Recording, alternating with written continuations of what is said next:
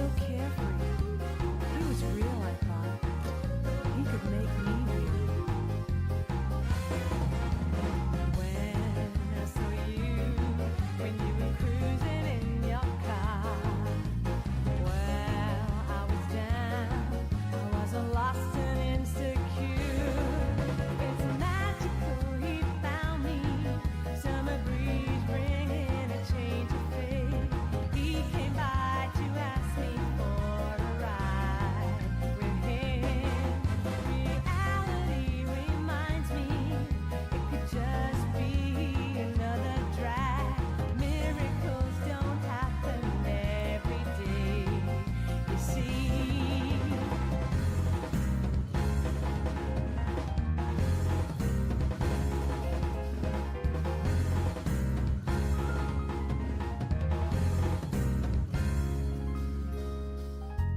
My days were changing. Excitements I didn't expect. I never knew riding with you could bring so much wonder. Everything a surprise. Your beautiful machine never slows, never stops. This was real, I knew. My life was turning real. You have no clue how long I've waited for this time.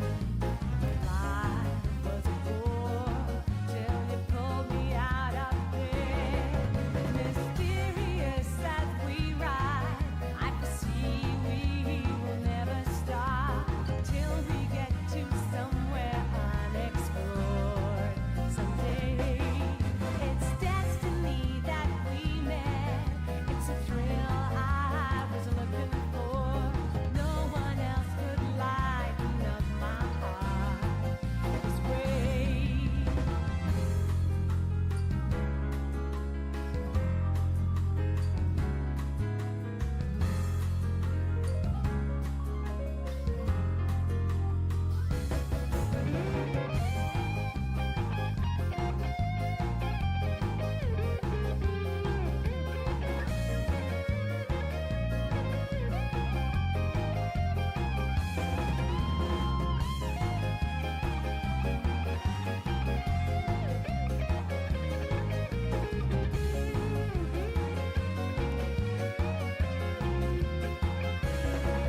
Delirious, hypnotic, drips and curves on the tricks for me. Driving shows me wonders never seen before. So endlessly seas move on, city lights shift to starry skies, sandy beach and forest. I can't wait for more.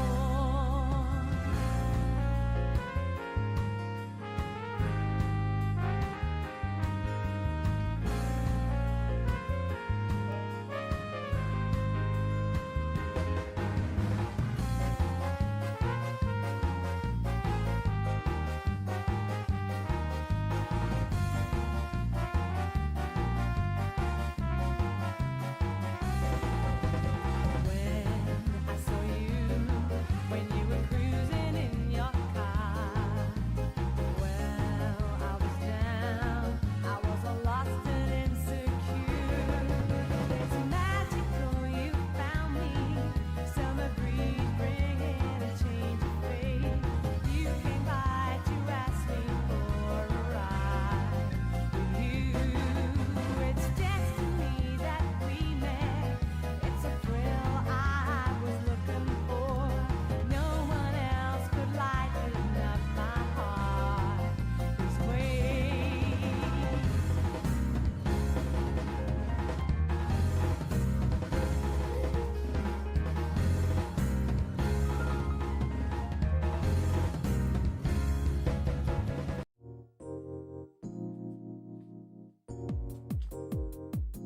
Oh, didn't see you there.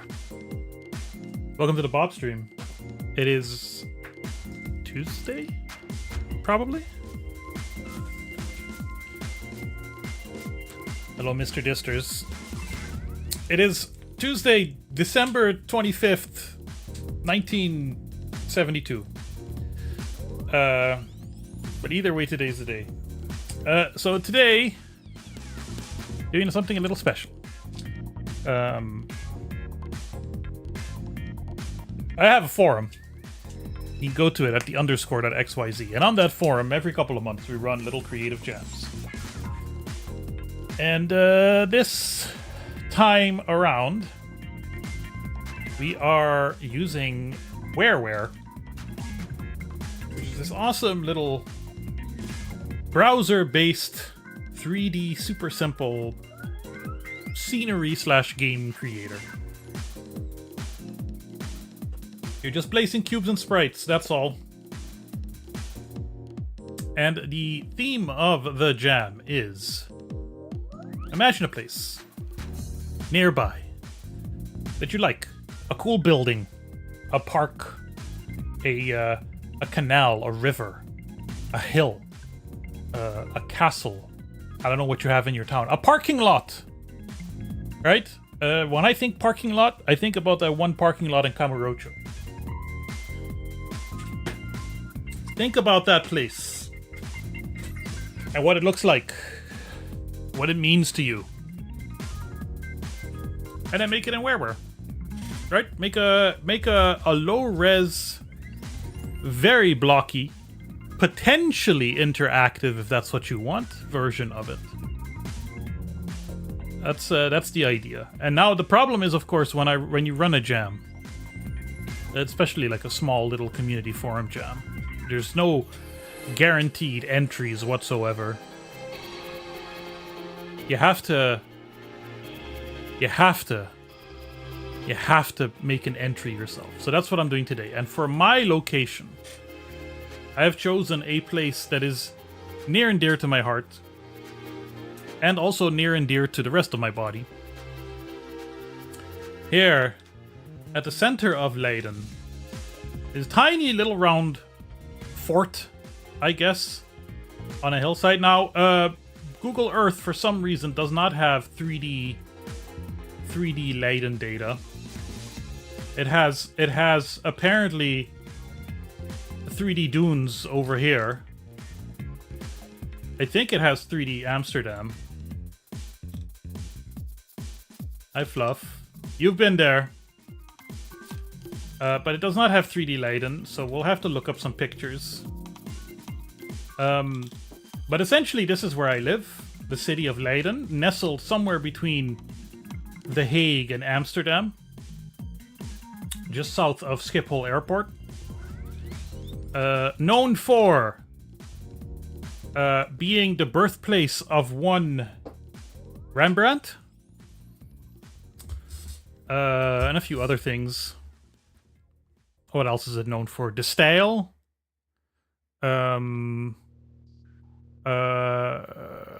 First ever progressions towards absolute zero happened like right here in this building. Oldest university in the Netherlands. And most importantly that I live there. A small botanical garden here. Yeah. Some cool churches. And just overall being an astonishingly beautiful place to live. Also, currently right now, all of this, also, which is the Bioscience Park, a huge life sciences industrial park. One of the lesser COVID vaccines was developed here. Boris Johnson, very famously, wanted to invade Leiden in a dinghy and steal the vaccine. Wonder how that worked out for him.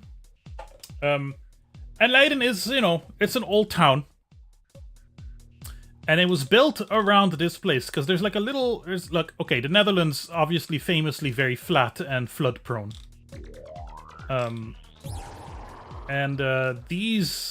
This is like an ancient tributary of the Rhine.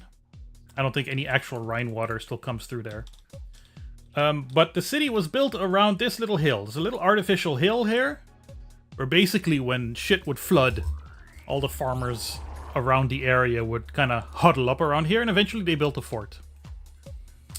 And then the city grew around that. During the quote-unquote, they don't like to use this term so much anymore because of all the horrible colonialism, but during the Dutch Golden Age, Leiden and Amsterdam were pretty much the two big cities. They were like an equal influence. But then afterwards, Leiden kind of stagnated and now is a lovely little small town with big town vibes and a very, very well-connected train station. Because that way is Amsterdam, and that way is The Hague and Rotterdam. See, again, look, The Hague gets all the 3D shit. Why? Because they have skyscrapers? There was a little bit of a siege. The Spanish, the dastardly Spanish were defeated. Where did you go? But my place is this, because this has been a public park now for a couple of 100 years. And it's nice to just kind of go walk there. There's like a little entry gate. And let me see if I can find a video. If I could just find a nice little video. The Burgt Leiden. It's a 10-minute video guide. We don't need that. Here, just a quick little video from 8 years ago.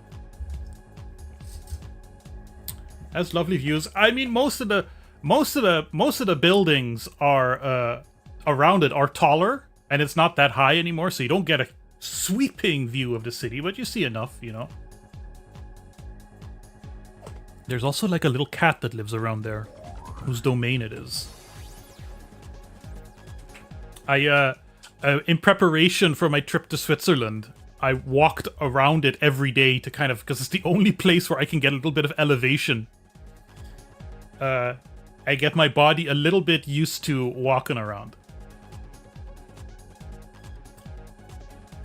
But you know, it's just this little medieval castle thingy. It has a well in it. It has this is not original, by the way. This isn't this is not as old as the castle fort whatever itself. You know, it's a nice little tourist spot.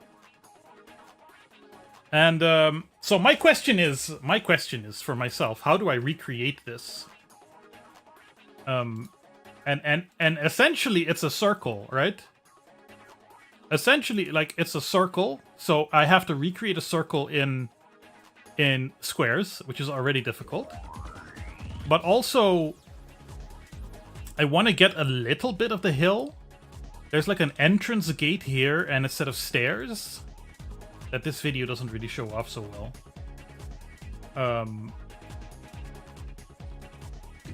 You know, how to do that? How to do that? This is 2 minutes. Yeah, that's train. That's a little kid. There, see, there's like a little entrance. There's a little set of stairs.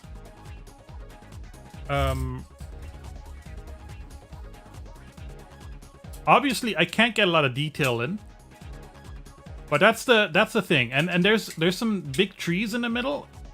One of them, apparently, the middle one, I think, one of the big middle ones, is dying. Sad news. It was declared, oh, this big tree that is like symbolic for whatever the fuck is dying. This is a good view.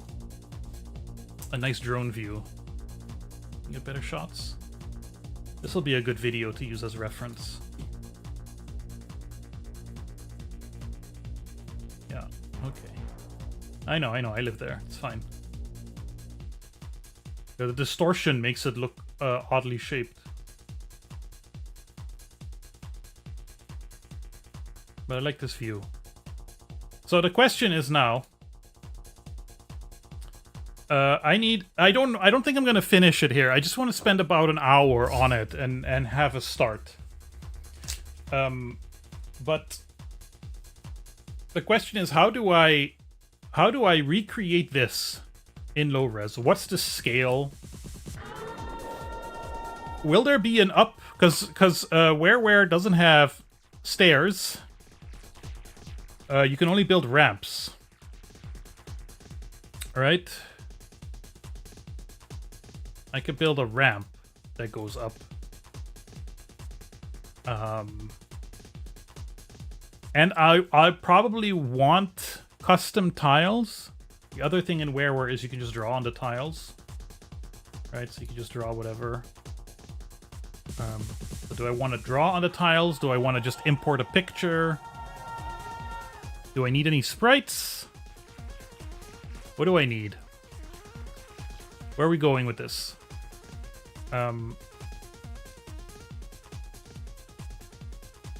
I think even though like it's a little bit, it's a weird shape, right? Because of all the houses built around it. But I think what I would want to do is start with a big circle that would be the hill. How do I build the hill? I don't think there's like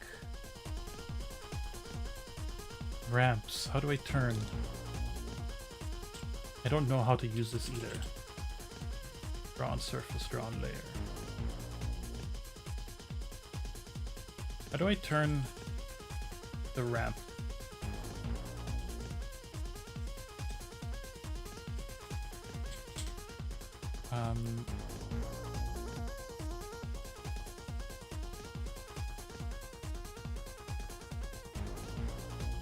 Okay, right-click deletes.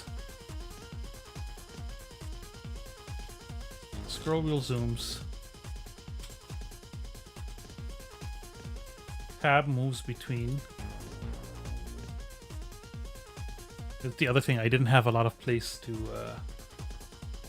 I didn't have a lot of time to play around with it. That's why I'm doing it on stream also. Oh, that toggles between ramp and tile.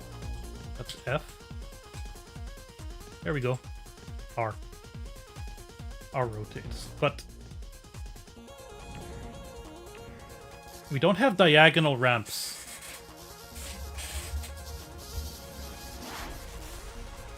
So if we don't have diagonal ramps, then I'll start with a square. And what I can do, I think what I can do is I can just draw with test sprites, right? I can make like, I can say ground. I can just call this green. Where's my color? This is color.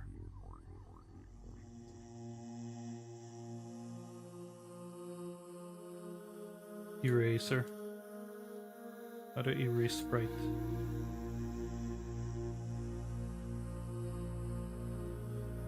Delete. Select.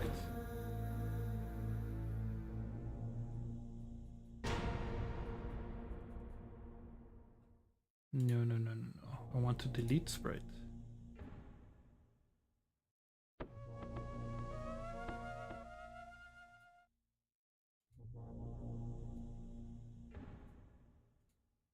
That's the start.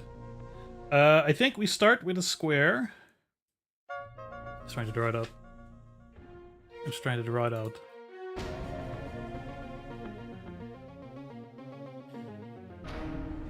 And I can use like one of those Minecraft circle drawers to draw us a circle.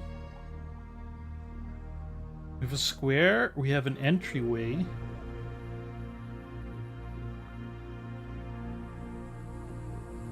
We have a circle for a circular path. Then we have a circle, and then we have a circle within that. And then within that, the tree. Okay, here. Does that make sense? Does that make sense? No. We have a square as the perimeter, as the park, which we. But how do we build up layers? Yeah, so the square is just layered, right? The square is just like a pyramid. We don't need to do anything fancy with ramps. The ramp is not for the visuals. The ramp is for movement. So the hill is just a collection of squares. Right, and then on top of that, you build the brick. Can I rotate the blocks? No, huh? That's interesting.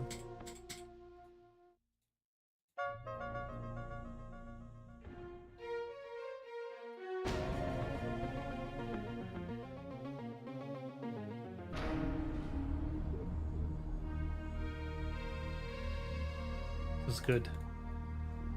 I'm flexing my creative muscles. We just make like a ziggurat.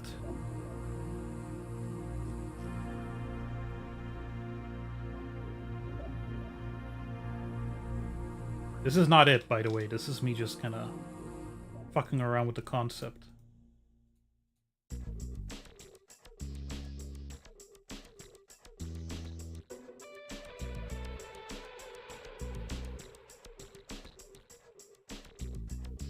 Yeah, right? And then, like, the stairs would be ramps that would go like this.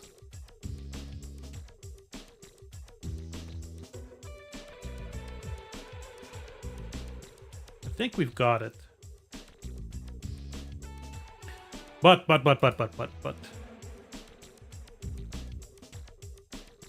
The question is... okay. Stairs. We've got a round path. And we've got a round wall that has a depth to it.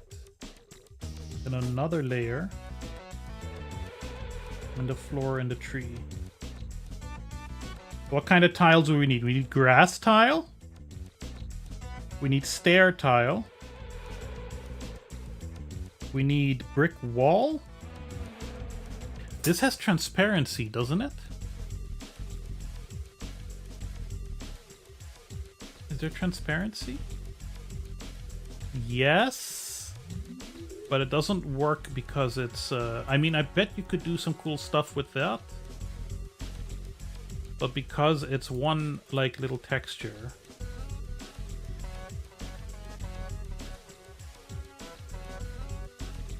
that wouldn't work for a for the little castle wall. I don't think we need that amount of detail. But I do want something for the entrance. Pillars, marble, or stone.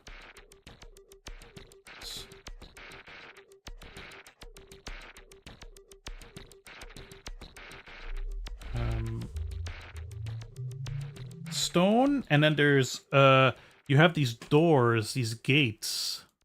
I don't know if you see them here. They're open here.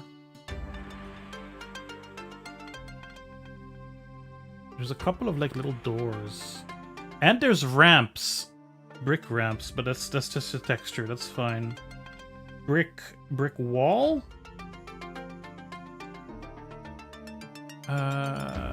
Brick wall. Does that work as floor? Yeah, just brick. Brick and grass stain, brick, stone. Oh, I already have brick. Brick. Redwood door. And tree trunk bark. Bark and leaves. And the leaves would be very Minecrafty in hey Grace. The leaves would be very Minecrafty in the in that there's like transparency in it. Path. That's gravel. Let's just kind of start labeling our textures.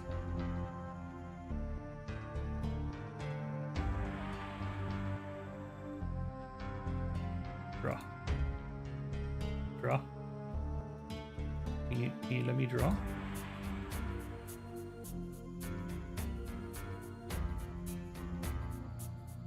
Okay. Can I undo? No. Grass. Oh my god, this is horrible. This is for the jam happening on the forum. I'm a little afraid that like no one's going to participate, so I have to make something a little quick to show people that it's doable. I discovered it through the way I discover everything, the blue sky.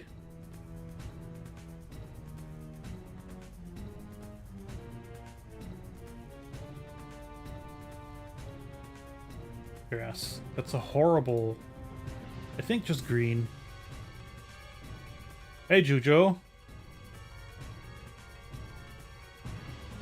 So the plan today is to just do this for an hour, and then I got a ton of work on the Aruba game that I want to share. I'll be right back. A little package just arrived for me, and I want to show it off.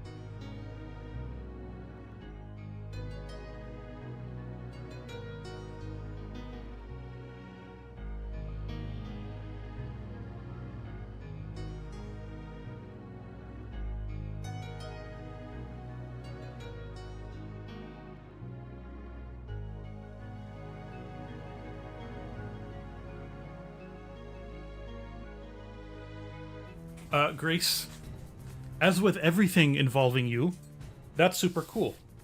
Anyway, I got a little package. It's completely unrelated to everything else. So, I recently got a new smartwatch, which is this. Well, actually, hold on.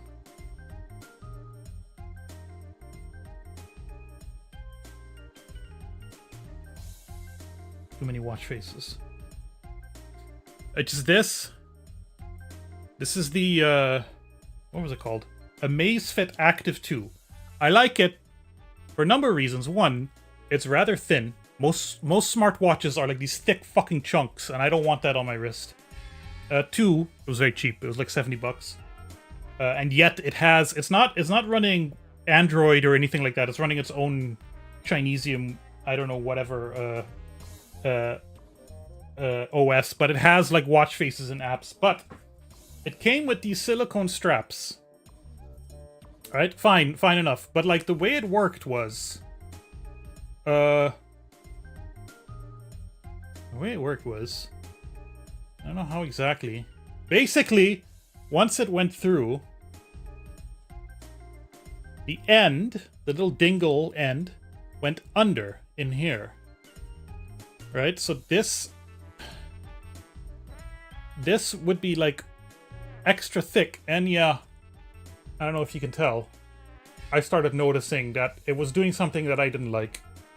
So I went shopping, and there's like there's a lot of watch bands out there and a lot of cheap shit, but I got something a little expensive and fancy and branded.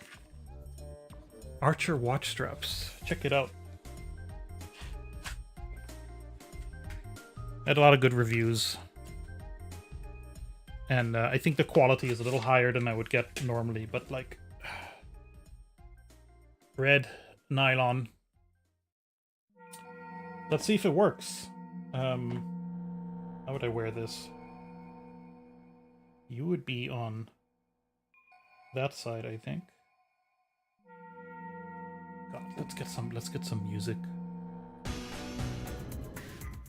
I need to like really redo. Look, pretty soon I'm gonna redo the entire stream. Probably gonna get some new music. I'm getting a little tired of this selection. There's some good stuff in there, but there's a lot of like garbage from the Deus Ex soundtrack that isn't really like very listenable to.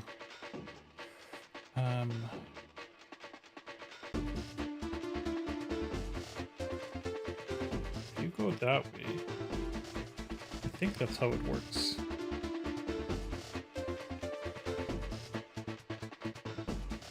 Well, something like a Fitbit, just a basic fitness watch, but with one good Tamagotchi app. I mean, if it doesn't have a good Tamagotchi app, what's even the point, right? Oh, please fit.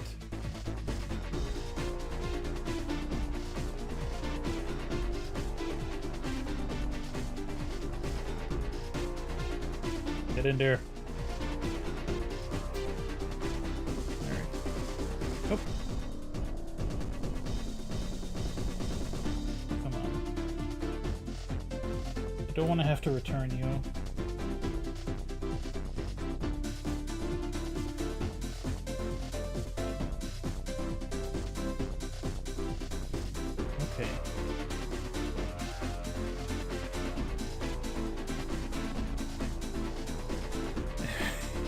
The Pikachu step counter. I have that that Pokemon step counter somewhere. Also part of the retirement fund. Do you have an inside and an outside? I don't think so.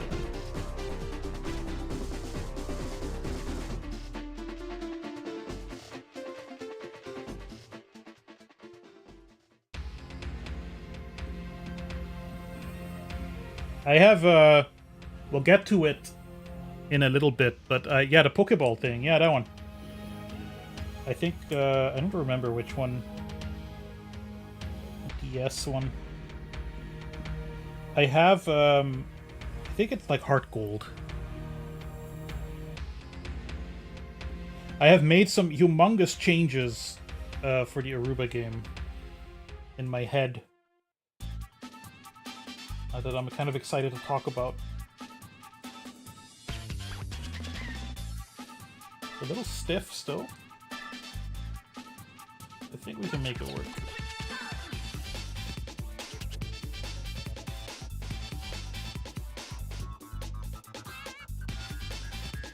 Hell yeah! Check it out! Sick, huh?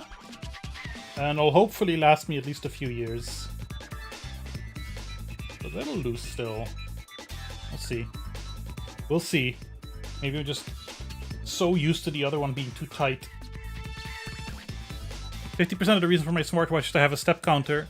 The other 50% to have phone notifications I clearly notice without my phone's vibrator terrifying me to death or having to have it on sound. Exactly!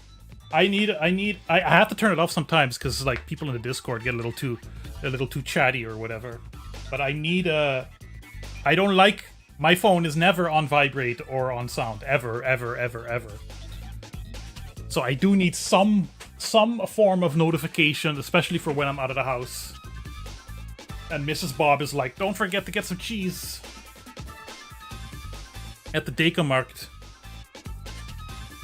Game big. Okay, so grass, stair, fill. These are temporary, by the way. I'm not gonna be too fussy about how good they look. I had considered using pictures, but I think that might be overkill. Stair. Brick. Well. Shall I fix this?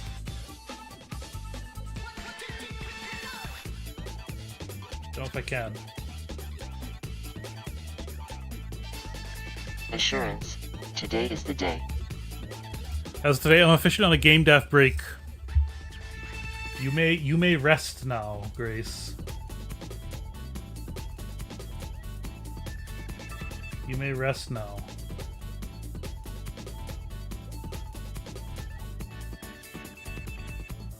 I think there should be a thing there.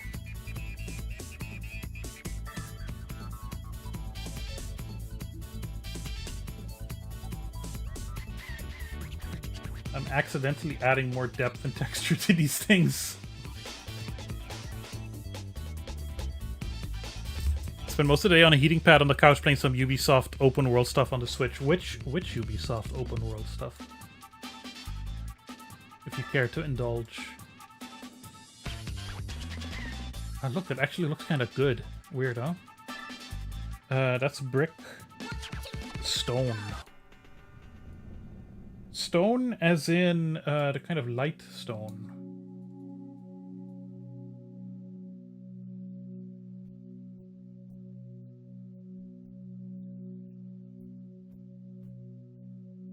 Oh, let's just fill where we can.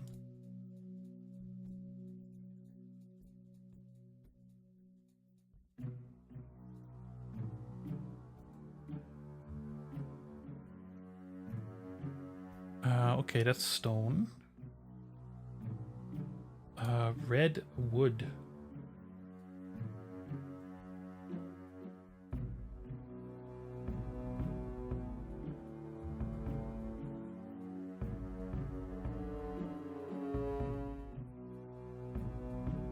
if I need to, I can probably make unique variants too for specific locations.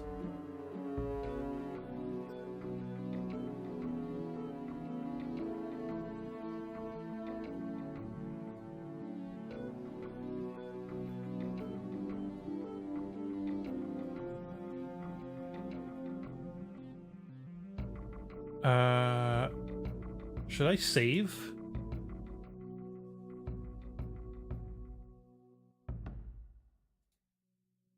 Game data saved.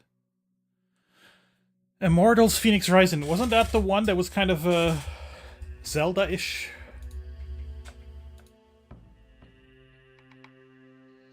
Bark. Bark brown. Get a nice dark brown. And a slightly darker color.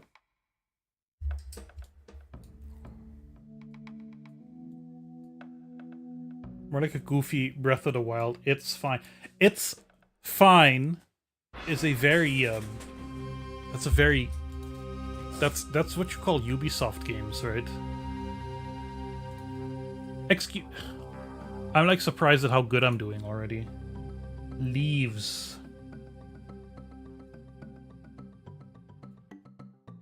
It'd have to be a different green, like a darker green, a more verdant green. But verdant means green. Erase.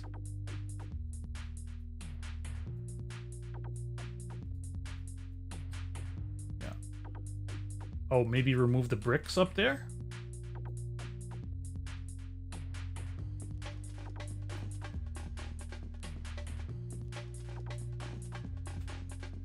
So I have been planning some things, both on the YouTube side and the Twitch side. And it's annoying because there's like, some of it is supposed to be a surprise. The whole fun of it is a surprise. So I have to tell you that stuff is happening. Things are ongoing. But I can't tell you what. Not yet. You can expect a new video soon.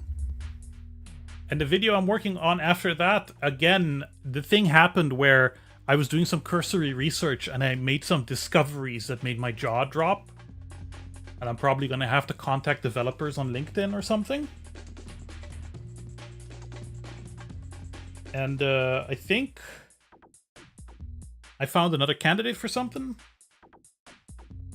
And if you look at the stream counter, if you look at the name of the stream, you'll see a number that is rather steadily approaching a big round number that also is entirely coincidentally coincides with the anniversary of me streaming and this whole project starting. Gravel. So I feel like that might be worth celebrating. Really, really bigly. And I'm scheming. I'm writing stuff down in notebooks. Actually, the gravel is more like a light brown. If I have to be like thinking about making a video. On the Discord, we were reminiscing a little bit about. I was like, oh, the Discord is like 2-3 years old. I couldn't. And then I was like, wait, how long have I been doing this? How far have I come? Can I delete you?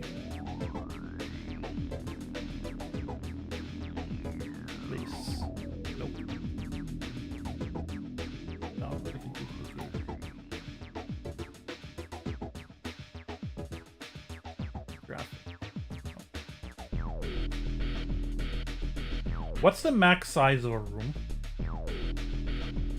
I need to figure that out.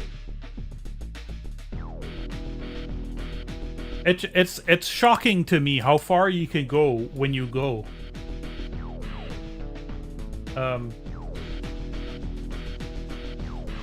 I have to look back often and remember how difficult things were for me to do anything at all. And how much I've done since then. And how I've actually become kind of an expert in certain things. It's that initial start that is the difficulty, you know? When you're at your lowest and you feel your weakest. I would like... Perseverance has given me everything that I have right now. And don't get me wrong, my needs are not fulfilled.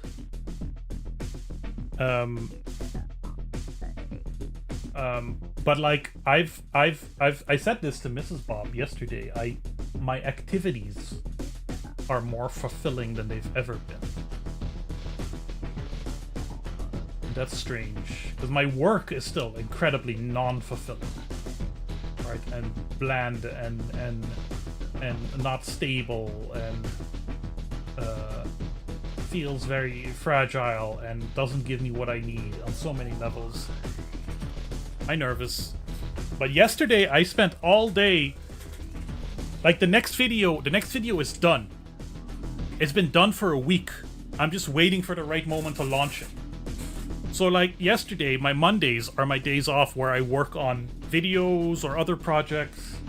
And like, I worked the entire day on researching a new video, planning a celebration,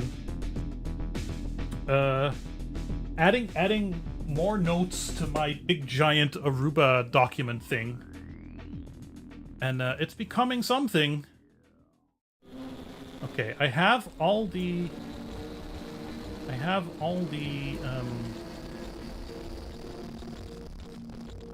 tiles I need. There's CSS? No. I'm gonna need a character at some point. The room. We can do a background color that informs the lighting. That's interesting. Let's make it a nice sunset. Graphic sprite. Assets?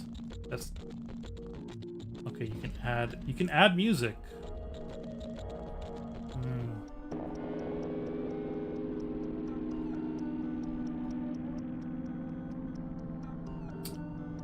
I'm still wondering what's the limit here?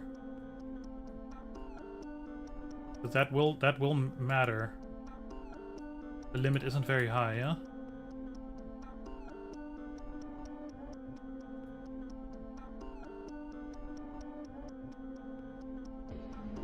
Oh, look, I can draw further.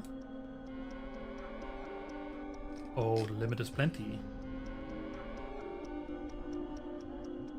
I just need to delete all of this shit.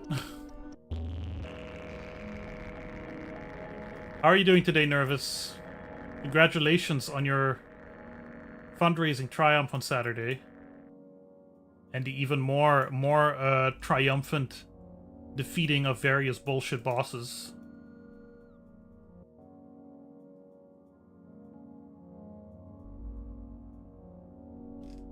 As someone who has played a bad game or two, you know, I know the struggle. What's the lowest layer? Yeah, there's lower layers.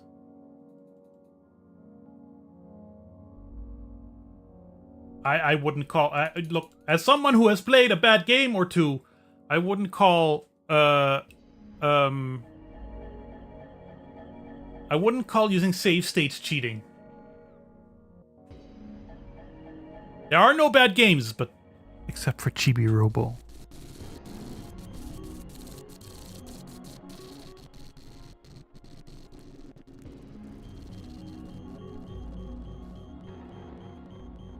Okay, let's clear all this shit out. clearly we've got enough space. I just need to come up with... I need to lay out the main circle. And then we can build everything around that. Right?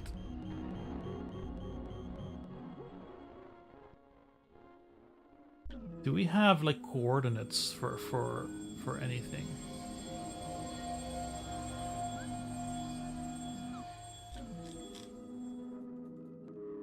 No. There, that's the start now.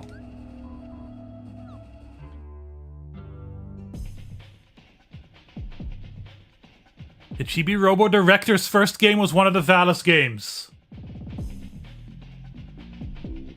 It's all connected. It's all connected. It's all the same.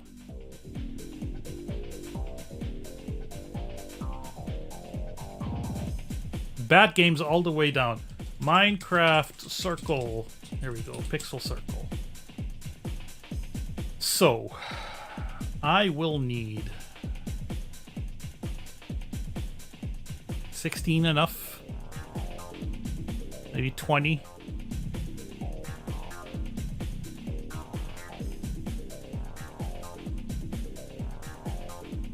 One, 2, 3, 4, 5, 6, 7, 8, 9, 10. Then I can have an entryway, yeah.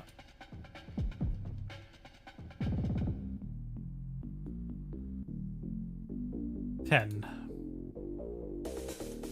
1, 2, 3, 4, 5, 6, 7, 8, 9, 10. Times 6.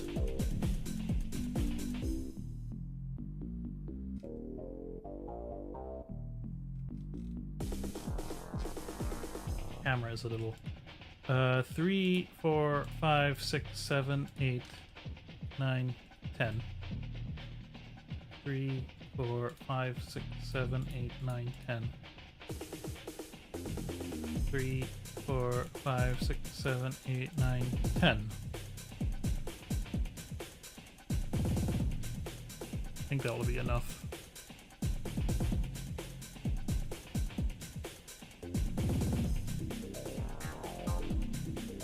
I don't think I'm going to be building all of this on stream. I'm just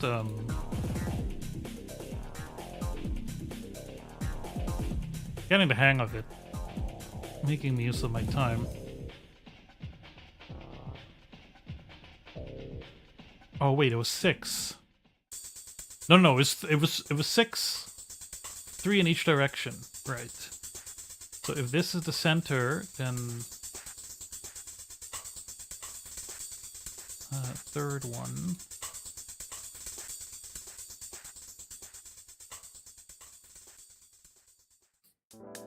Hard to tell. I'm just gonna draw a black square so that I can tell where I am.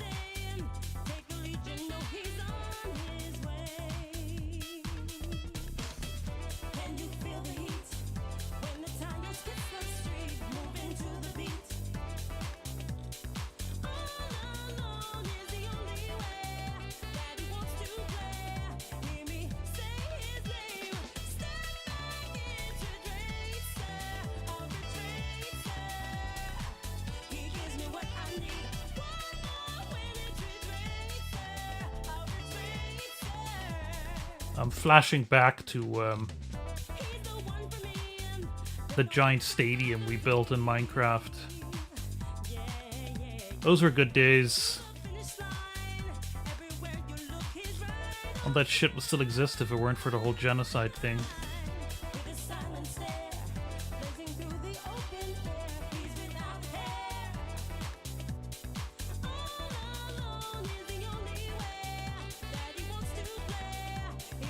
God, I'm like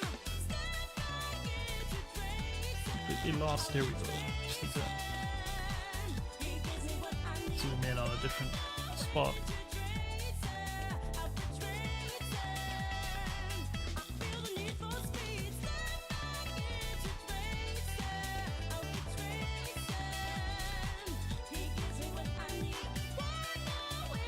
Did I mess up? I wish I could fly around better in 3D. It was like, is the center here no matter what? Am I too high? I can't zoom in anymore.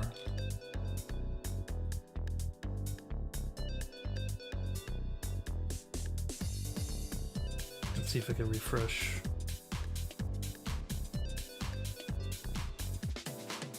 Okay. No, we're good. I just need to reset. It's a very Sonic song, yeah.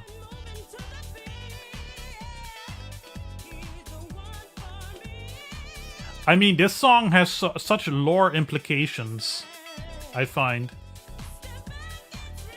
Because it implies that there is such a thing as a Ridge Racer, right? That's not right. You're missing one. Okay.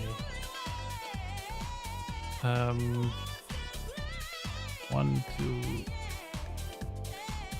2.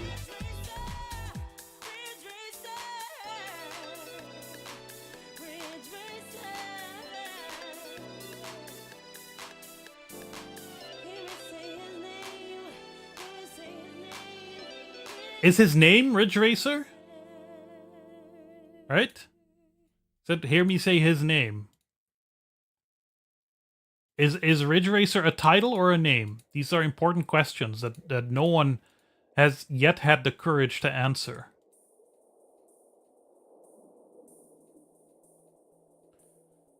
Nice guy. Songs that say the title of the thing they're in over and over is such an iconic genre. Sonic R is missing a song that's like Sonic R. It does say Supersonic Racing, which is what the game should have been called.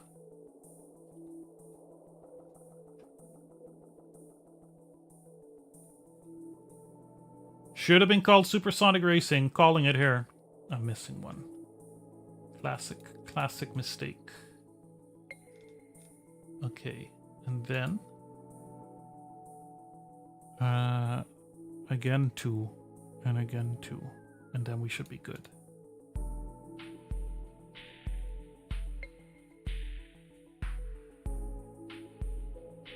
No, am I completely off?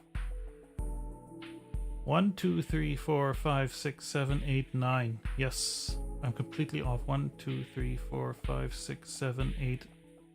Wait, 1, 2, 3, 4, 5, 6, 7, 8, 9.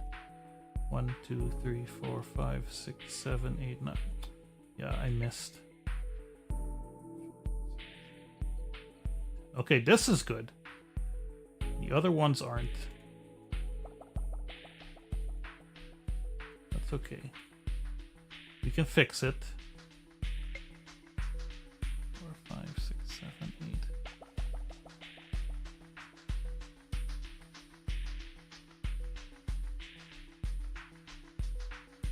One, 2, 3, 4, 5, 6, 7, 8.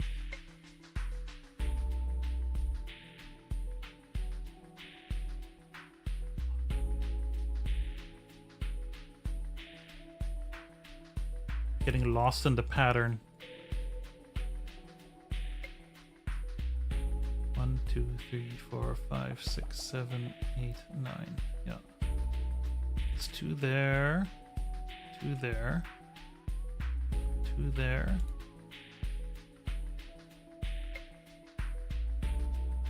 Is that right? I think that's right.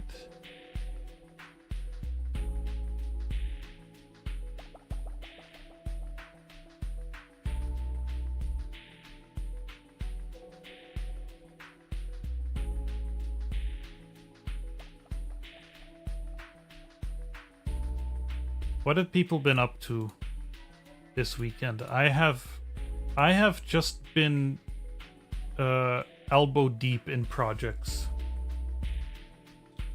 Some of which you'll see in a few minutes, and some of which will be months in the making.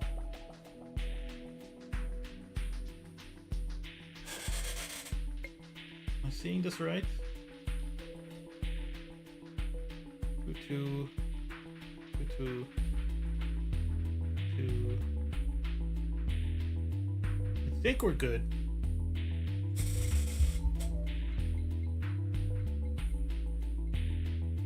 Okay, now I need to think about how far are we gonna take the hill.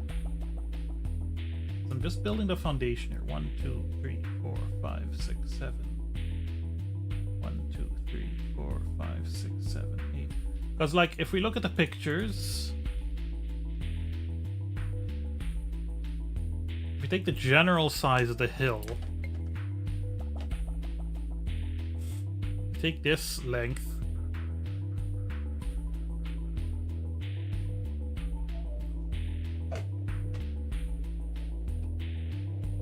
and we do that once over, that'll be 10. 1, 2, 3, 4, 5, 6, 7, 8, 9, 10, 11, 12, 13, 14. 1, 2, 3, 4, 5, 6, 7, 8, 9, 10, 11, 12, 13, 14. 1, 2, 3, 4, 5, 6, 7, 8, 9, 10, 11, 12, 13, 14. 2, 3, 4, 5, 6, 7, 8, 10, 11, 12, 13, 14. I was wondering if that'll be enough. The steps would be...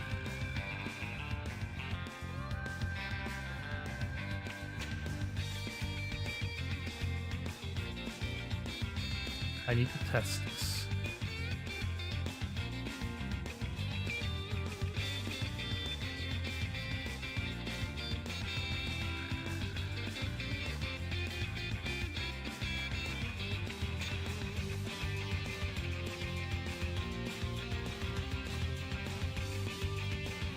Yeah, that'll be quite steep. I think we can do 2 steps.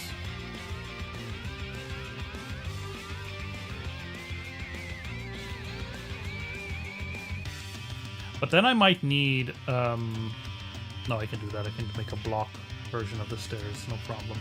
Because that's how this works.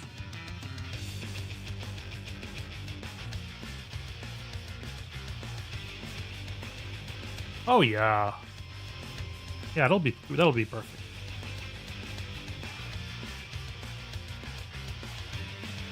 I just need to fill her in.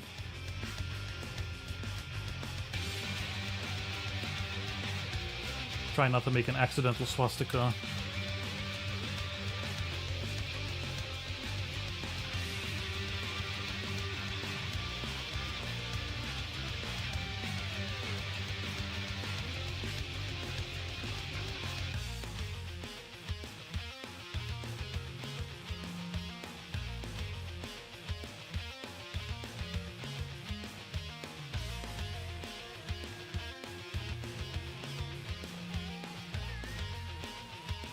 This is going to be a lot of work. Typical me. But I might, you know, some of these, this grass tile I'm kind of already happy with. I might not have to add anything to it, really.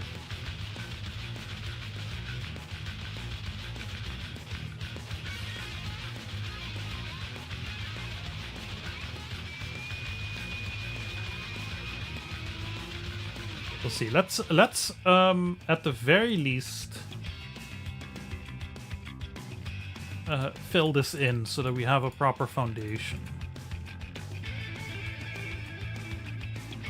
I don't need to fill it in, actually, because I only need the surface. So what I can do is just already make the level, and then I can just make the surface.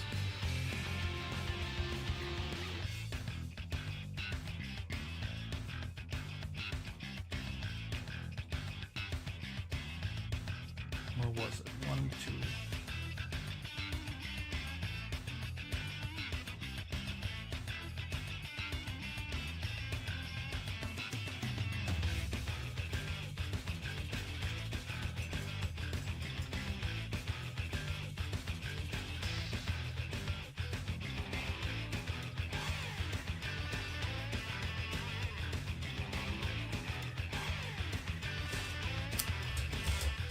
I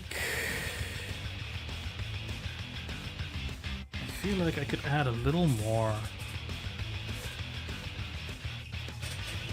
Trying to imagine it.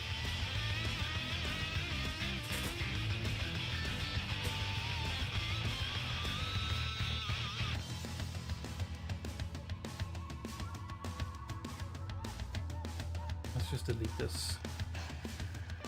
Ah, no, don't fuck up my circle.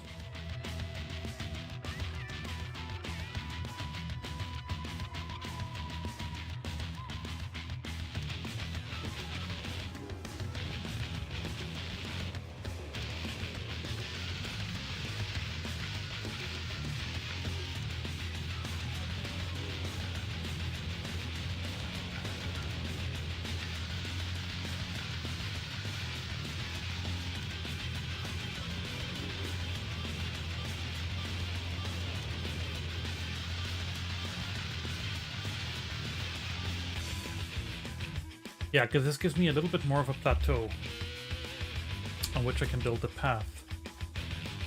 So here we go.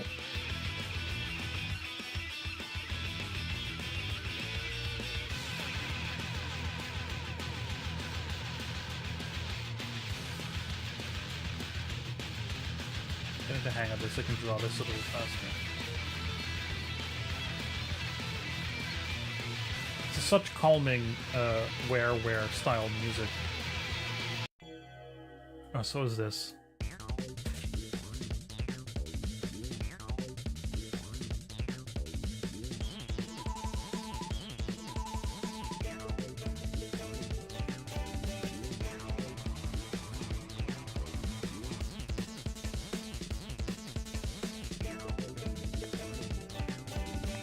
Classic Bob, by the way, to take like a cute little tool meant for cute little things and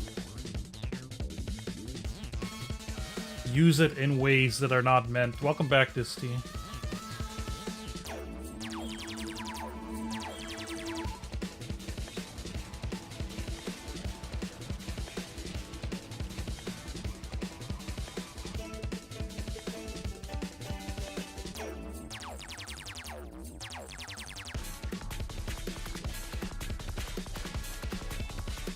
Draw this line.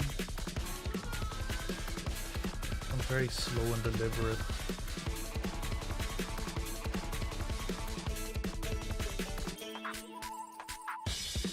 There's no fill tool, right? No.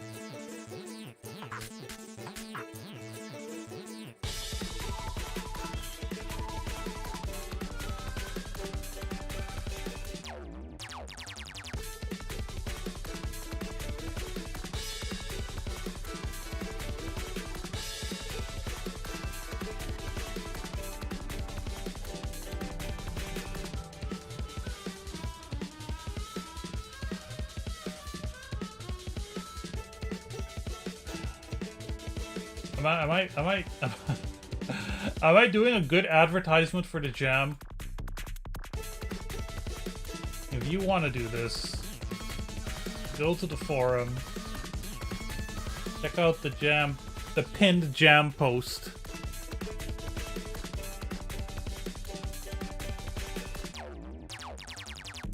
And do better.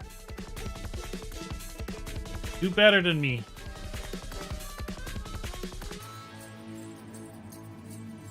we'll figure this out. I think I've got what I needed, like,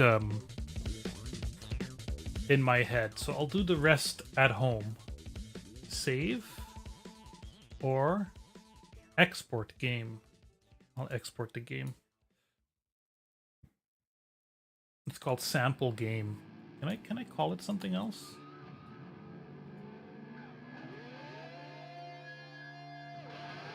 Yes, hold on. Sure.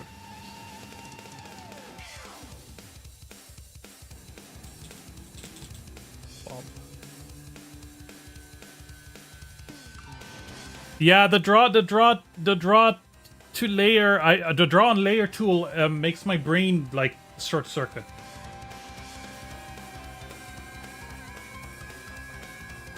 Is the thing. All right, we've got it saved. Okay. Now that was that for the first hour. For the rest of the stream, I want to go back to. We're going back. We're going back to Aruba. Let's turn this shit off. So. Is there a Minecraft mode? No, but you can place characters and sprites. But it's all like... The camera view is all like from above. So... This is an interesting process that's been going on in my head. Because the Aruba game, for the uninitiated, a life /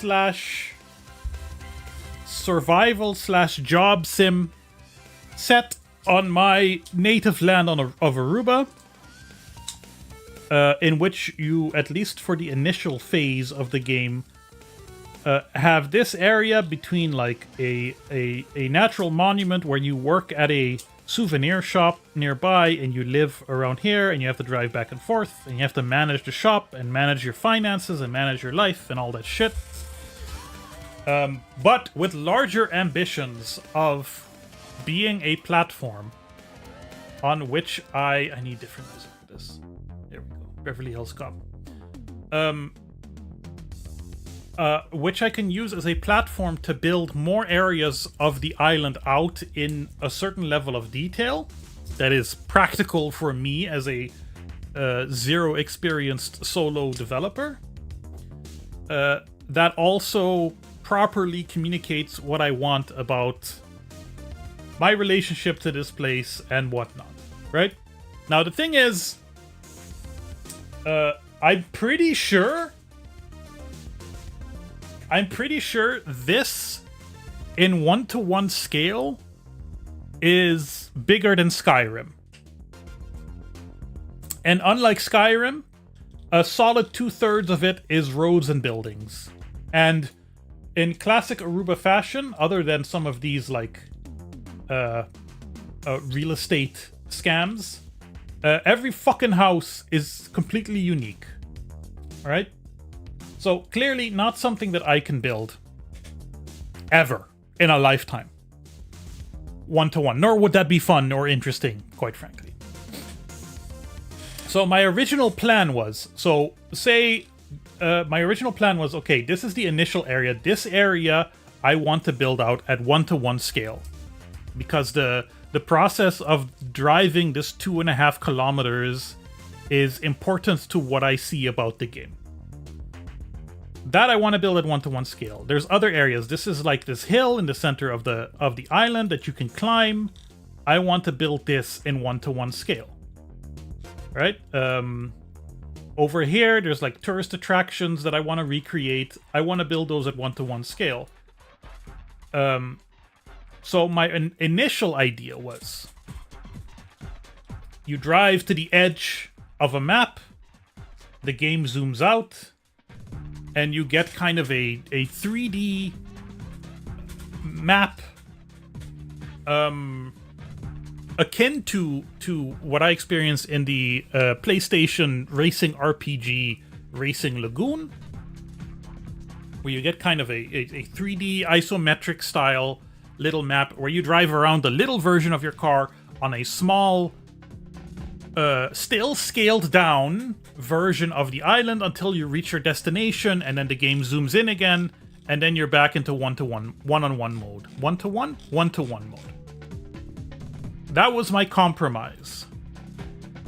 And in fact, you know, it wasn't all compromised because I love that map in Racing Lagoon. I think it's adorable, and I thought, hey, if I have a reason to kind of remake that or make an homage to that kind of world map that I really enjoy, then that would be cool. But this is what they tell you, right? And this is why like AI generated stuff doesn't work. Is in the process of making a thing, you learn what it is that you're making. And I was having some thoughts this weekend. I was lying on the couch. I had my big fat, this is my big fat official Aruba Untitled Adventure notebook. And I was scribbling away. Actually, this is about controls. I was scribbling away. I was doing pros and cons because I realized two things. One, the Racing Lagoon style RPG world map may be too big of a compromise for what I want to achieve with this game. Primarily, there's going to be a lot of driving in this game. You know, I'm inspired by games such as My Summer Car, such as Mon Bazou, where you have a relationship with your vehicle. In part because you build it, but also in part because walking from one place to another in those games is not feasible. Right? You're punished for it. And on Aruba, where it's hot and hilly and extremely sunny, it wouldn't be wise to walk to your destination. And it's a very car-centric culture. People get in their cars to go down the street. Right? That's a whole other problem, but that's how it is. So I feel like zooming out to go into a world map takes you out of the driving because it's a first-person game. You have your hands on the wheel. And all of a sudden, you no longer have your hands on the wheel. You have a tiny little car that you're looking at, that you're driving around. And it bugged me. It bugged me that was my compromise. The other thing that happened was, like I said, as I'm developing it, as I'm getting deeper and deeper into this project in a way that I was never able to before because of all my psychological issues. But like, I'm so dedicated now, I'm so organized now, I have such belief in myself that if I don't know something, I can learn it or figure it out. I had a flash of inspiration. I don't remember exactly where it came from. But the flash of inspiration is this. This... Can I open a new tab? Can I open this default app? Paint.net, sure, why not? This is Barcelona in the video game Vin Diesel Wheelman. And at first blush, actually, I have 2 copies of this game, one of which at least comes with a fold-out map, but I can't, as you can see, that stack there is rather precarious, so I'm not going to bother. If you look at the map of GTA 5, or GTA5map.com, if you look at the city map, right, of Los Santos, what you see is a bunch of roads, because it's a car game, it's a driving game, it's called Grand Theft Auto. Even if you go to fucking Vice City map, you know, it's much smaller. The Vice City map is actually minuscule, but what you see is a bunch of roads. Wherever you go, except for the bridges. A little less here, but even then. But if you look at the map of Barcelona, you look at what you think are roads. Right? These gray lines. And this whole area here. That I'm drawing a line on for some reason. But what you're actually seeing is this white stuff. This sticky white stuff. Those are the roads. That's the actual drivable environment. So the way I see it is, what you actually have, and you when you play the game, you notice this too. Instead of having access to all these parts of the city, you have these little islands of detail. Right? These little areas where you actually have a little bit of a network of roads that are just connected with corridors. Right? This area is just connected to this area with this road. Here, especially, you can see it. This area, this little network with stuff on it, has one road here and one road that splits out and goes over there. And that gave me, I can't believe this, I'm inspired by Vin Diesel Wheelman of all games, that I could do something similar with Aruba. Connect these high detail areas with corridors. Yeah, but Forza is still, Forza Horizon 4 scales good, yes, but it's still a, oh god, Jesus. Forza Horizon 4 map. Because I played that one. But it's still one wide open map.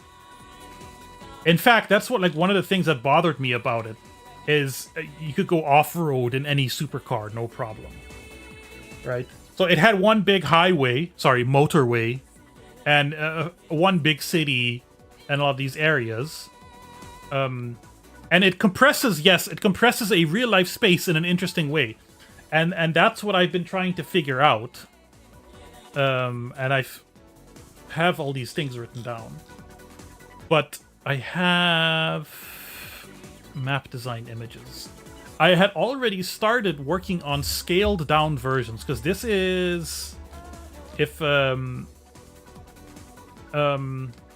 is an actual kind of roadmap of Aruba from around 2005. Here are these two. This is my current map for the starting area. This is my kind of copy of Aruba in detail with major roads and landmarks kind of written down. And then, where are we? And then this is a more crude map. But like the red is, for instance, areas that I would cut or shrink or remove, right? So what I'm thinking, Forza Horizon 2 map. Forza Horizon 2 map. I haven't played 2.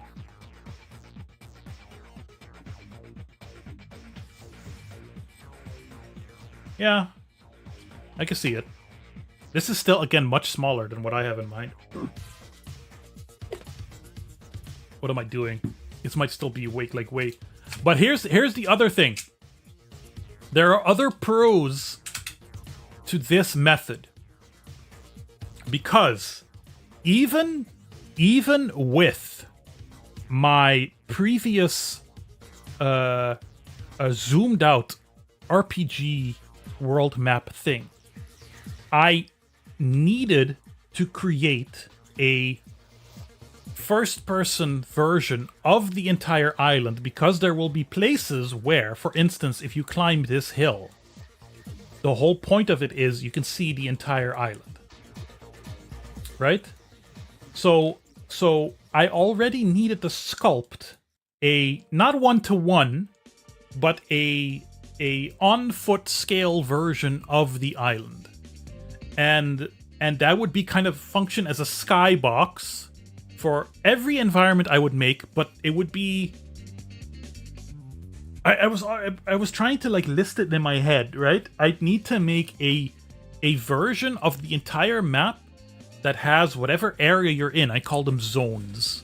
The detailed area that you're in. That would need to be like detail 1-to-1, and then you need a skybox version of the rest of the terrain, which would include buildings and landmarks and stuff that you could see at a distance. And I need to make a unique one for every area, because if I'm here, obviously you're only going to see some hills and stuff. You're not going to want a detailed everything loaded here. It's not necessary. So I was starting to get a headache of how I was going to arrange that, especially as in the long term I want to keep adding areas. I have like maybe a dozen areas in mind. And in addition to that, I would then have to also create the much more scaled down, zoomed out version of the island. So I'd have to create the island not just twice, but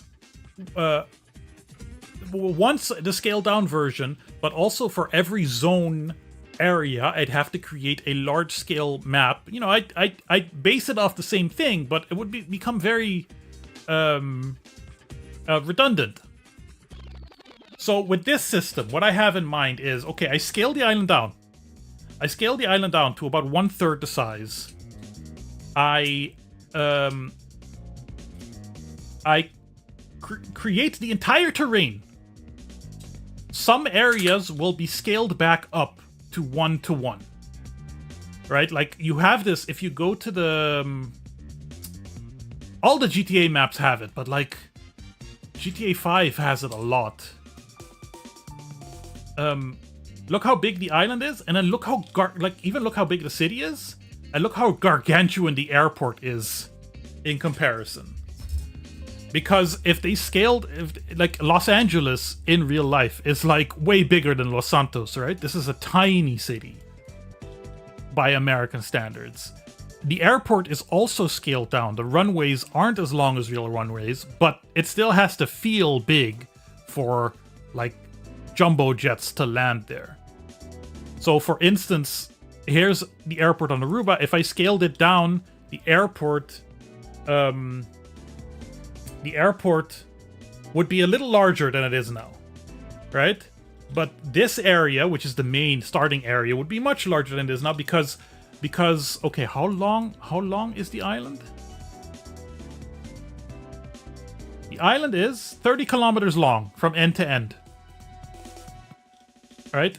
This area is about 2 kilometers long. 2.5 maybe. I want that to stay 2 kilometers long, while the rest of the island is 10 kilometers from end to end. So that is where I'm gonna have to start making the map and kind of starting to like lay out the areas of interest. But the other thing is then I have to create corridors. And the main thing is, I was struggling with this anyway, with the RPG world map, is I was struggling with, how do I tell the player, hey, you can't go down this road. This road is blocked off. Right? Do I just put up a big barrier, a big hologram wall that says, can't go here, buddy? But also, with the RPG world map, once that it was implemented, how would I communicate to the player, hey, watch out, you are now going to enter the RPG world map. You are now going to exit this first-person view and zoom out to a third-person view, and your whole vibe is going to be disrupted. So I needed to think about that anyway. So then I'm like, okay, well then I can create corridors, right? I can create a road that goes from here down to here, whatever. And I don't need to model most of the rest in detail. I will need to do a lot of modeling of buildings and houses and all this stuff, but I can probably find a way to do that modularly, and it doesn't have to be super detailed. But the point is, it will feel like one big seamless open world. But just like the Barcelona map from Wheelman, you will be guided down corridors. If you need to go from one place to another, you'll be driving down one road, and AI traffic NPCs might be able to veer off into other roads, but you won't. And that'll just be... You'll just have to live with that. Because, like, you know, what they could do with Barcelona is make highways and shit, right? To make it feel more... more closed off. And also, it's in the middle of a city, so you could just have this long row of buildings that for some reason don't have a street that goes off into the side of them, because that happens, and Aruba it's not really built like that. The buildings are predominantly single-story houses. But that is the idea right now, is I want to fuse this map with this map. Do we have that one? Yeah. This is the map I made to kind of like highlight all the areas of interest. Everything that is unique and interesting and different that you could potentially see from the highest point. Or that you would, you know, if you have a zoomed out map, that would be points of interest. That's like, okay, there's like football and baseball fields everywhere, but those are not... Those I can just plant wherever, you know? And the other thing that this solves for me is I had certain areas that were kind of connected. And I didn't know how to split them up into different zones in a way that would make sense. And now I can just, as if this isn't still a fuck ton of work, I can just slowly expand the game and have more of the island.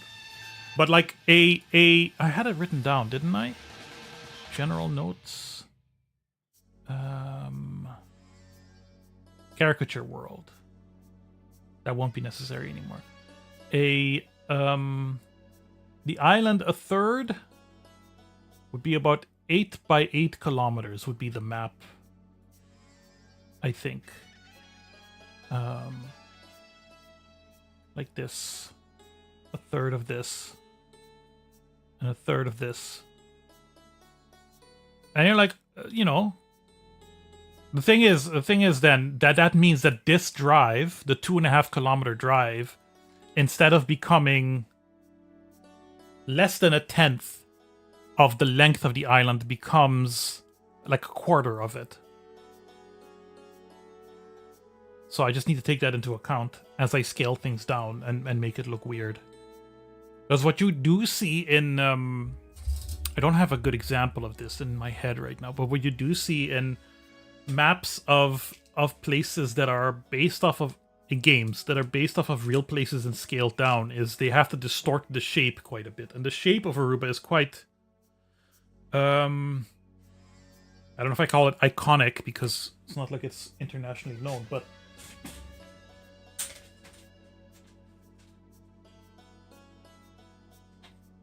It's part of the brand, right? It's part of the brand. So the shape has to be retained.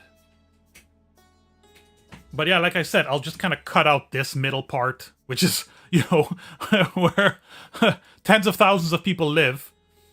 And like here, for instance, you have, how many hotels do you have along just this corridor? 1, 2, 3, 4, 5, 6, 7... 8, 9, 10, 11, 12. We cut that down by a third. You have 4. You know. So that's all. It's a humongous change in how I will approach building the map, but it is something that I'm kind of happy that I came up with. Because here's the cons. We'll need to make a lot more detailed environments and assets for along the road. We'll need to figure out a lot of open world stuff like culling, level of detail, AI traffic. Need to build the entire island in some detail. Now, for my minimum viable product, none of this matters. Because all I will build is this area here. And I think for the first release, even though you can't climb these hills, I'm gonna make these hills inaccessible. So any place from which you could potentially see the rest of the island will not exist. Just because I need to be thinking about this in practical terms. But longer term, I will need to sculpt the entirety of the island at a third the scale. So that'll be interesting. I also just rediscovered some old files.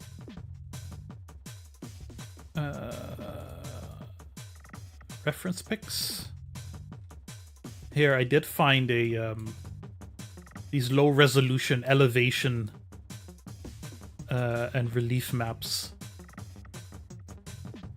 It's kind of cool to see. You can even see like the quarry here. That little hole there. But the area we're building will be this. And not much more. I wonder what this is.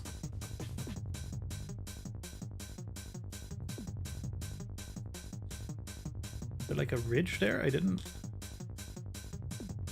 What's this? This house is built on it, so... Oh, I know where that is, because the church is here, right. That's interesting. Right. So that's the first big announcement. In terms of like, that's going to be different. The Racing Lagoon style zoomed out RPG overworld map is out. A seamless single open world is in. Let's see, pros. Well, no, continue with the cons, right? Expansion will require consideration of geography and expanding and adding new zones. So basically that means that as I add new areas, I'll need to kind of fan outward or spiral outward of where I've built, because that would make sense. And extreme high density areas, like all the stuff in the city, probably not feasible for me to make, I think, at my scope. Unless I start making a fuck ton of money with it somehow, and I can afford contractors and shit like that. That's way outside the scope of what I could potentially do. But the pros! The flow is not interrupted. Like, I had this thing where, like, yeah, you have an MP3 player, and with the MP3 player you can listen to music. And I'm like, oh, so when you zoom out, you need to think about, does the MP3 player music still work? How do I access the MP3 player or any of my devices while in zoomed out driving mode if the user interface was, you know, like a first person view of your hand showing the device in your hand? I had like transitions. How do you transition from one place to another? I don't need to think about that anymore because there's no transition, because it's just going to be one open world. Alright? I don't need to juggle multiple maps. I don't need to make a second small scale island. And the player just gets to drive around more, which is what the game is really about. There was another thing, which was like time scale. I had this thing, like, yeah, how do I'll still need to think about this. But, does time in the zoomed out RPG overworld pass at the same rate as it does in first person view? All those things I don't need to think about anymore. I'll just need to do a fuck ton of 3D modeling. But I can do this, I think. Assuming I ever get that far. The other thing I've been working on is controls. And again, we can consult the book. And you don't need to know the details, but I have managed, I think, to consolidate all potential controls into one keyboard control scheme that actually translates okay to controllers. I was worried that, like in my summer car, you have a button for smoking, and you have a button for giving the finger, and you have a button for leaning, and you have a button for pissing, and I'm like, yo, look, that game is like run on spaghetti code anyway. There was never going to be a console port. I'd like to keep the option open. I'd like to get into this design kind of with mind of like, well, whatever abilities I'm going to give the player, it needs to have some kind of sense to be able to be mapped to a controller somehow at some point in the future, you know. Like, one annoying thing is I have 5 items that you are always carrying with you. Your keys, your wallet, your phone, your MP3 player, and the last one. Is it 5? Oh, and your watch.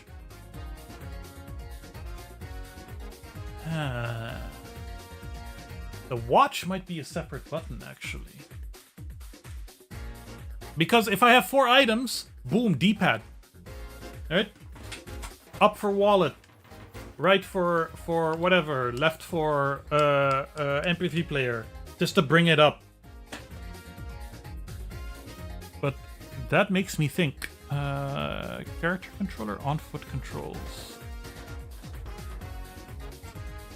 Note.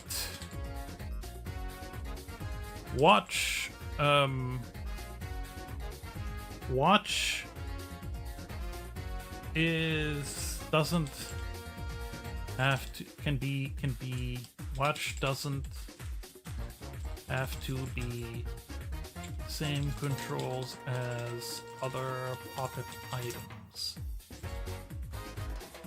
I'm still wondering, you know, like, is that something you can just look at? You know how hi Defines, you know how come on, brain. Landlord Super has you like looking down to pick items. I don't necessarily want anything like that, but all the other items are in your pocket.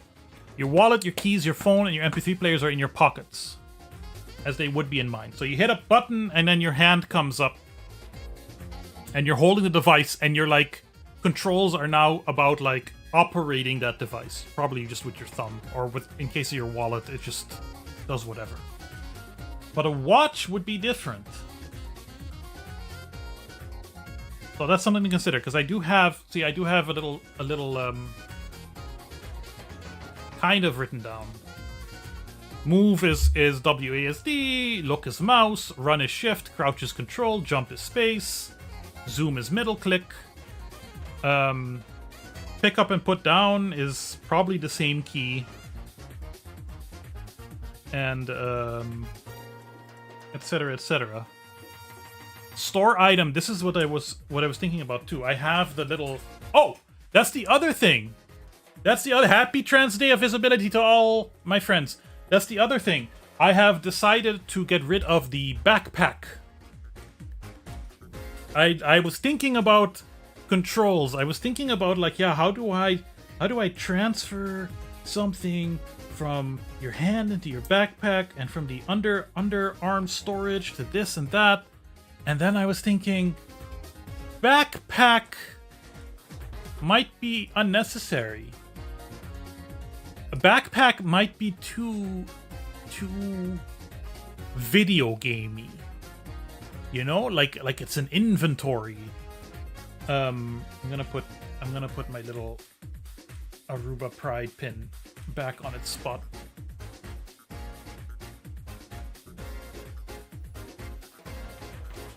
And I'm gonna play around with it too much and break it. Backpack is just starting to get too complicated in my head. And so I thought, do I need backpack? The idea was a little bit like a Resident Evil 4 attaché case. I had this concept of like all items have a volume and a weight and they need an icon. And then I was just thinking, you know, I'm just closing my eyes and I'm playing the game. That's what I've been doing. Like, it's actually got to the point where I can do that. I'm thinking, okay, you pick up an item, you click on a water bottle, it's now in your hand. What can you do with this? right? One, you can hit a use button. Take a sip. All right. Now your thirst meter goes down, whatever, but you're still holding it in your hand. Two, you can put it back down. Right?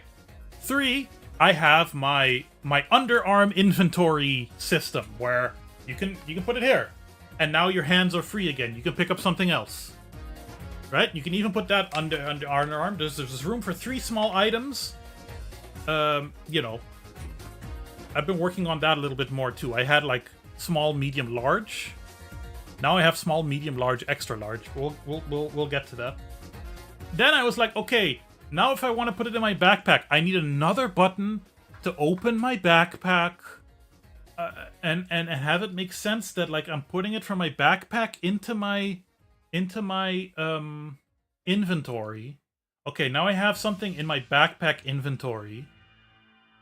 Now let's say I want to take something out of my backpack and put it into my underarm inventory. It just becomes this whole like, I could do this maybe with like a mouse-based user interface, but I don't want that. I don't want that. And I don't think a backpack is necessary for the kind of game I have in mind. If you need to bring a bunch of stuff from one place to another, you dump it in the back of your car. Right? You'll have a little Suzuki Samurai with 2 seats. It's like a tiny little pickup truck. Whatever you need to carry, you can carry. There's no like huge item. No, but that doesn't even make sense, because if it's huge, then you couldn't put it in your backpack anyway. Right? So, backpack, destroyed. Gone. Slimmed down. Items, underarm inventory. I have stripped it down into this. You have small item, medium item, large item, extra large item. Small and medium items are picked up with one hand. This would be a small item. This would be a medium item, I guess. Large item. 2 hands. Both hands full. What does that mean? Both hands full means you can't use your free hand to grab your phone or your watch. If you're holding something small in one hand, you can still grab an item from your pocket, like the your phone or your MP3 player, with the other hand. I'll need to make like left-handed animations and whatever, but you can still do that. You can still look at your watch because your hand is free. Right? Makes sense. If your hands are both full, you can't do any of that. If you have something, I don't know yet, but like, do I have that?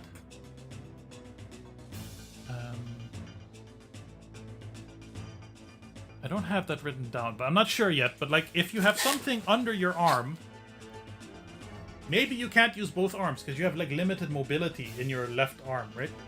Maybe you can't use the watch. Maybe you can. I don't know. Large item you can still put under your arm because that's what I'm doing, right? I have a large item under my arm. I can still pick up something with my hand and use it. Right? Makes sense. When stuff is under your arm, whether large, 1 large item, 2 small and a medium item, or 3 small items, whatever, if you have anything under your arm, you can't run. Not because it's heavy, it's just too unwieldy, and there's like risk of dropping it or whatever. So there's like these considerations with everything you're doing. Okay, so that all makes sense. The one thing I haven't figured out yet is when you want to drop an item. One thing people like in these kinds of games, one thing that causes a certain sense of immersion, that I have noticed myself too, is how am I able to place this with any detail? Like some games have it like floating in front of you and you can rotate it. You know, these are physics items, right? Not that the water wouldn't be physics, but you know what I mean. You can rotate it. You can place it. You can stack things. right? I would like the ability to give people freedom to play how they see fit. I've seen this in My Summer Car, people who have lived very long lives and who have won multiple rallies, which is quite a feat in that game. They get trophies.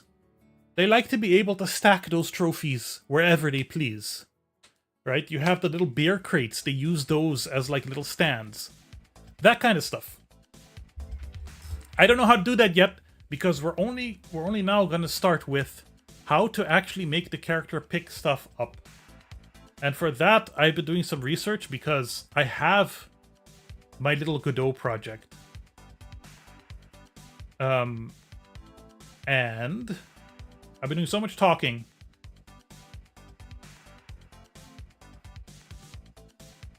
But I have my little Godot project in which I have what is my current character controller, which is essentially just a character controller I got from the store, App Store, the asset library, and made it my own.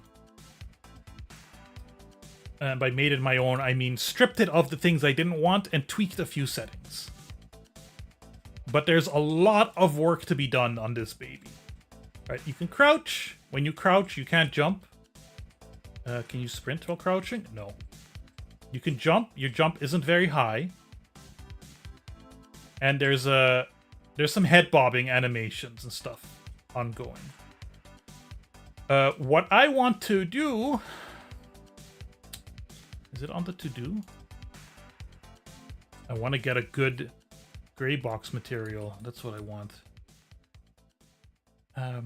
Limit look down to slightly less than 90 degrees. Is that something I can do?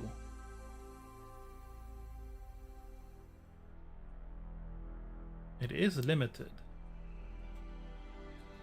Where in the code is that?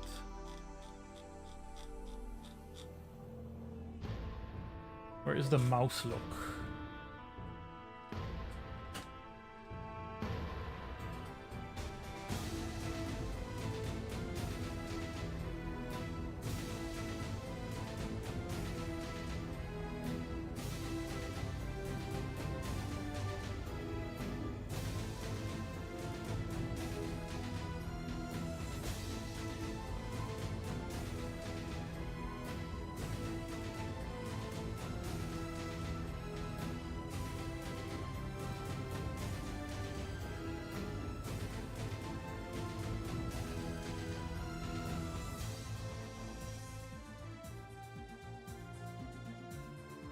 Processing detection is a shape cast. Okay, so I don't need to touch that.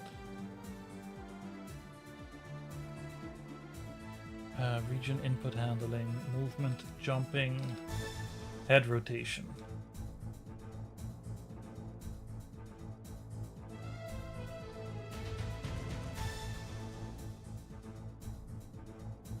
There. Head rotation X, clamp, head rotation X, degrees to rad, minus 90 degrees to rad. 90. Well, so now my question is down minus? Let's start with that assumption.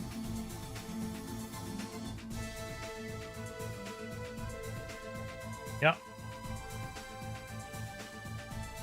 Although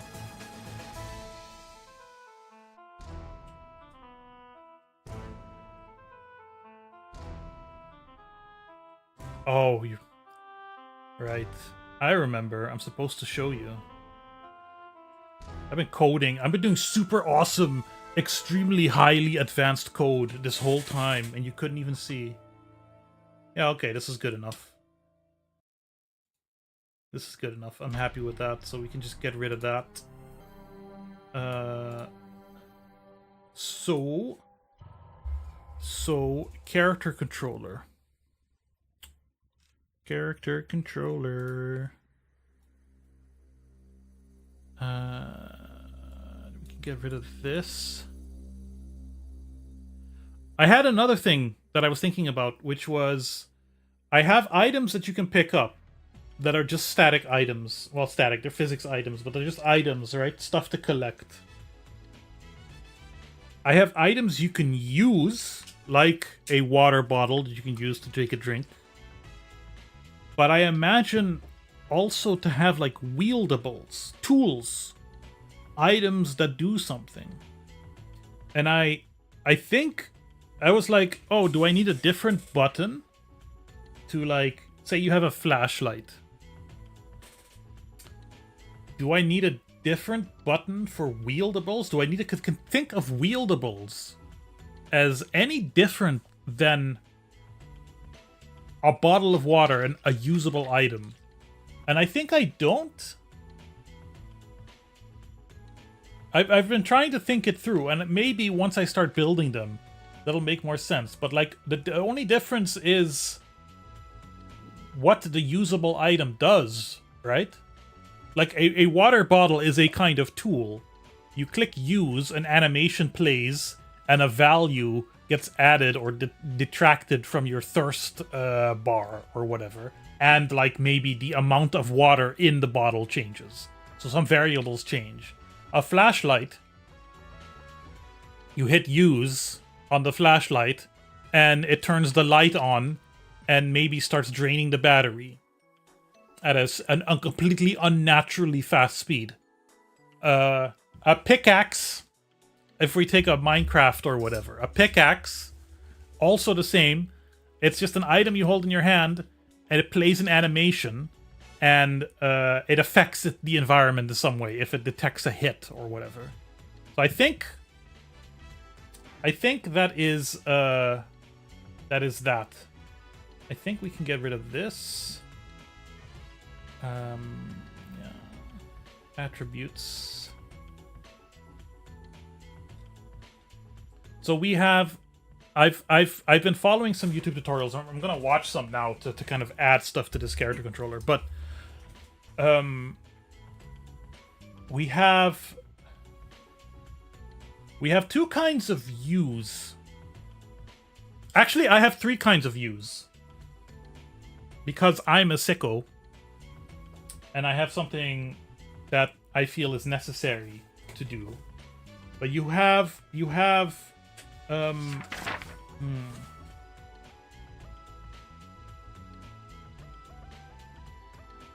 If you click with your mouse on nothing happens. If you click on a environment usable, and I'm trying to define these things so we can structure them, right? An environment usable. We're talking a door or a light switch. Then a ray is cast from your point of view, and if it hits that thing, it tells that thing, do whatever it is you do when you get clicked. A door will open, a light switch will affect a light, whatever. If you click on an item, you pick up the item. Probably no matter what. You pick up the item is now in your hand. If your hand is free.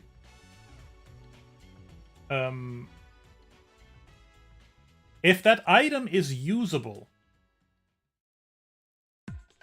you hit F, you use the item. You drink from the water bottle, you turn on the flashlight, whatever.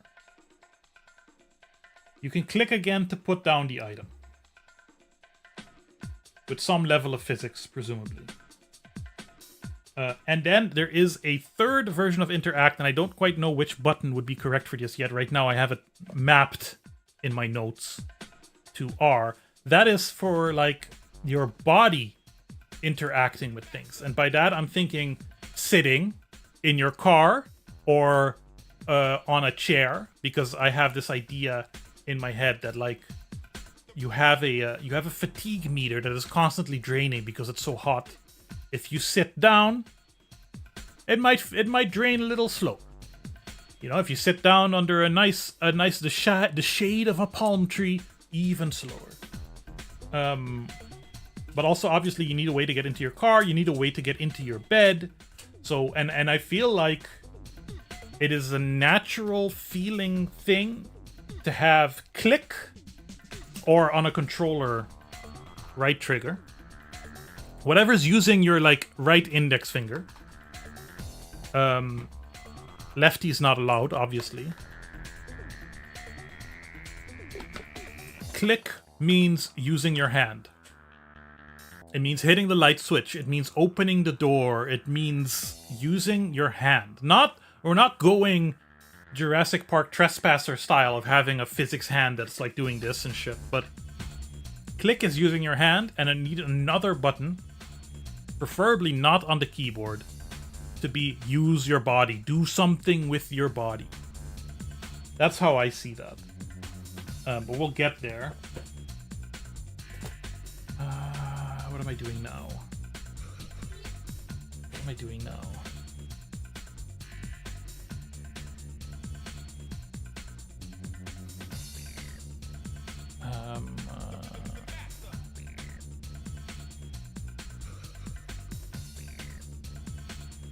Timing angle, stairs and ladder.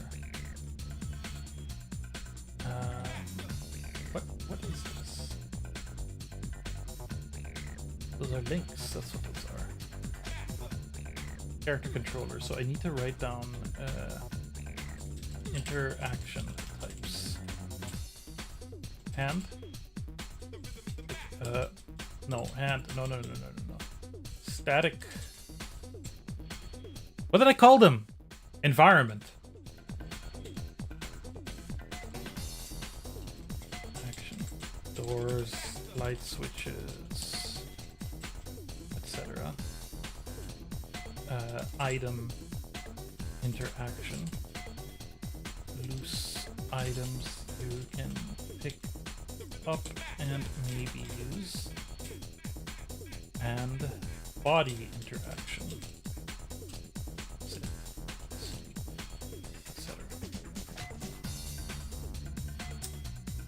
Do we go to YouTube? Hold on.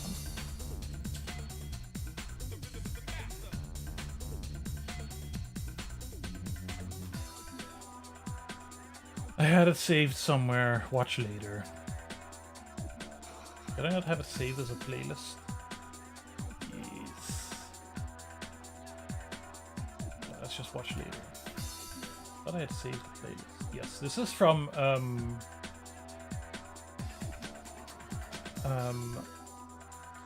YouTube user stay-at-home dev, and he has this tutorial series on making an FPS in Godot. And while a lot of it is not for me, there's some things he does that I'm like, yep, that's how I'm gonna do it. And the first one is setting up object interaction in Godot. So, PS tutorial in the Godot engine. Today is the beginning of our interaction. Also, he set. calls it When I say Godot? interactions, I mean things that the player can interact with.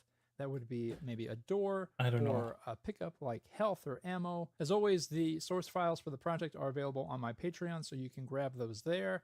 Otherwise, let's get started. Why am I The not goal for this subscribed? video is to set up a raycast from the center of our camera that's going to tell us what it hits out in the world environment. Now, if you don't know what a raycast is, it's just a line in 3D space. It has a beginning point and an end point, and through code, we can check along that vector to see if we hit anything within the collision layer that we set. Our first step is to step into our FPS controller script. That's where we're housing our camera. And because we're going to be interacting in pretty much every state that we have, we're going to put this in our main controller script. And then we need to start with two different variables. One's going to be an export variable, and this variable will be our interact distance. This will be the distance that the raycast can go, and therefore This is on the player, right? Okay. Let's go into our character. Let's go to the top. This is distance of. I need to go in here and clean all of this up. Distance of interact raycast. Export.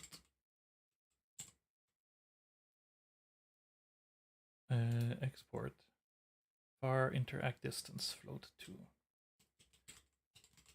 Interact distance float is 2. Right, so that's here now. The max distance that we can interact with anything. And then we need an empty variable that's going to hold the result of that raycast. But down at the bottom, Empty variable that holds the result of the raycast. Oh god, here we go. Result of the raycast, the interact raycast. variable that's going to hold the result.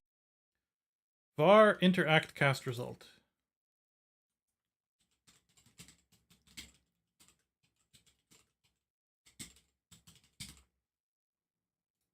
Result of that raycast. But down at the bottom, we're going to add two functions to our script.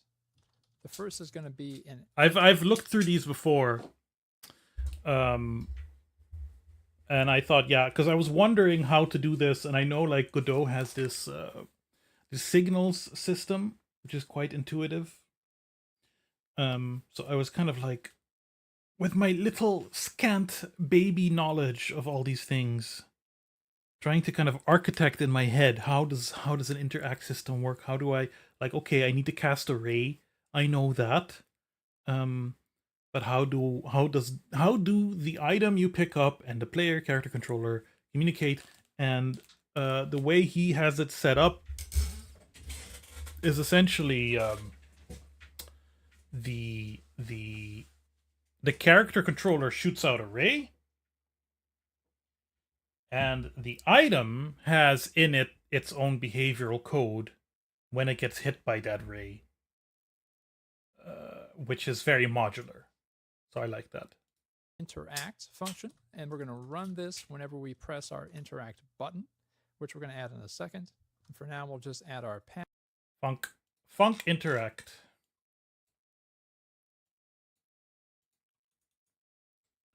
Func interact.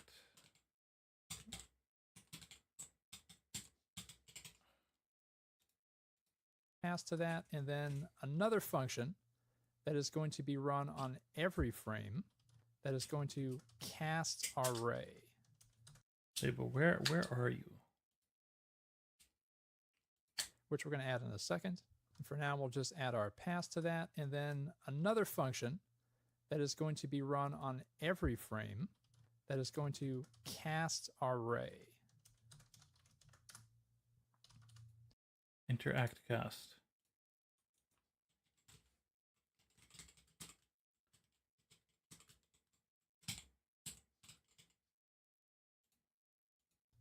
Now you can set up a raycast node up here in your scene. That works too. I like to do it in code because I know where it's at. You can control it within the script. And then you can also adjust a little bit more easily where it's coming from and where it's going to end up. Now, I have this a little bit with Godot. The whole node system is very, it's super handy, and it makes sense to me. And it makes sense to me that playing around in Unity never did for me. But I it can get a little unwieldy sometimes. So I don't mind having a bunch of stuff done in code, and I like that the option exists for both. we've done this before when we did our weapon, our shooting. So I'll walk through that process of creating that raycast again in script. To get started, you need a reference to the camera because that's where we're going to be starting our raycast and casting from. Then you need to get the I don't think I have a global.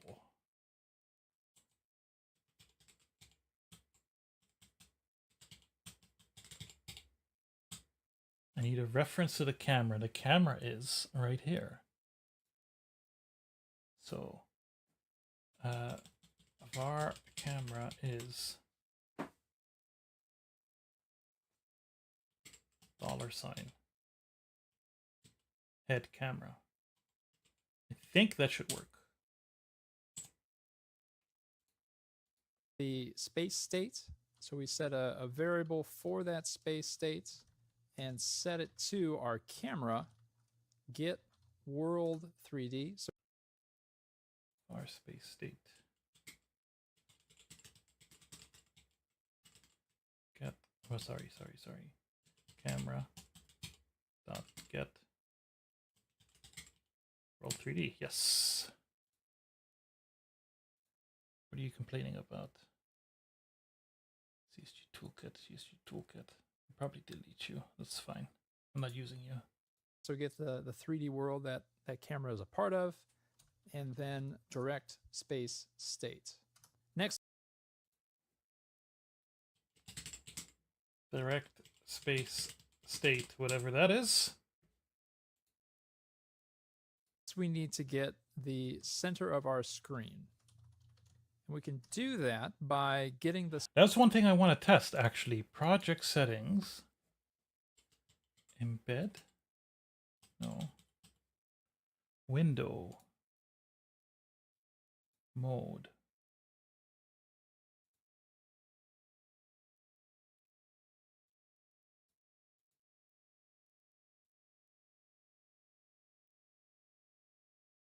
Embed subwindows.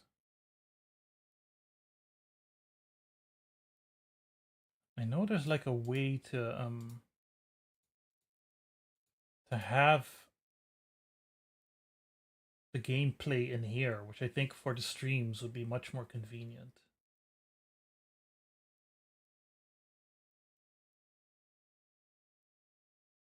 Oh, whatever. I can't find that now. What do you want? size of our viewports. In fact, let me draw this out real quick. You can do that by getting the size of our viewport. Say that is our viewport right there. Toggle might be in the game tab.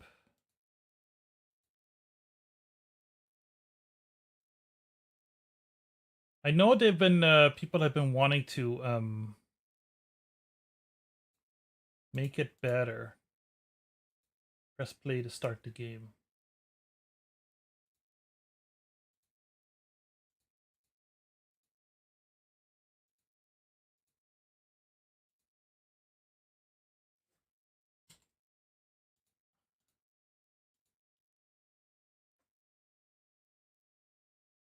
Embedding options.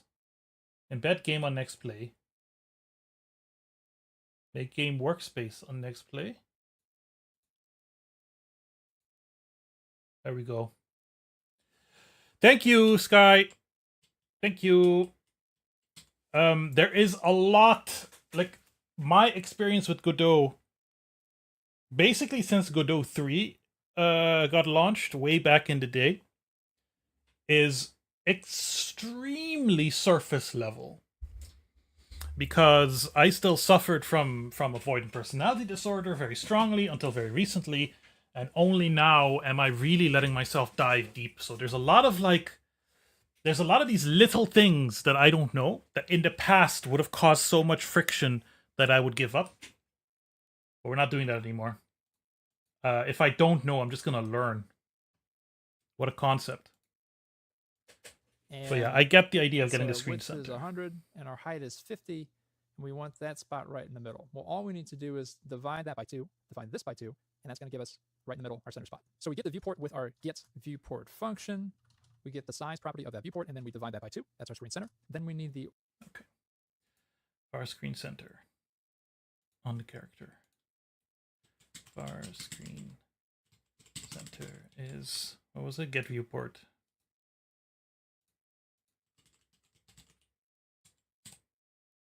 Size. Is that a thing still? This this tutorial is about 1.5 years old. This is Godot 2 4.2. Is get viewport size a thing? Get viewport.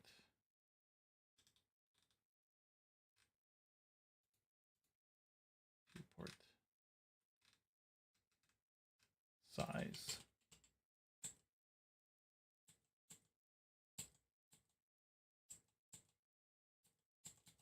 I don't know. We'll see.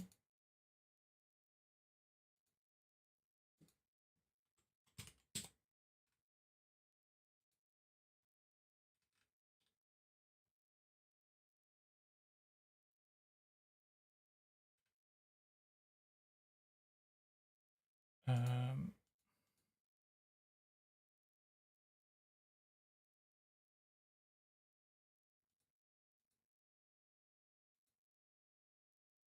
it's direct space state, I think, in World 3D. Yes, it is. Okay.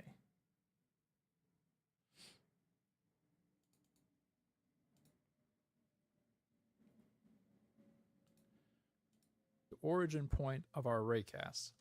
We get another variable. We get a reference to our camera. We project ray origin, and we do that from the screen center, from the center of our screen. And we're doing the screen center because that's where our reticle is. Yeah, that's fine. If our origin is camera.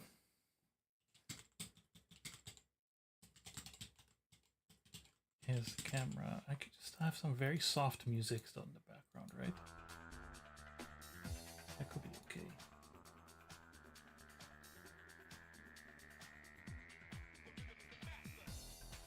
Camera dot project ray origin screen center. Camera dot project ray origin. Ugh!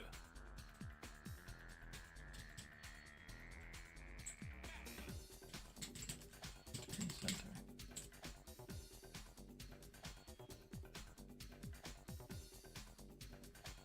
So that's where essentially the mouse is for the player. Now that we have our origin point, we need the endpoint of that ray. So we set another variable called end, and we equal that to origin, plus we're going to get the normal from our camera, and we're going to add our interact distance to it. So to do that, we do our camera, project ray normal from our screen center, and then we multiply that by our interact distance. Now,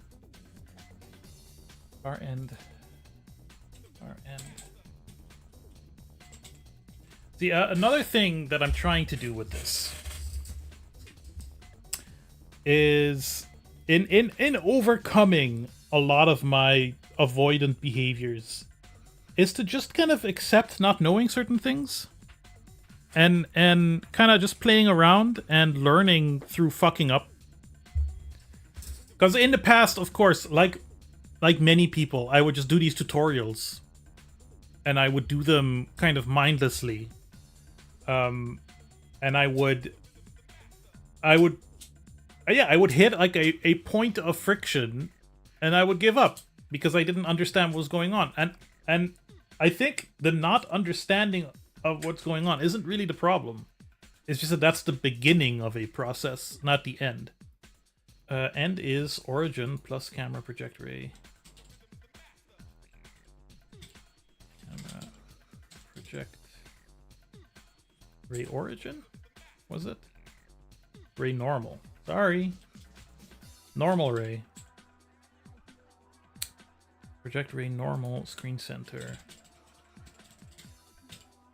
Multiplied by, what was it? Interact distance.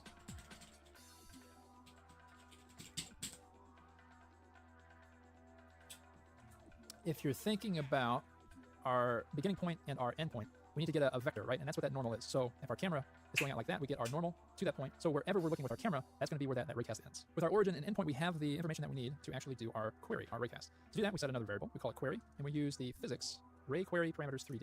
We're going to create one of those, and it needs a from point and a to point, and our from is our origin, and our to point is our end. We all Simple. Our query is physics array query parameters 3D dot create origin to end, not origin.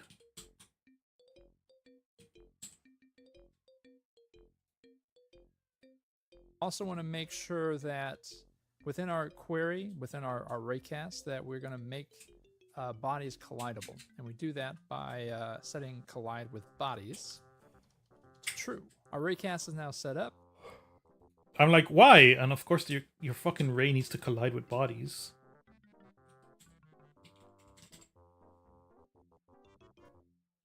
And whenever we do our raycast, we're going to get a result. And we need to get that result and put it into another variable. There's definitely a lot of variables involved. And honestly, what I would do probably in an end goal is take this whole thing and create a function within a global script so you can just call it whenever you want and not have to write this out all the time. But that's beyond what we're doing today. So we get our results. And to do that, we space states, get our space state, and intersect ray with our query. And our result variable. Var result is, what was it? My real-time memory is terrible. Space state dot intersect array of the query.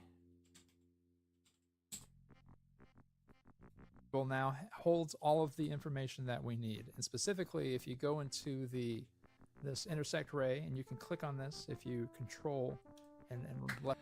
I can't.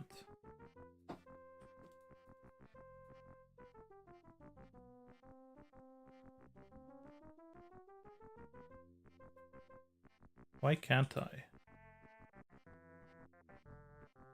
Space state is... Hold on, I need to compare this directly. Our camera is a camera controller, yeah. Space state is camera get world 3D direct space state.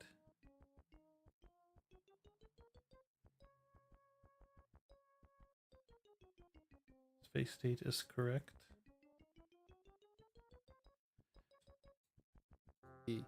This intersect ray, and you can click on this if you control and left click. You can see within our intersect array, we're going to get a lot of information, including the colliding object, the ID of that object, the normal of the surface that we're hitting at the intersection point, the face index of the intersection point, and the shape index of that colliding shape. So lots of information that we're going to be getting, and if it doesn't hit anything, it's just going to pass null. It's just nothing. We don't get anything back. We'll have to account for that in a little bit. Back in our script now, we have our results, and we're going to get the collider. We want to get the node, basically, that we're hitting. And so let's do that with another variable, and we're going to call this current cast results, and that's going to equal result get collider. That's the extent of the function. Var current cast result is result dot get. See, why are you not giving?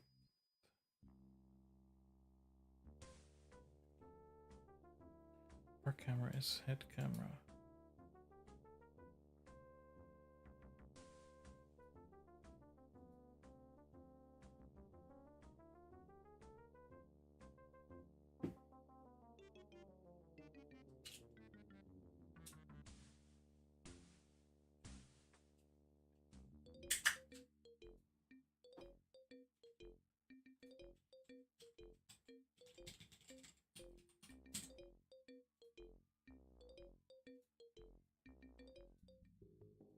That we need to get some results. So let's go ahead and print our cast results, and let's test this out. Yeah, okay, that's an easy way to test. Print current cast result.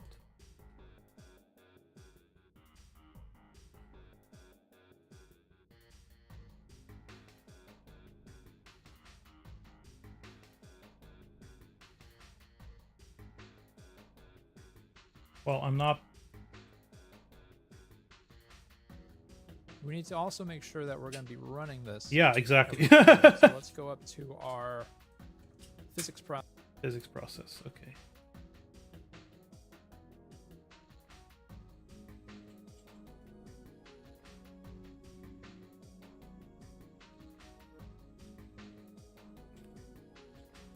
Physics process.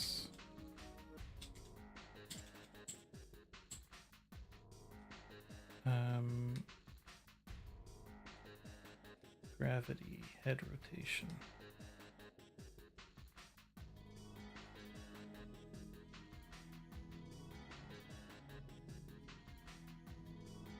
Interact. Cast.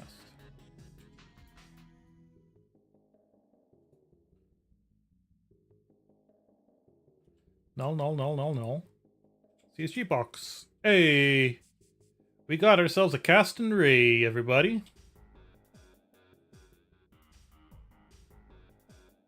I have ideas in mind too for like the user interface.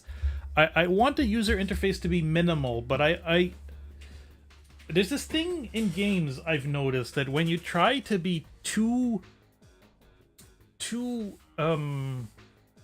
immersive, you actually add more friction. And a lot of times a user interface can help kind of give the player knowledge that in real life they would have intuitively from the rest of their senses.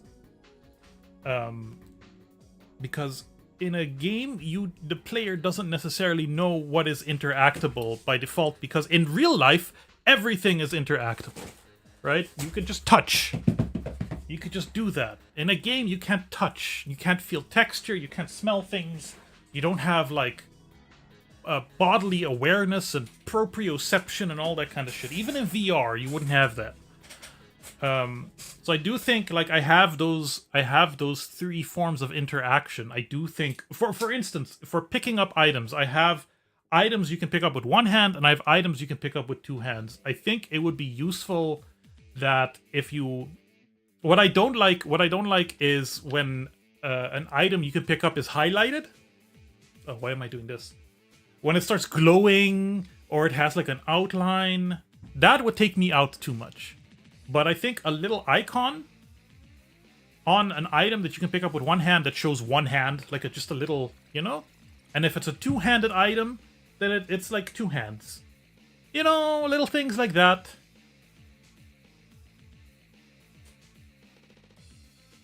Process and add our interact cast function. And let's run this, and when we do, we should get some results down in our output. Now our raycast is happening from the center of our screen, and we're currently getting a bunch of null values down in our output. Remember, we set our interact distance to 2. That means in 2 meters. That's as far as we're going with our raycast. So we get... I need to just write like a proper to-do for character controller. I think. Character controller to because one thing he had was make central dot not an image. Let's see, add home dev controllers. Please also see character controller to do.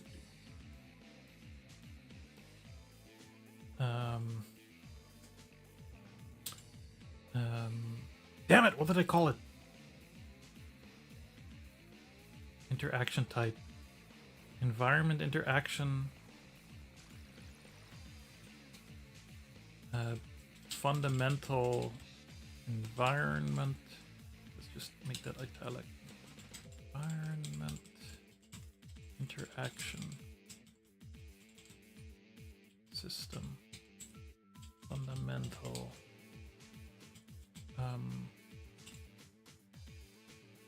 item interaction. God, my spelling. System interaction.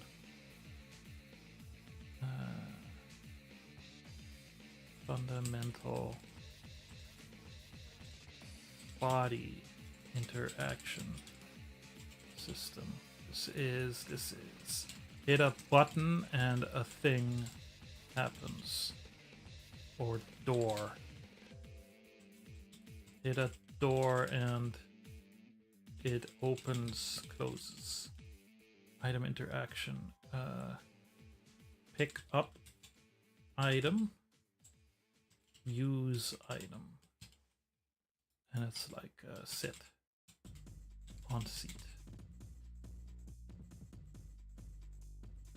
A little bit closer to some objects, we're going to start getting some results. You can see Our raycast is finding and hitting our static body 3D nodes over here. Also remember that you need a collision object for the raycast to do anything. And it also has to be in the layer that you're checking for. In this I wonder. I'm curious. Okay, that's a CSG box, obviously.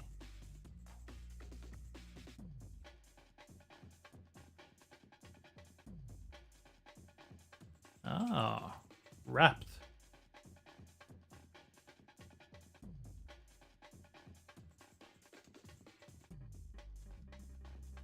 Like, do different chunks have different numbers? Chunks aren't that big. I think they're like 64 by 64 meters in this current iteration.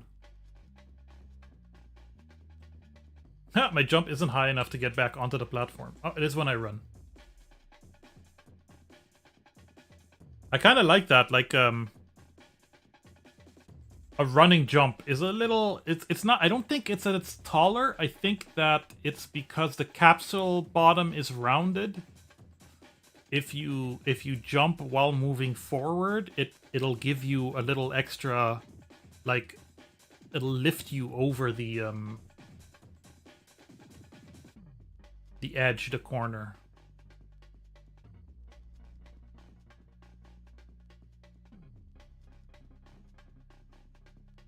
I might need, at some point, I might need debug stuff, but I can modify the speed.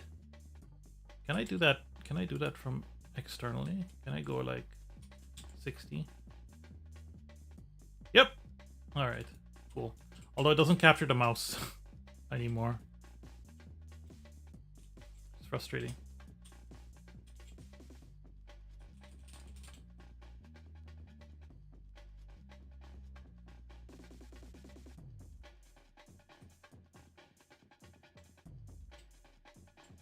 Oh, and I fell out of the world. That's fine. You can go back to 6.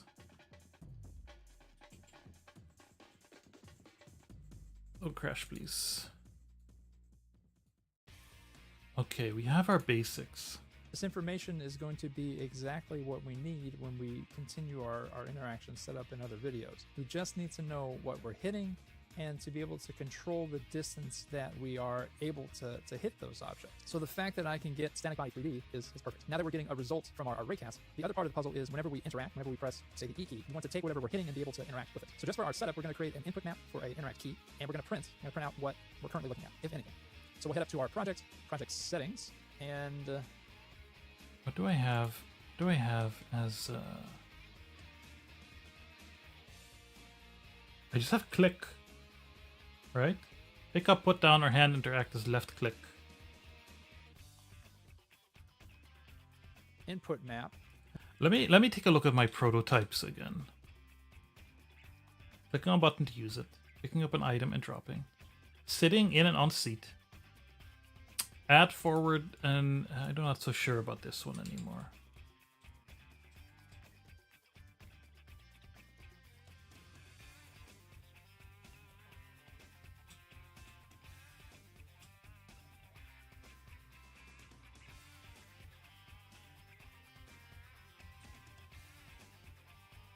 A little more burn, steep angle. I think we got that. I can get rid of that. Cool down after jump. Yeah. An interactable button. Don't need to steal that from Kojito. Something to pick up, a seat.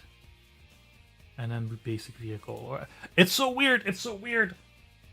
Like, I'm smart enough now to be like, prototype 1 has to be super simple, and even though it's stuff I've never done before, and it'll be the basis for everything else I do, and it's like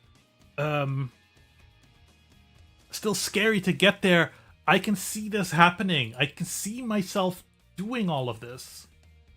Like I've had this idea in my head for like a solid 5 years, and in the past, like, okay, well, of course, you have a first-person character controller, and then you go and you drive a car. And whenever my brain would get to the point of, like, okay, but how do you How do you enter the car? How do you disable the controls of the first-person character controller and make it into driving the car? How does that work? I'd be like,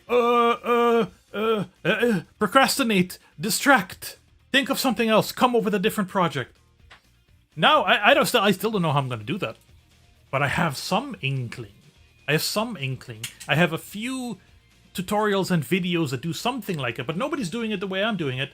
But I have some inkling of what I need to do, what the code actually looks like, what I need to turn off, what I need to turn on. And it's just a question of doing it. And as I... This is the thing. This is my mantra for this entire project.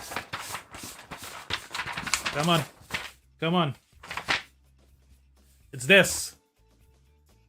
Build it until it exists. That's all I have to do. I just have to build it until it exists. If it doesn't exist, then I build it. Okay. So he's now working on the interact thingamajig. Do we have a click in our controls? Input map. We have a use one. We have a left click. I need to reconfigure some of these.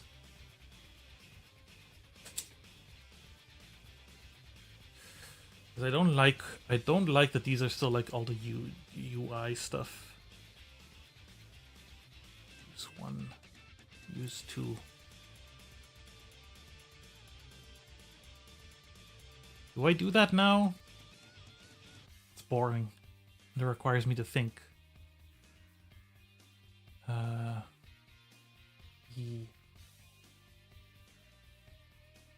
Where are the controls? Okay, move is WASD. Look is mouse. Run is shift. Run? Just shift. Crouch, control. Pause is escape. Middle click should be zoom.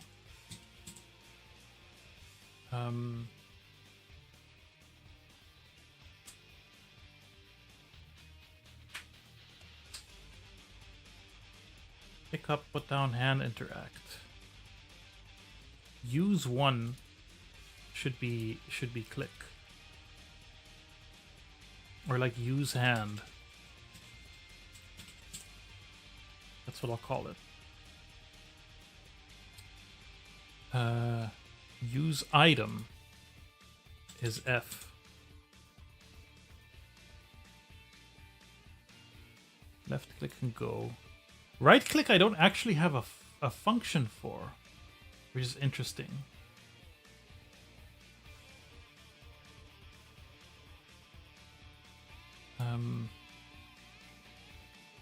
Move up.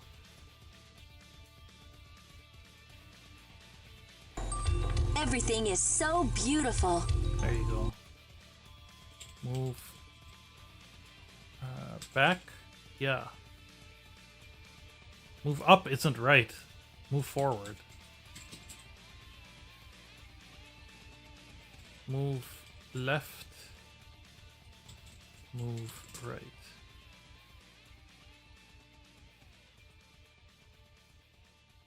Move back. I find this whole input map menu to still feel very primitive. Like Godot has had so many really good UI improvements over the years. Right. Yeah, left is D. Actually, that's right. Move right is D. Okay. Crouch, run, zoom, use hand, use item, right click, use body. Right now that's going to be R. Okay. And store item. Take away item. Can't see what I'm doing. Such an amateur. What would I do without you, Disty? Use item. Store item. store pocket. No, not pocket. Not pocket. What am I saying? Store item. And take item. Store item is Q.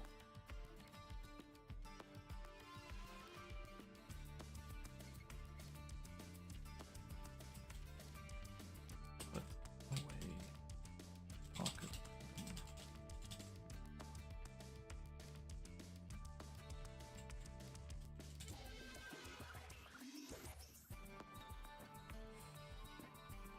Yeah, store item is Q, take item is E. I think we're good. Okay. So left is...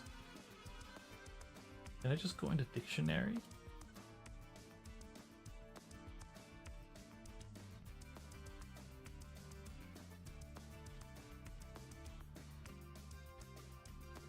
Left is move left. Right is move right. Forward is move forward. Assurance. Today is the day. You got it, Sky. Thank you. Thanks for the help. Move back. Jump is jump. Jump is jump. Do I have jump here? I don't have jump.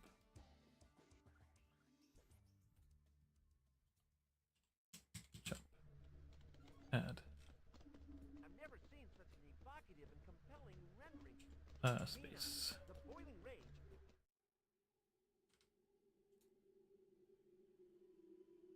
Oh no, I should put it in here because this is the default. You dumbo. Move left. Move right. Move.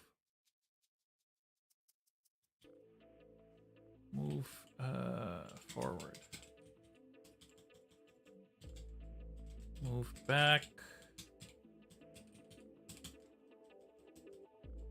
Jump, crouch, run, pause, UI cancel, that's fine. Zoom? What's zoom? Right click. Not R click. Not R click. Use hand.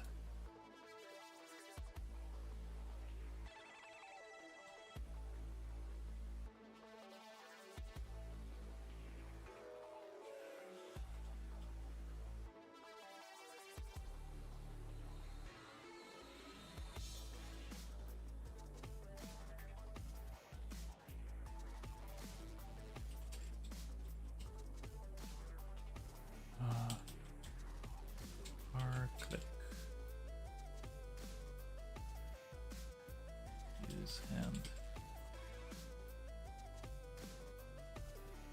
Use hand.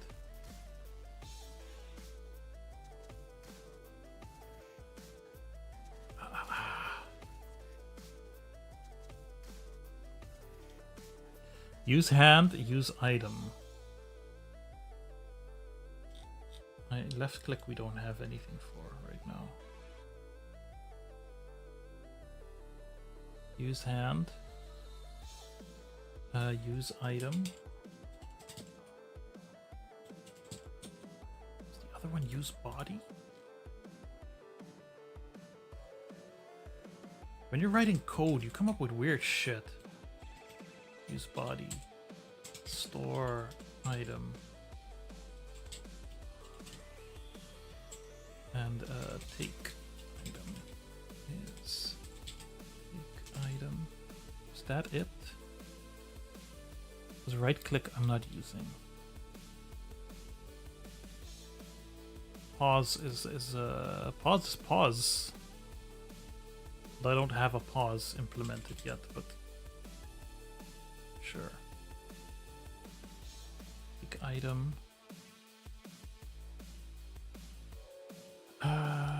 Let's see, use body, jump, take item, store item, use body, move. Yeah, just right click I don't have.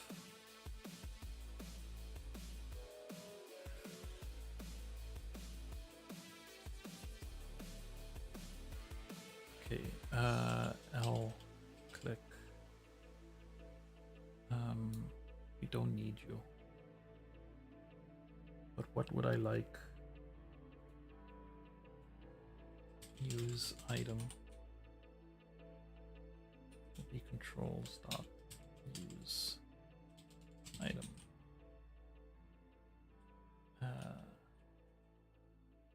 No, but that's not use item. Use hand. Yeah, okay. Use item, use hand. I'm learning the nomenclature. And myself. Use hand. Use item.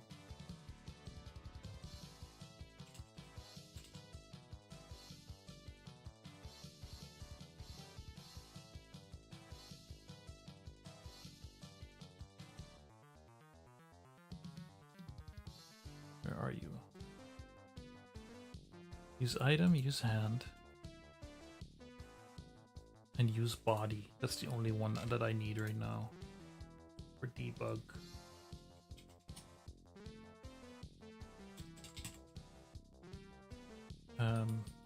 Let's see if it's not broken.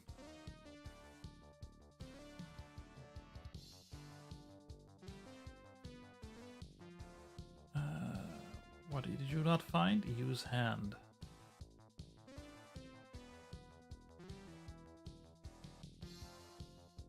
Use hand is in there.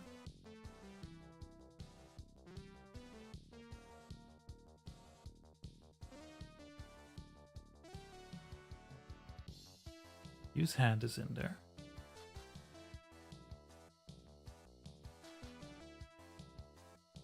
Is it because this isn't correct? There we go.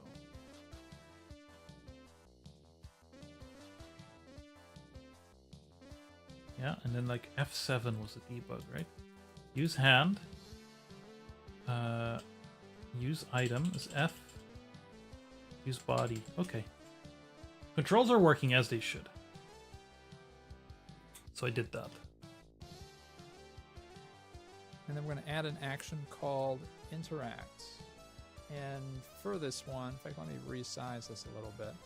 For this button, let's just do the E key for our interact button. Now to add our interaction, let's go up to this function right here. So this is the input function.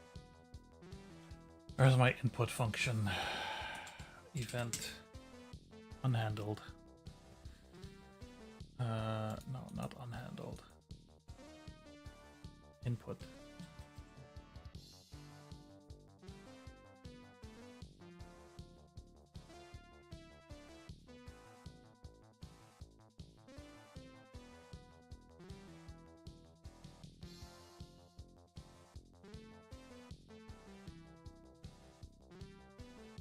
Ready as mouse.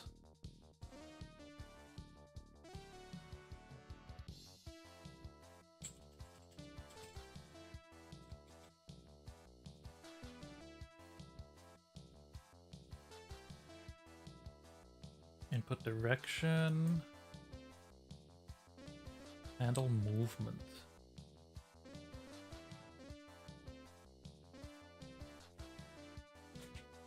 Region input handling. I think I would need to be like handle input. And not handle input, handle interaction. Check controls. I don't care about that. And then where do you put those? You put those in physics process. Jumping I get, movement I get. Handle head rotation.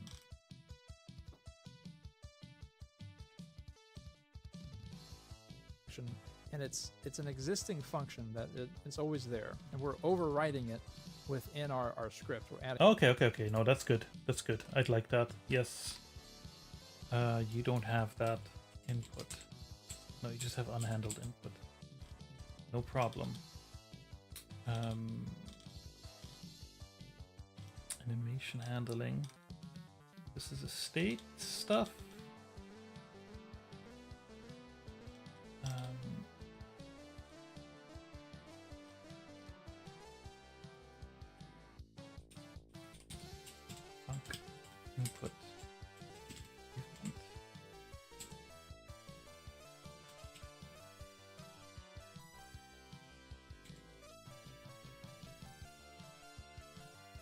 adding to it. And what this does is it fires whenever there's an input event. Now that's more complicated in terms of Shall we have an escape? If event is if event that is action pressed, pause.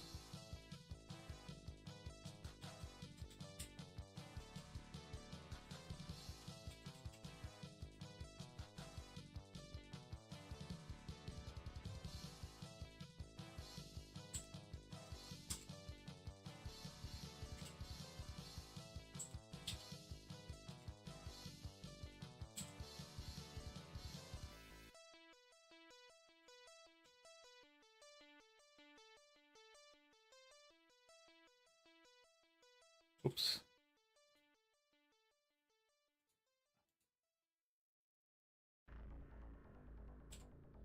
Yes.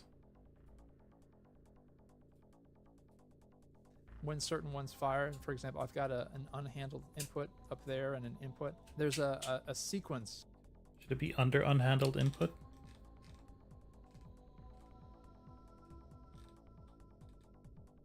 Yeah, but that's for debug stuff. Where these are set up, and I won't get all into that. Maybe in a future tutorial video. But for now, just know that this is all going to fire whenever there's any input event at all. We're already using this to exit from the window, right? So let's add another one.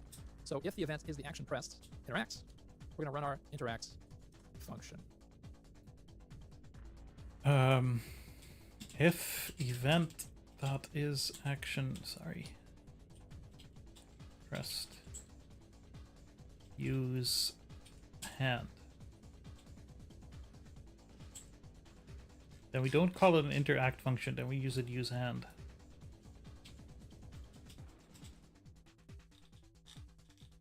It just makes sense to me. Use hand.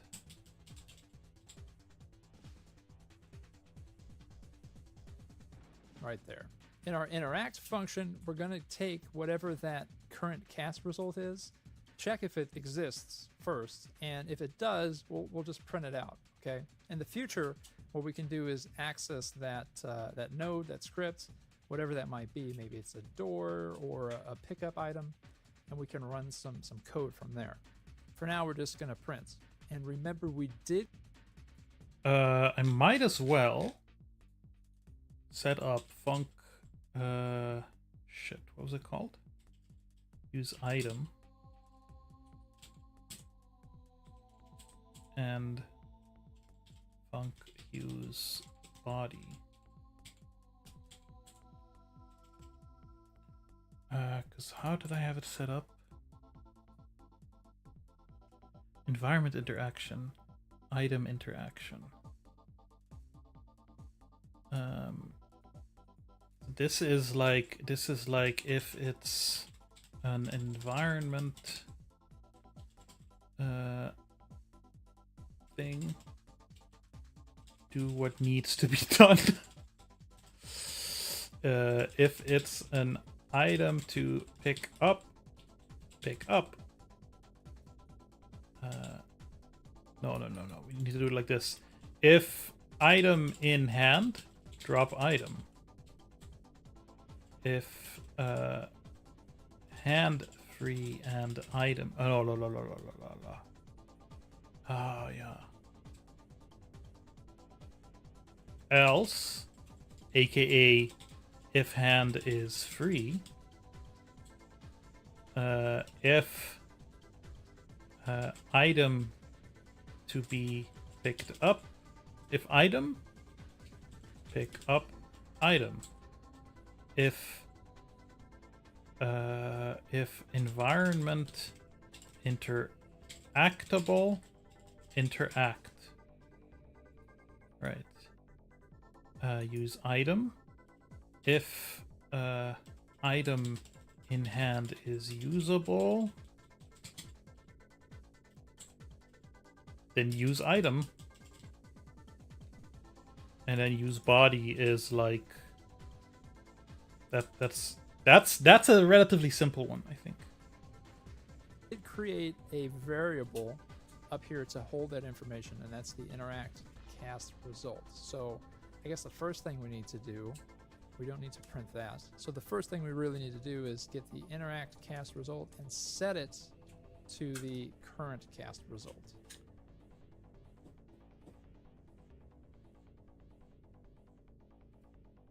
Yeah, that makes sense. Interact cast result is current cast result.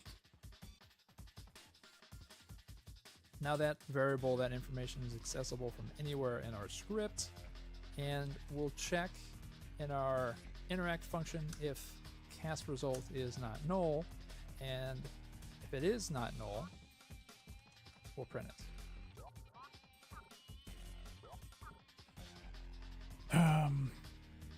If interact cast result not null.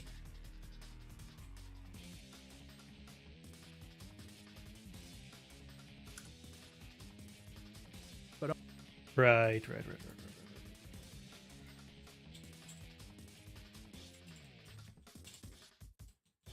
Print interact no cast result.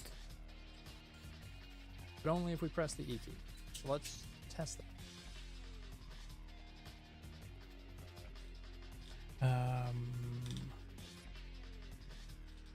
Where is it? If event that is action pressed is use item. Use item. Sometimes there's something weird about like coding sometimes as a non-coder, right? As someone who's kind of like foreign to this entire concept.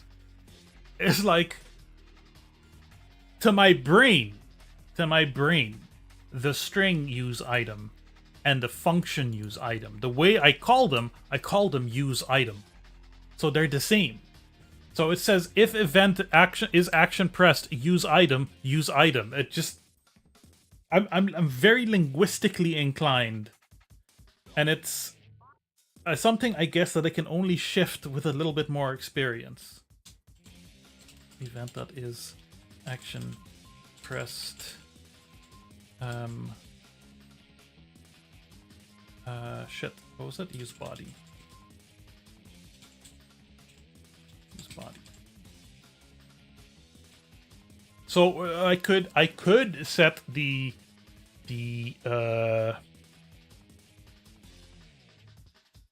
limitations here.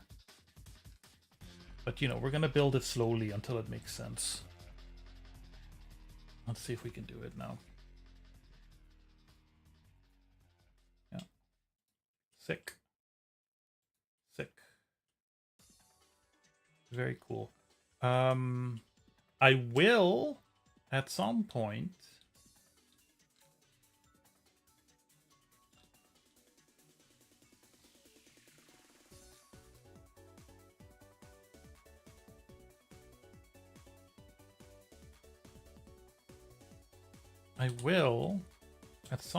need like func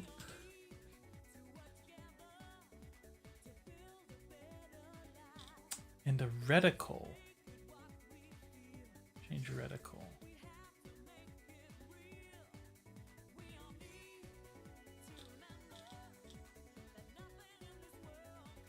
I need to put this in the to-do.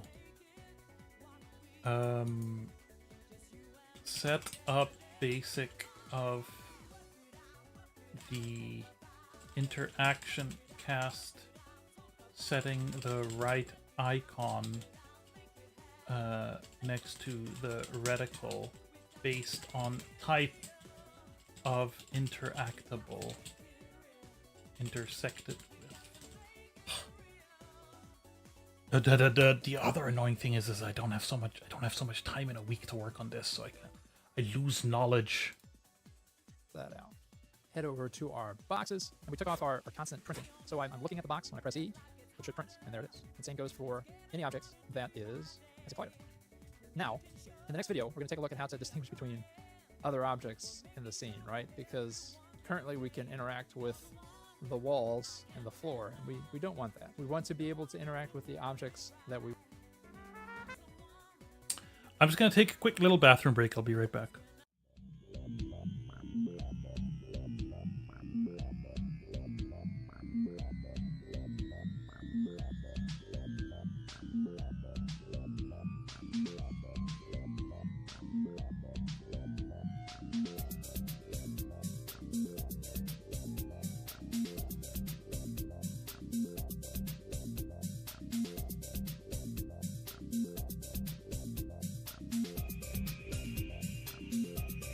You're welcome, comrade worker. You want some vodka?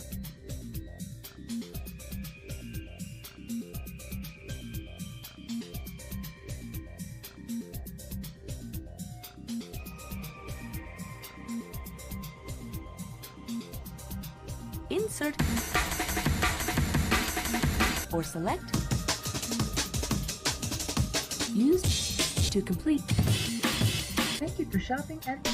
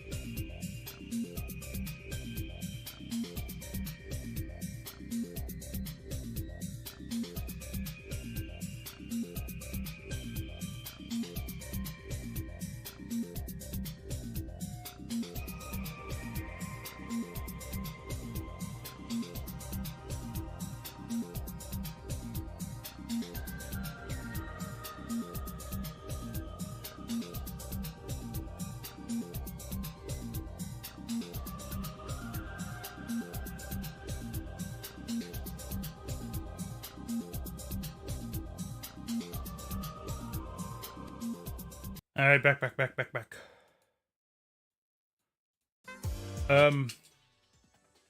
I'm like still feeling good. So I know we're nearing the 10 o'clock mark, but we'll see. Possibly. Let's see, how long is this one? This one's 16 minutes. Then highlighting and making interactable door. Context UI for interactions. That's what I want. So the last one in this series is picking up objects. But like looking at all these other ones, how to open and close doors, I think we're gonna have to go through all of them. So maybe we won't get to picking up objects today. It's too bad, because I kind of wanted to play with that, but I think having a solid foundation for the general interaction system is very useful. Hey everyone, welcome to another FPS tutorial in the Gato engine. Today we're going to build upon the interaction setup that we did in the last episode. We're going to create an interaction component. That component is going to be something that we can add to any object in our scene and make it interactable. As always, everything in the project, as you see it, the source files, is available on my Patreon for my patrons. You can check that out with the link in the description. Otherwise, let's get going. If you didn't see the last video about the interaction setup, I'll put a link to that also in the description. Otherwise, let's jump into our FPS controller just to refresh where we're at. We're currently doing a raycast from the center of our camera out into the 3D world, and we're getting a result from anything that we collide with. We also have an interact distance that we can adjust, and whenever we press the interact button, we are checking if we are colliding with anything, and we're doing something if we are. What we're going to be doing is taking this print logic and do something logic, and we're going to put it into a component. Now, when I say component, what I mean is something that we can add easily to any object, any box or door or physics object, whatever you have, and it's going to make it interactable. And I say component because we're going to reduce the dependencies. I'm learning as I progress through this tutorial series that having things to be a little bit more modular, and doing that through a component system can help with that. It's going to make it a lot easier for someone to, say, take this interaction setup and plug it into their own project. If I have a lot of dependencies within my controller or weapon system and everything else, these tutorials are a little bit less helpful. So going forward, and even maybe we might go back and change some things and fix something, we're going to try to make things as modular as possible. So What's funny is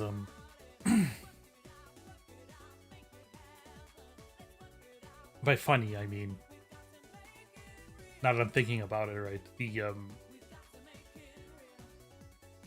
But this is not a game in which you shoot. This is not a game in which there are enemies.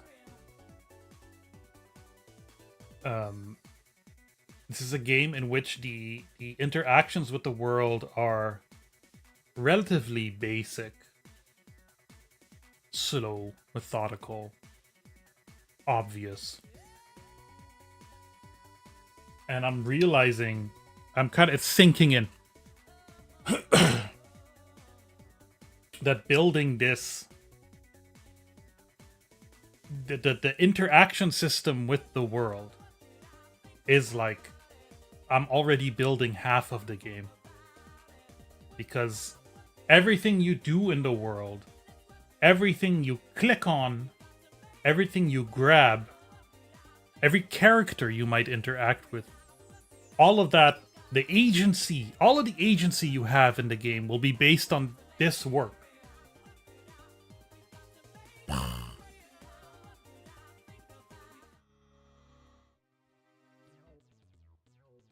to do the component, the first thing that we need to do is create a new script. So we'll go down into our scripts folder and we're going to create a new script. And we're going to call this script interaction components. Now this script is going to take a new class, and that's going to allow us to select this when we add a new node. So let's go ahead and do that. We'll call this interaction component, and it's going to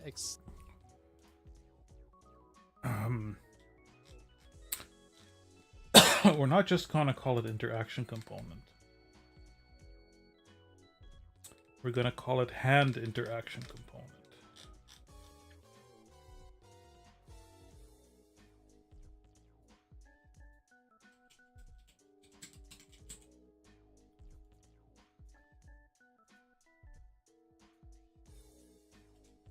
Hand interaction component.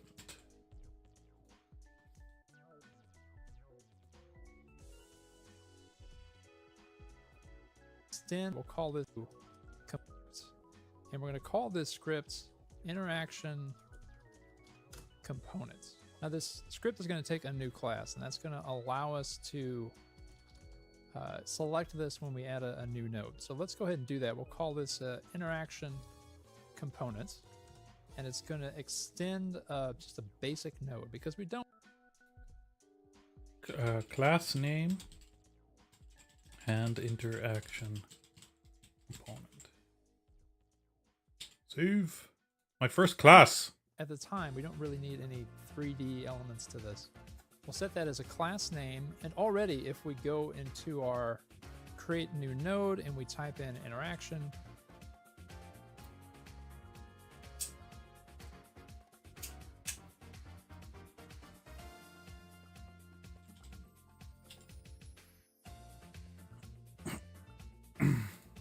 we already have it showing up. So let's go ahead and go to our level and let's find one of our boxes over here. And actually the order of this is not right. So let me adjust that. I'm looking at. Let's add a box in the level. Let's add, no, I want to add like a light switch. Right? That's who are you? This one. So I add a child node to you. CSG box.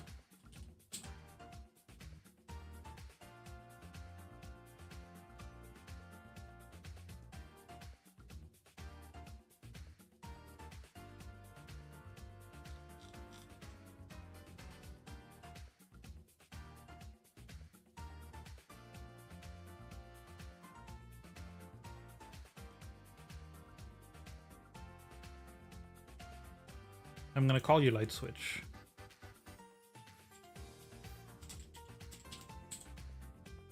And you don't need a texture.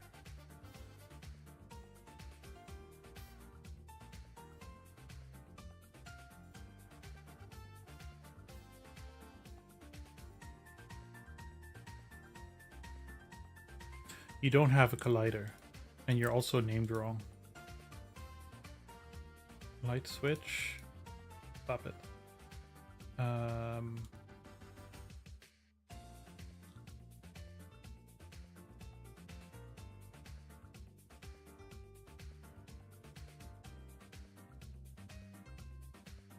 Right?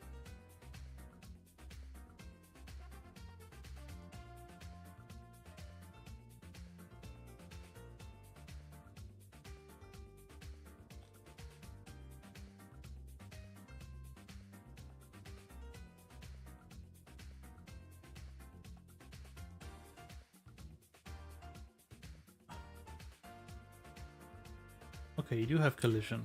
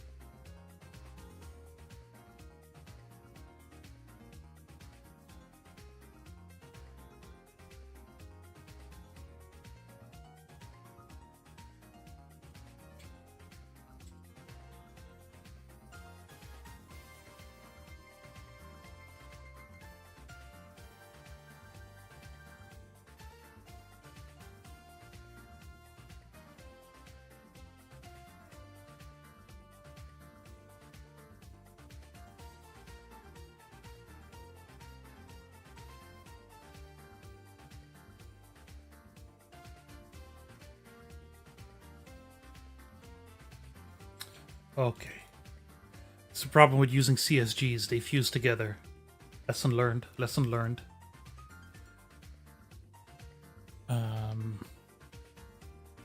Okay, but now I have my light switch.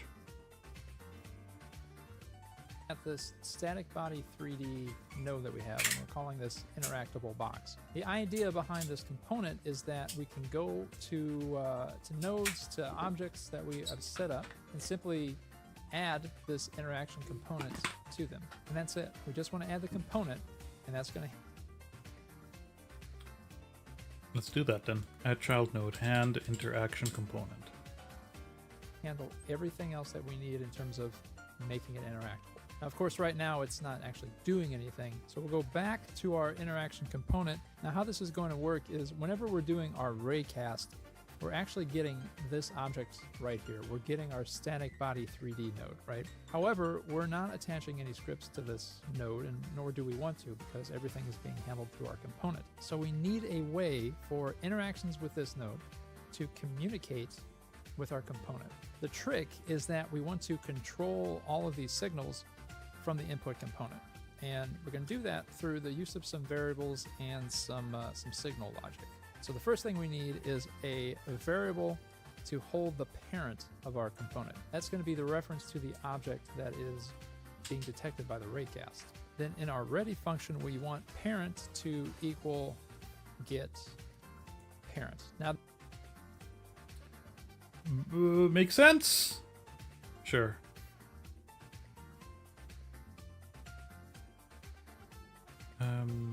Parent is a node. Parent equals get parent. Now this means that we do have a sort of dependent logic here.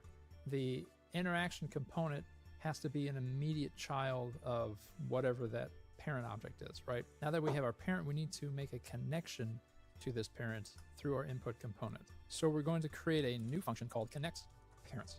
And within this function, we're going to add signals to our parents from the input component. Now, part of me does not like this logic that we're affecting another node through this node, but keep in mind, even without a script, there are already built-in signals. We're just going to be adding signals to that. There are a few ways you can add signals. You're probably used to the traditional upper right node tab, add a signal kind of thing. You can also create a signal in a script and do it that way. Another way you can do that is purely through code. So we're going to get a reference to our parent, and we're going to use the function add user signal. And then we can name that signal. And we're going to be adding a few signals here. We're going to add a focused signal, which is when we are essentially hovering over an interactable object. We're going to be adding an unfocused signal, which is going to be when we unhover. Is that the word, actually? Unhover. When we're unfocusing from that object. And then we're going to add a third and final signal for when we are interacting with that object. Parent add user signal. In function connect parent.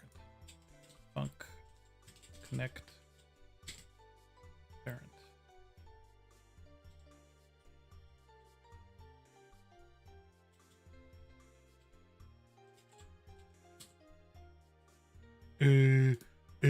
Parent dot add user signal. Parent dot add user signal. Focused. We'll see if I use these. Not sure if I'll use focus, but maybe. Parent dot add user signal unfocused. And parent dot add user signal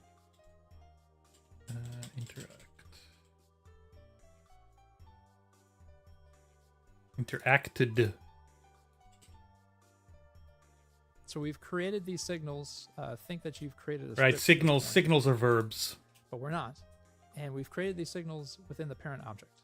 Now we need to connect these signals to functions within our input component.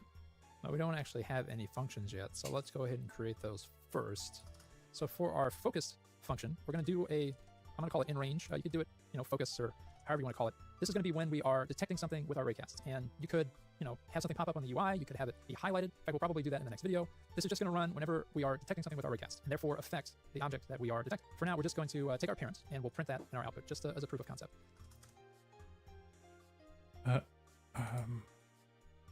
I'm going to call it focus.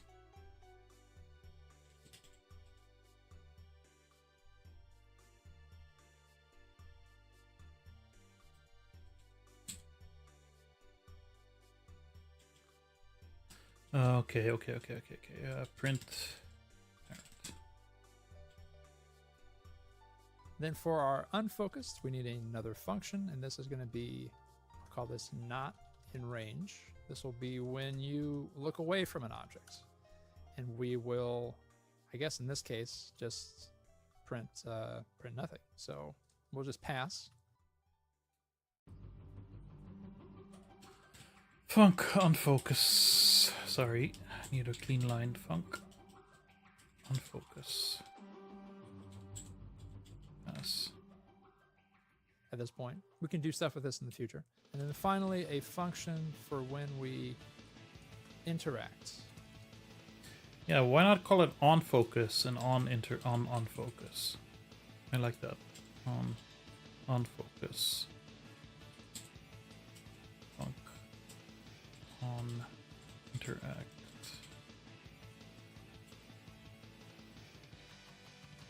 And again, we'll probably we'll just get the parent, but let's print the name so it's different than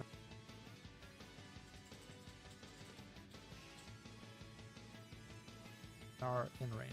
I know these prints are kind of boring, but it's easy to test things with a print, and you don't have to do a bunch of other code that, you know, maybe that code doesn't work. And you need to know that it works up until a point, and then you can proceed. So we have our functions. The next thing that we need to do is take these signals that we've created and connect them to these functions.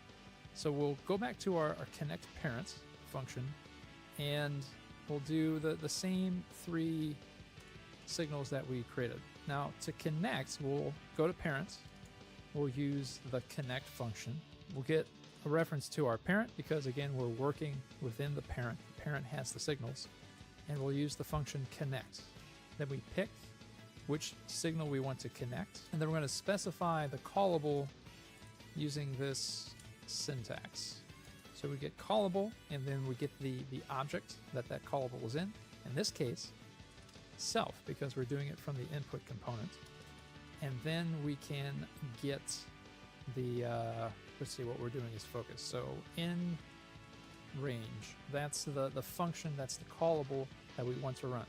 Now that we've done this, we can emit this signal from our parent, and it will run the function that's in our input component. Let's go ahead and fill out our last 2 connections here. We've got unfocused. Parent connect. I was almost gonna try and copy paste from this video.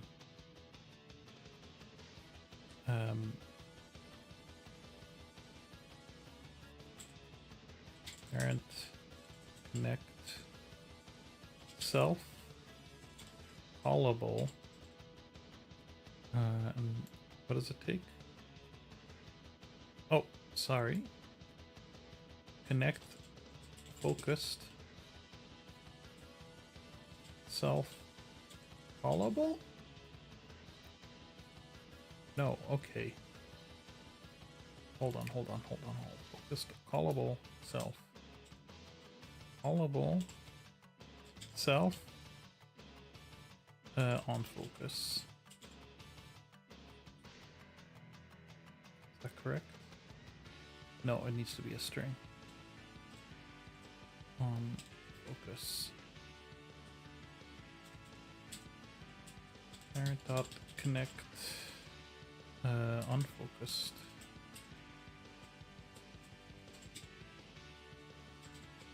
Callable self on unfocus.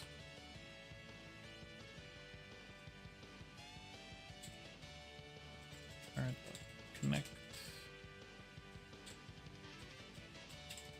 interacted callable self on interact.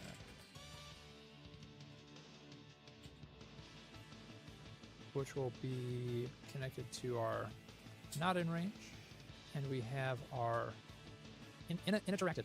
I don't know why I find it so hard to type and talk at the same time. And we're going to do the on interact callable with that signal. And if you're having trouble with connecting these signals, there's a test that you can do. You can do from the parent, you can use the function get signal connection list. And then you can check a specific signal and see where that connection is at. Our connect parent function is ready to go. We need to make sure we actually run that function, otherwise it's not going to do anything.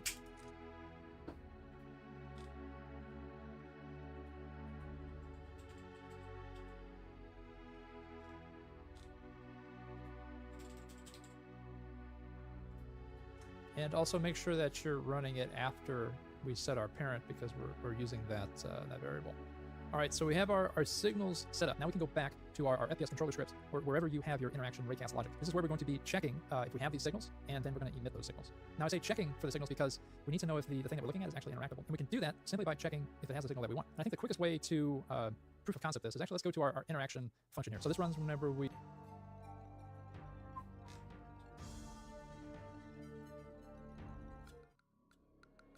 press the interact button. Currently, we're checking if we are detecting anything with our raycast, and then we're just printing whatever that is. So let's delete that, and let's still check if it's null, because we don't want to run if it's null. And let's also check if the object that we are getting with our raycast has user signal. And in this case,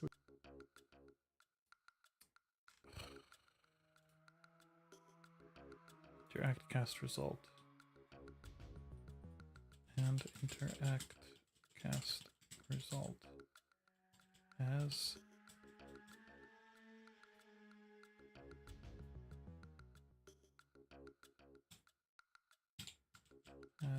user signal.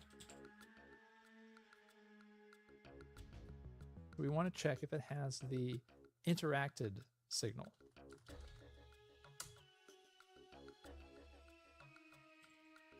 Interacted.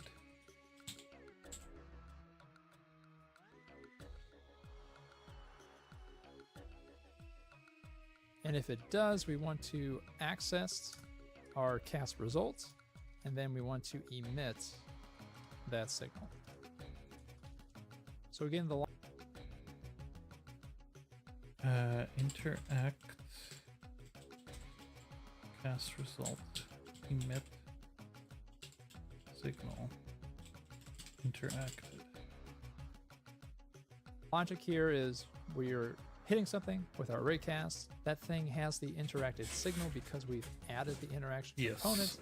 And if it does, we want it to do something, and it's going to emit that interacted signal. So let's check this. So when I press E, something went wrong. Oh, because I can't. Would mine work?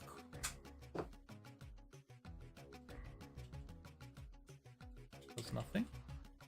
Does nothing? Light switch. Sick. Because that's in.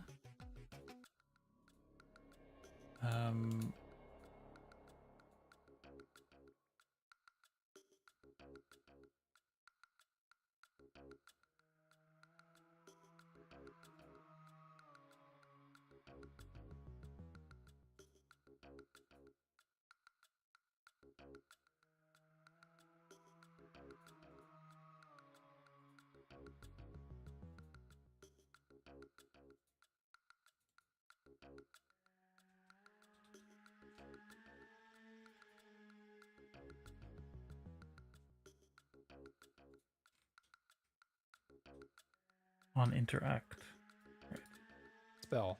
Let's fix that. Sometimes the error is pretty stupid. Okay, we go to our box that we've added the interaction component to, and when we interact, interactable box down in our output. Awesome. So that's working. Let's add a little bit more logic to our casting. Now I'm doing this for two reasons. One, I don't want to constantly be emitting a signal like every frame. And two, I need to know if I'm hovering over the same object that I did in the last frame. So right now we've set the result of our collision to our current cast result variable. So we're going to add an if statement. So first we need to check if the thing that we just hit is the same as the thing we hit in the last frame. And we can do that by if current cast result does not equal interact cast result. Because remember, we are setting the interact cast result to equal the current cast result. Now if it's different, if it's not the same thing, we want to do two things. We want to unfocus from the thing we just saw, and we want to focus on the thing we're currently seeing. We can do that by a couple of more if statements. So if the old thing exists, and if the old thing has the user signal unfocused, then we want to do a thing. So let's print just, let's actually make this a string. Interact cast results plus unfocused. All right, so that'll print whatever we saw in the last frame has been unfocused, and it's unhappy. Because you're missing a colon. I'm missing the Ah! I am starting to understand. I'm beginning to believe if current cast result. Let's see. If current cast result isn't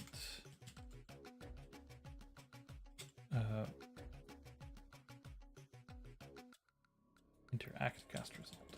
Interact cast result. And no. Yes. And then if interact cast result exists and interact cast result has user signal unfocused,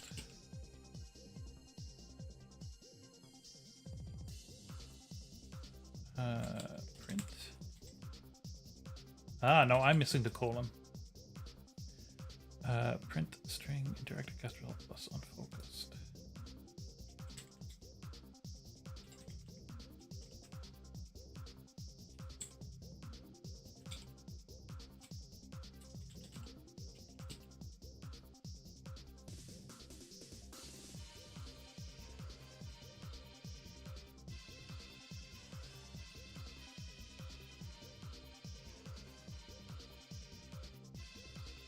Oh man.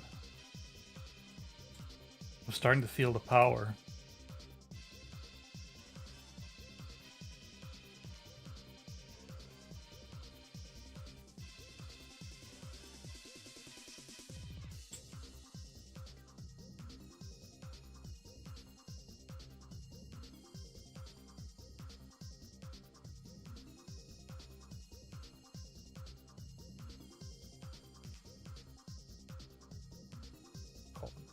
Once we've unfocused from the other thing, we need to reset our interact cast to the current result, and then we need to take that thing that we're currently seeing, see if it's One thing I don't like about what he's doing.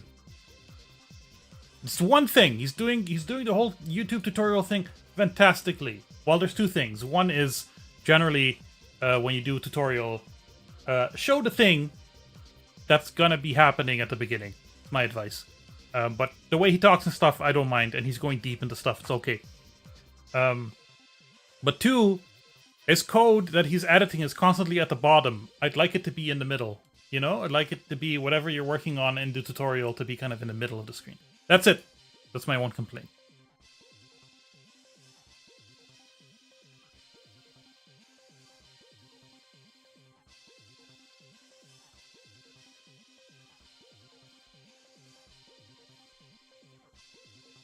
collision, see if it exists, and check if it has that signal. And that would be has user signal focus. And if it does, let's print the name of that object plus focus. And so that's the same thing? If interact cast a result and interact cast result as hunts user signal focused. Print string interact cast result plus focused.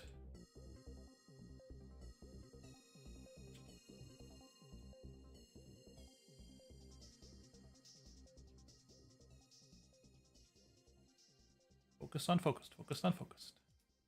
Light switch, focused, unfocused, focused, unfocused, focused, unfocused. Yeah.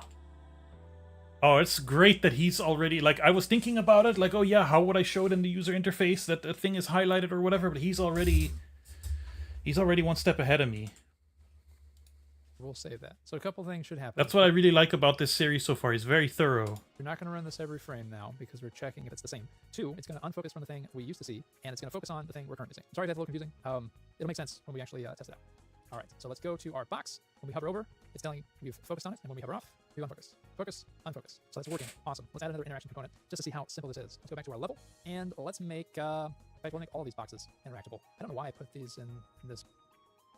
Right. Why not? Why shouldn't I?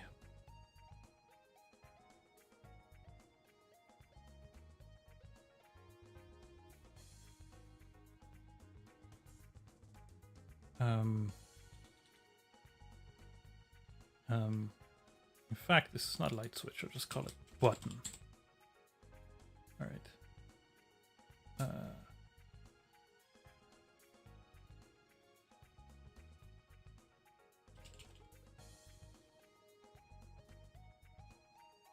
And this is just like thing.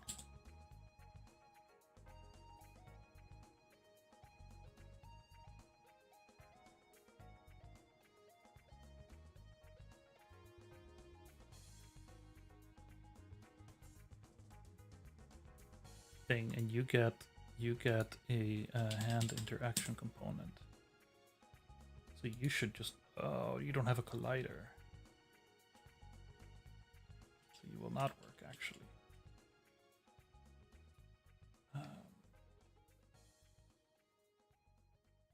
It should not be a mesh. It should be a like a rigid body. Static body. Static body 3D. Right. You just need a mesh. You need a shape. A child node collision shape 3D. Your box.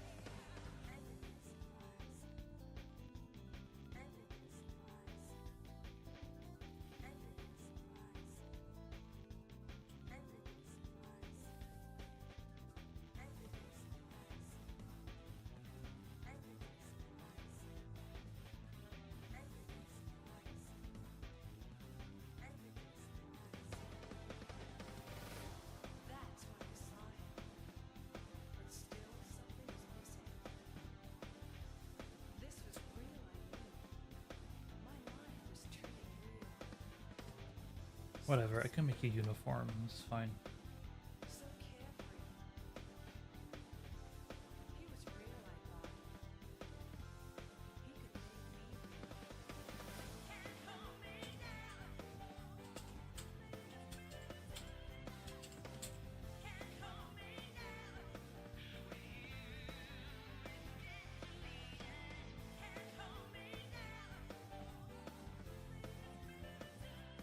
But now you should work.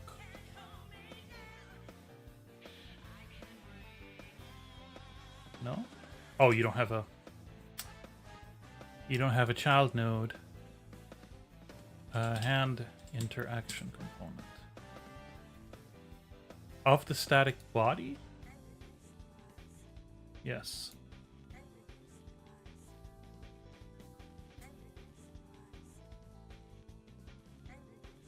Yep.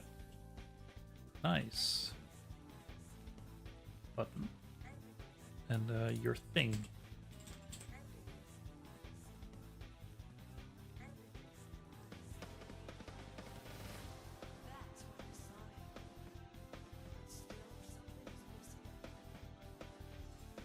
Sweet. This order. This should be that should be first. Mesh is a child of the body. Let's fix that real quick.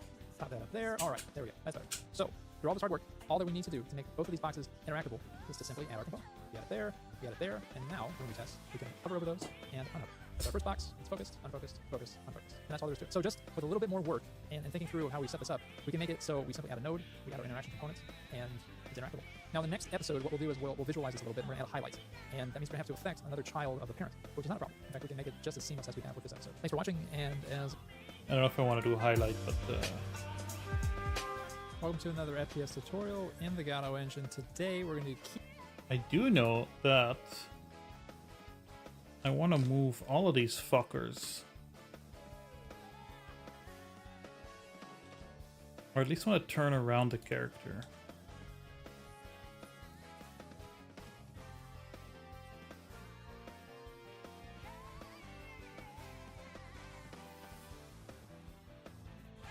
Yeah.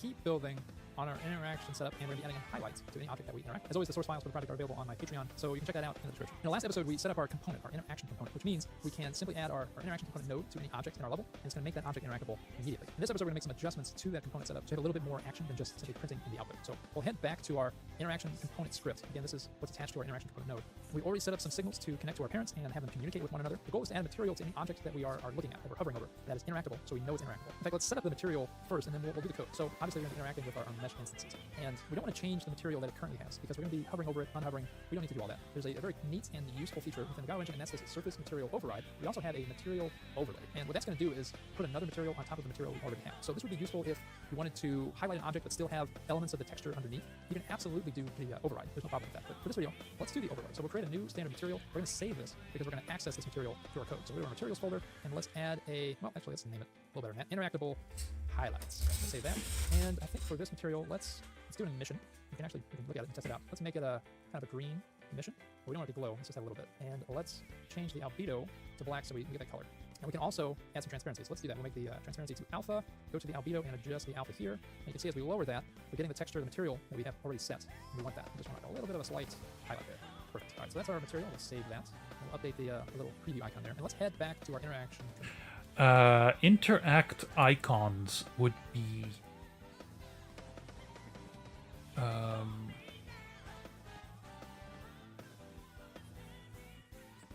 controlled.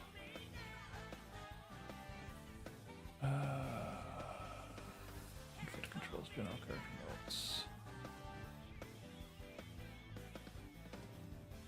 Character controller.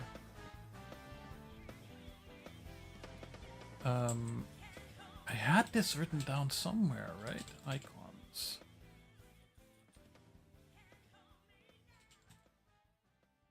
Character controller to unsorted notes. Okay, it's in unsorted notes. Change crosshair to the kind of interaction door light. Show label, change crosshair to right hand or two hands. I'm like thinking the kinds of icons I need.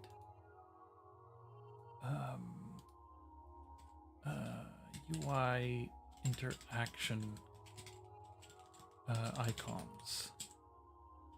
Be like hand use, hand grab, two hand grab,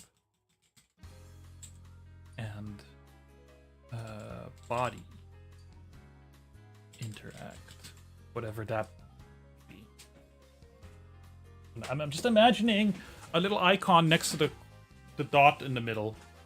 I don't know what the difference would be between hand use and hand grab. We can think about that.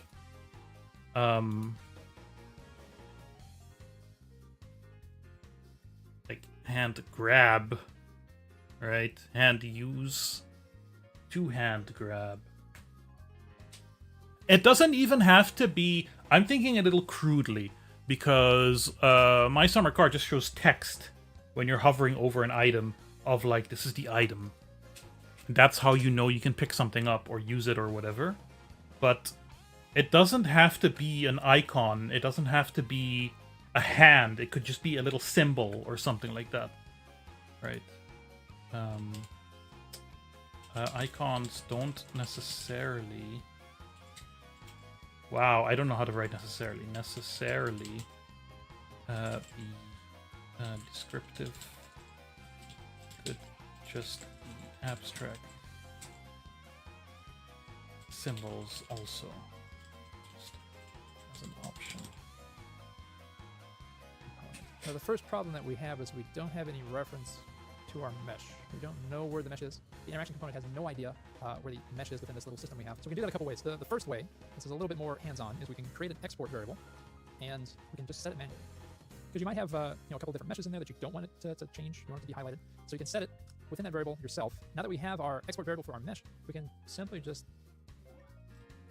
Yeah, I do like that. That's how you customize the thing. Add export. Now that we have our Mesh.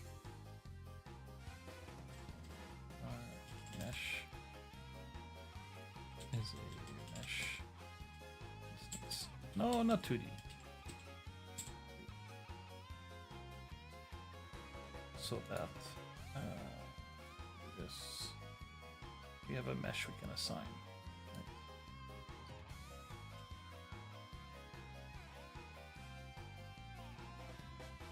our export variable for our mesh, we can simply just assign it. Now, the thing that I don't like about this is that unless you're naming everything really specifically, it doesn't make it super obvious where these things are. Now, we do have interactable box, that's the name, so it makes it pretty easy to pick. But if you had a whole bunch of stuff, it might be kind of a pain. But that's one way you can do it. So we'll select it. We'll select our mesh. Now we have a reference to our mesh instance 3D. And I'm realizing that I put this in the wrong spot. So put your export variables before your standard variable. The next thing Even we I do is knew a reference that. to the material that we created. So we add a new variable. We call this highlight material, and we're going to preload this.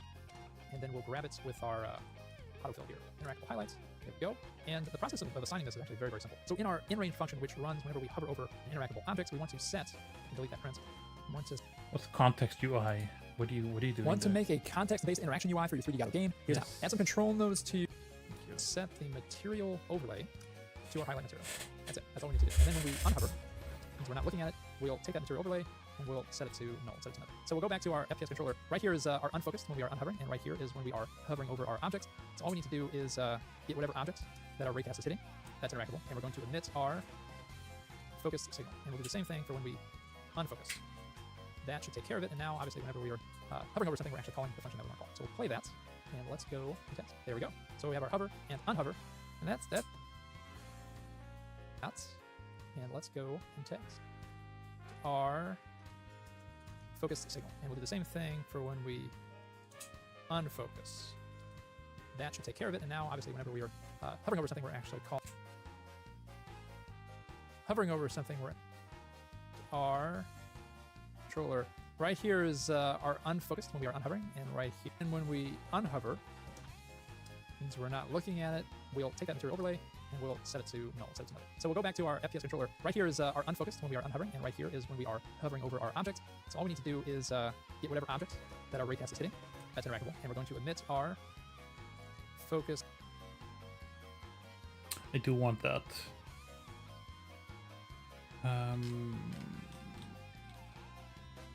That's in the character controller. Interact cast result emit signal focused interact cast result emit signal focused.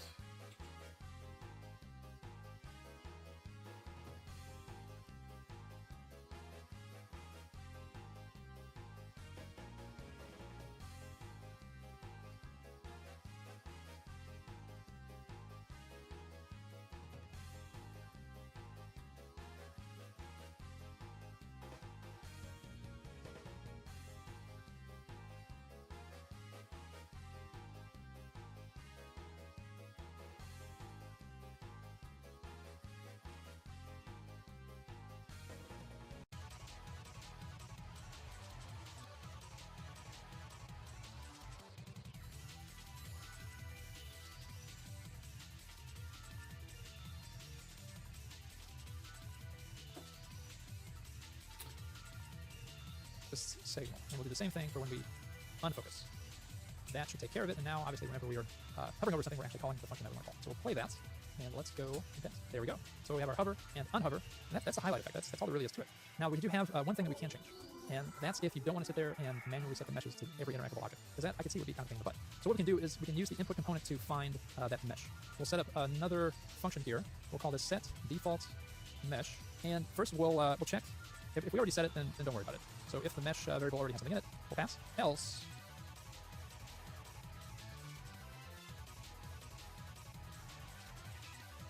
Assurance. Today is the day. Hey, Niall. We are doing. I am learning superpowers.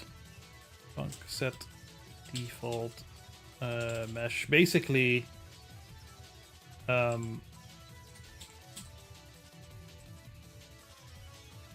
am learning how to make an interactable. Look, when I click on the button, it says button, and when I click on the thing, it says thing. Why is it still why is it still doing that? Oh, here we go. It's printing the parent. So we don't need that anymore. I'm kind of realizing that that doing this is creating like half of the game for me, and it's kind of blowing my mind. we're going to go through our parents. If mesh pass. If mesh pass. Else. How are you doing today, Niall? And we're going to check each of the children. And if that child is a mesh instance 3D node, we're going to use that. So we'll do for I in parents, get children. So for each child of the parents, if that child is a mesh instance 3D, then mesh equals that child. It may not be the most... Yeah, this might not be what I want, but we'll see. For I in... Was it get parent, get children?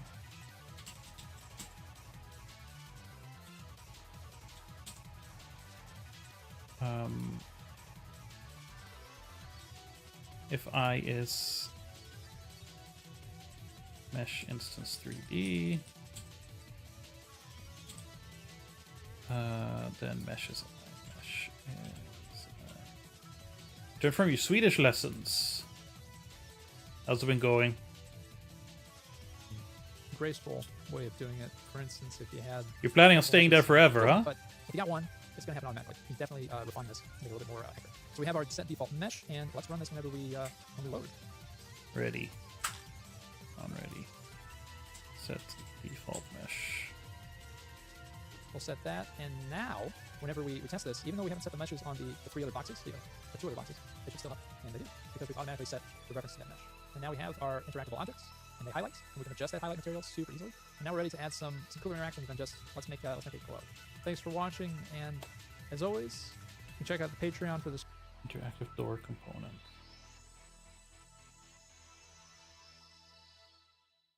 Want to make a door for your 3D Gato game? Here's how. First, you need a door. I'm using a CSG wall and doorway using two CSG box nodes. The first parent node creates the wall, and the second subtracts from the wall as a child, creating a hole for the door. Note that in a game, you'll want this to be a mesh. The door is an animatable body 3D node. Why? Because a static body 3D node does... Can we quickly make a little CSG CSG wall? I think we can do this. CSG box 3D. Where are you? How would you say your Swedish is right now? Because you've been there for a while, right?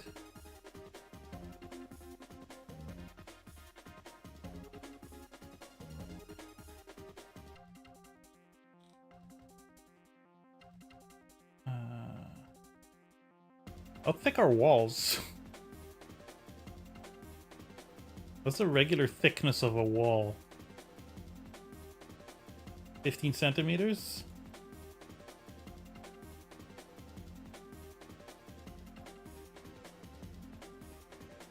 Okay, and then we we add a child node, which is another CSG box. Right. And our operation is subtraction.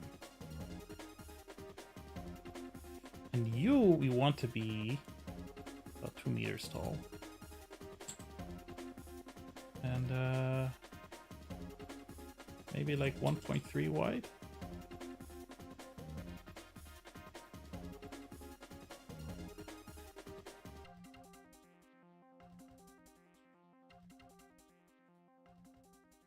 See if we can walk through that. I don't know how wide I am.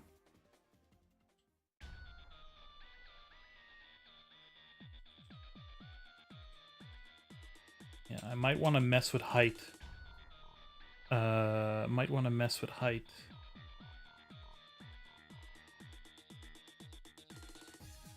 Uh, 5 years now. Speak at the level of a 6 to 8 year old. I know some very fluent 6 to 8 year olds, to be fair. Like my little nieces in Aruba are essentially trilingual. One of them is 10, or turning 10 this weekend. The other one just turned 6. Might wanna play around with collider, camera, height, and width. Let's make you a little bigger. Let's make you just a tiny little bit bigger. We'll do 2.3. Because video game scale is strange. And I need collision for you.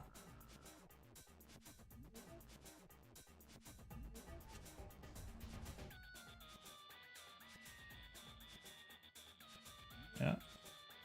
Okay, and now you said Doesn't affect objects when moved, but an animatable body 3D does. And animatable body 3D.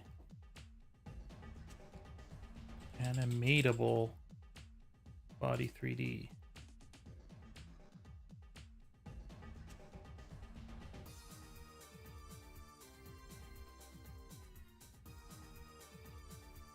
And you need, yeah. English, Dutch, and Papiamento. Papiamento's the local Creole. Oh, just like Portuguese based, but no one speaks Portuguese on Aruba. and we'll want a closing door to push our player out of the way. We add a door mesh to fill the hole in our wall and generate...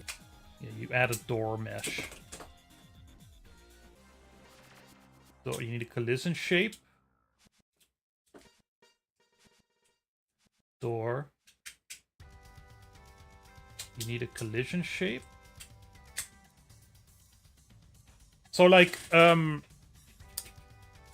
for the kids, right, at school they learn Dutch.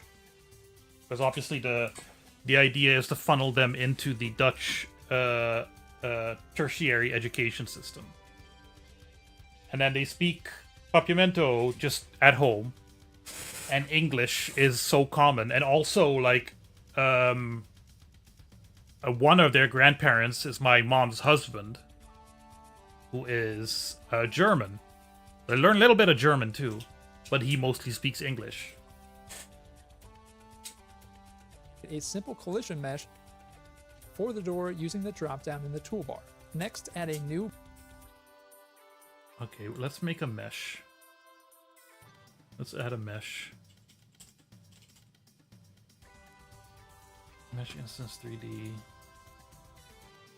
Box mesh.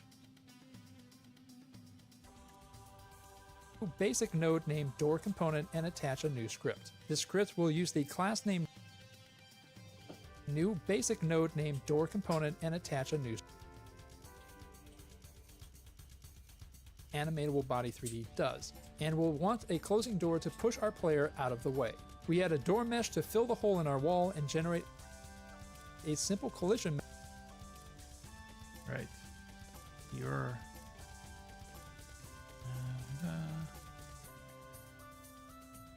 collision shape.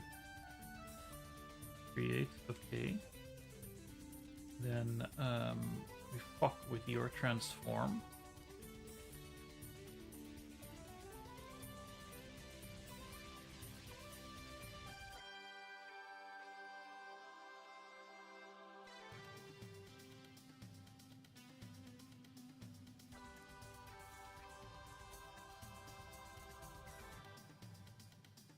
see, your collision shape is not... I should do that after. Right. So just delete you now. Try to get you right.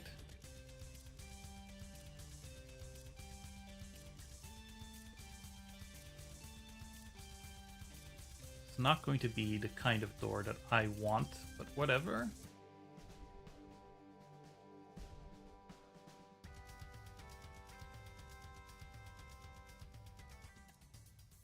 Yeah, I guess we could give you a different color.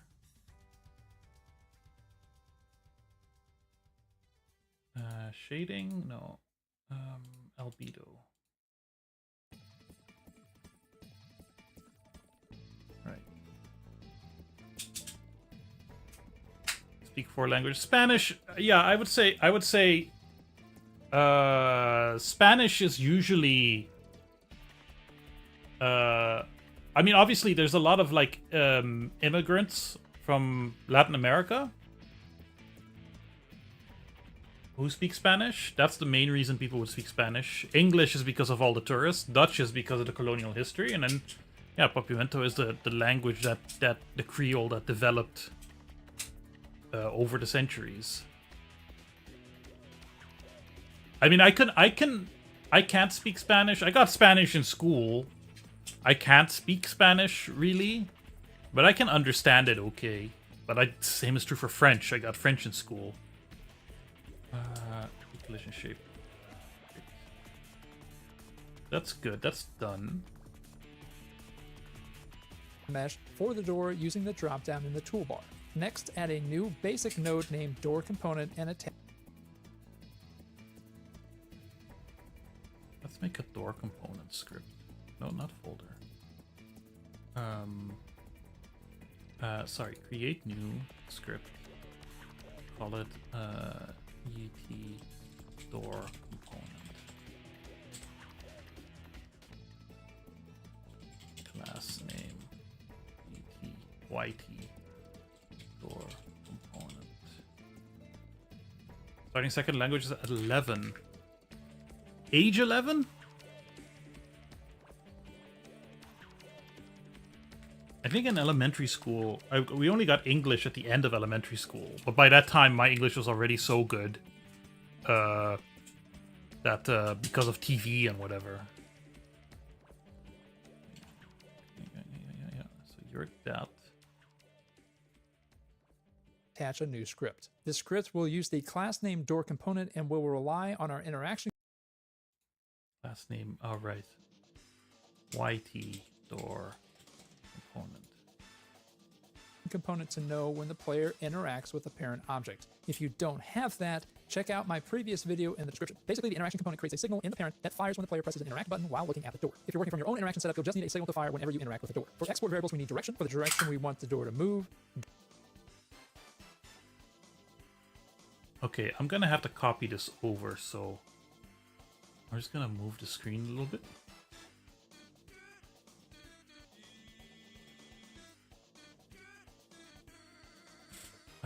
Export our direction vector 3. Export our door size vector 3. I think probably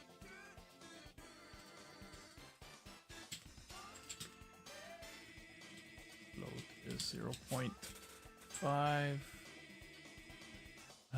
Export. There we go. Var close time is float.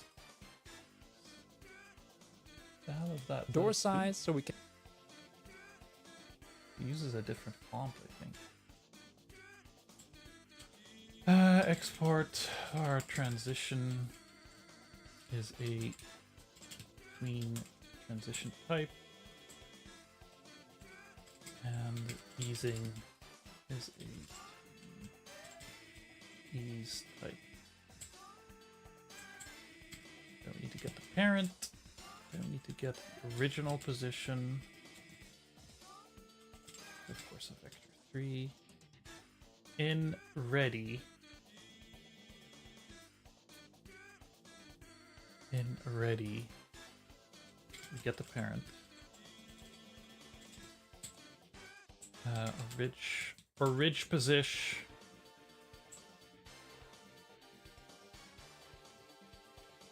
Is the parent dot position? No position. Parent ready. Connect parent. Says wait for parent to load to connect their action signal.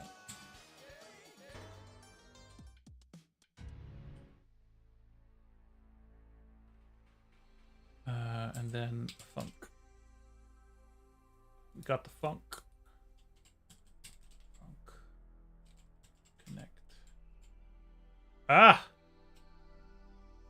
Connect parent.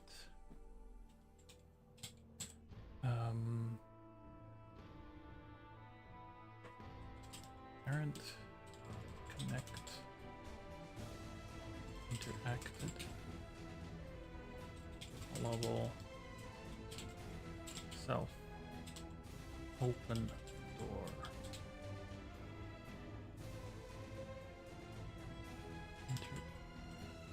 I know what this is. Func. Open door. Our tween is get tree. Create tween. Dot tween property parent position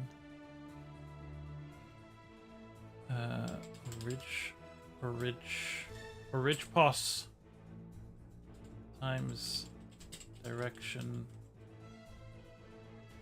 No, that's plus. Is that plus or times? I think that's plus.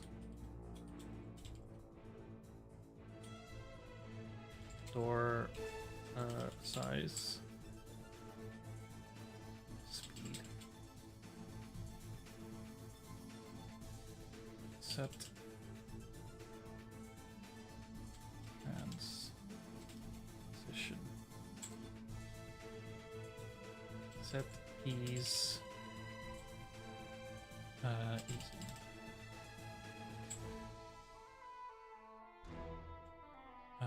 Tween interval is close time. Tween call back is close door. That like auto close the door. I won't need that. Func. Close door.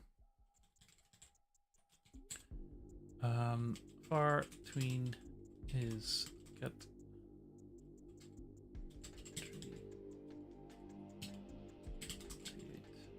tween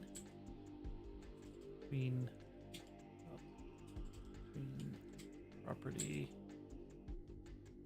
parent position origin pause speed set trans position set ease to easing and we're done. Can copy and adjust the movement amount, speed for how quickly the door will move, close time for how long it takes for it to close, and transition and easing to adjust our animation.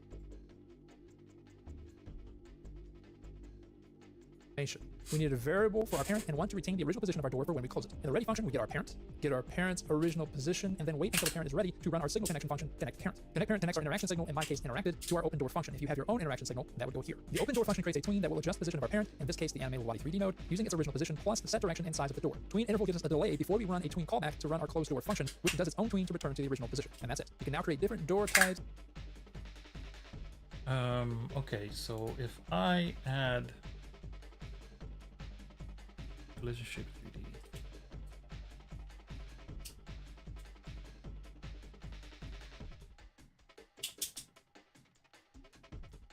Interjection. Nervous is rating the BOBSTREAM with 6 new viewers. What a time to be alive! Getting rated by Nervous instead of the other way around. You are directed to follow Nervous immediately. How fun! How cute! Yeah, I'm a little engrossed. I'm engrossed. What were you playing, Nerve? Mesh. Great collision shape.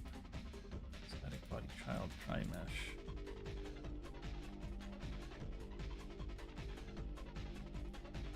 Final stage of Phallus 4. You and your cheating. Don't call it cheating. If the game is shit.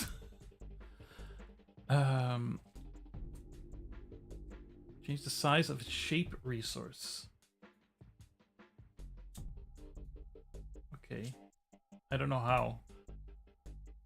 Whatever, I don't care anymore. Then I need to add to you a hand interaction component and a door component. All right. Now the door component, I say nothing about what the door size is or whatever. So let's. I don't even know if this would work.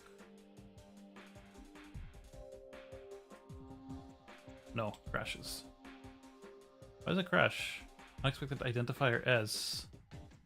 In class body. Oh! There's a little S there! What are you doing there?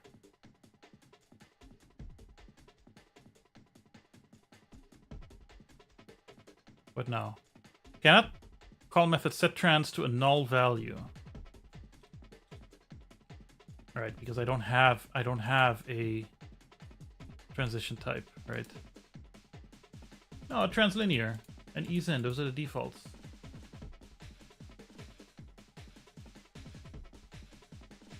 Okay, let's continue the video. It's using just the door closed door function, which does its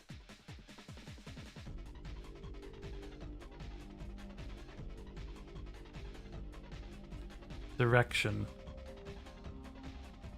That's like Y down by whatever.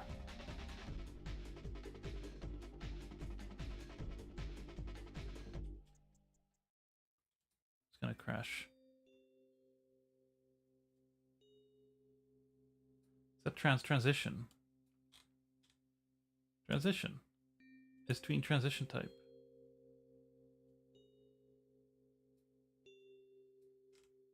But you do have a transition type.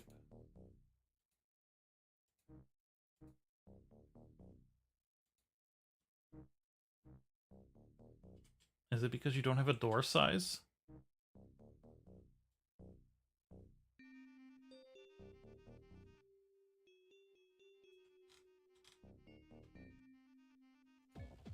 How strange. It's the problem when you don't know what you're doing. for the door interaction component to know when the player interacts with a parent object. If you don't have that, check out my previous video in the description. Basically, the interaction component creates a signal in the parent that fires when the player presses an interact button while looking at the door. If you're working from your own interaction setup, you'll just need a signal to fire whenever you interact with the door. For export variables, we need direction for the direction we want the door to move, door size so we can copy and adjust the movement amount, speed for how quickly the door will move, close time for how long it takes for it to close,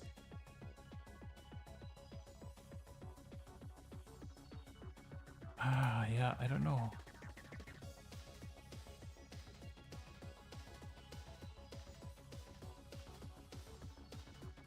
I kind of also don't care because I don't want doors to work this way. Cannot call method set trans on a null value. Parent. Position. Oh, position is wrong. There's a space there.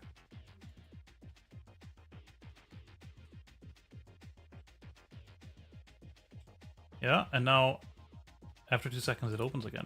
Sweet! And if I'm standing here, it pushes me away.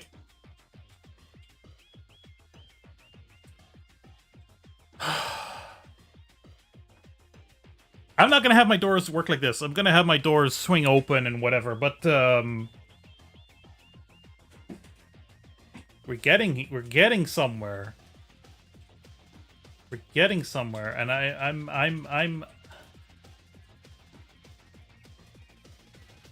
I'm continuously kind of shocked by how much progress we're making. And by we, I mean me.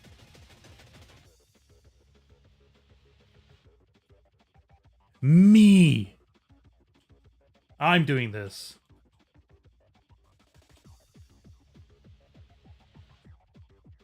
It's funny how fast the thing is. Whatever. Let's move on to the next one. I can still go a little, I think. Context UI for interactions. That's what I want. Rotating doors, smart doors. How to open and close doors. How to make automatic doors.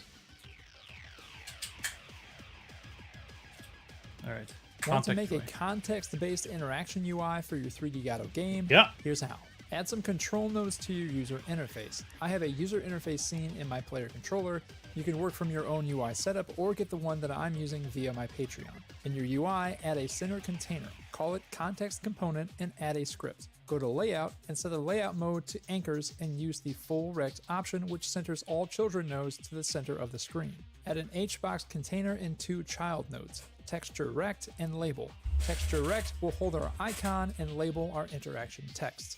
In position transform, shift the context component down slightly so it's below your reticle, or position it for your own UI needs. In the context component script, add a class name, context component, and 3 export variables. Icon and context will reference the 2 children nodes we added, and default icon will hold the default interaction icon. Remember to assign these after saving. For my icon, I'm using Kenny's free input icons and the E key from the keyboard set. Link to that in the description. We need to create a global reference to our context component. If you don't have a global script, you can add one by going to Project, Project Settings, Auto Load, and add a new script. Project Settings, Globals, Auto Load. As an auto load, this script will be available to reference in every other script.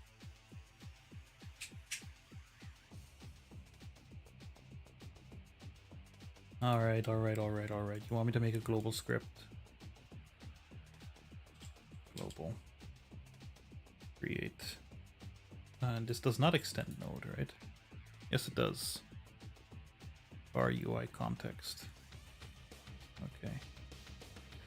We need to set that to our auto load, right? Node name.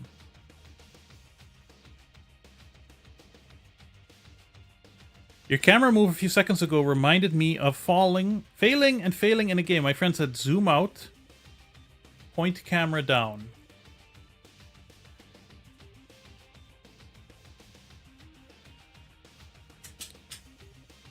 Your camera move a few seconds ago reminded me of failing in a game. My friend said zoom out, point camera down.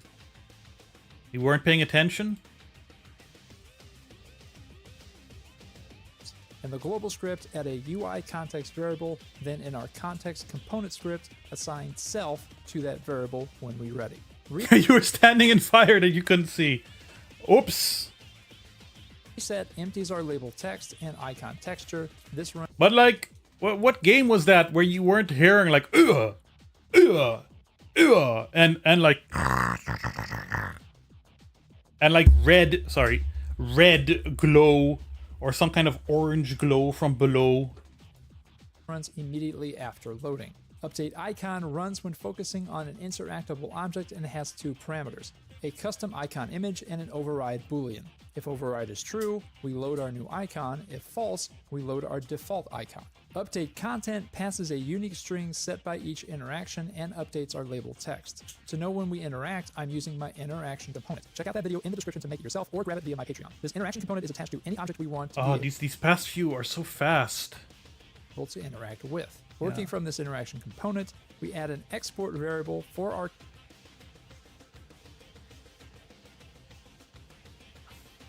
Oh, you're getting feedback? Okay.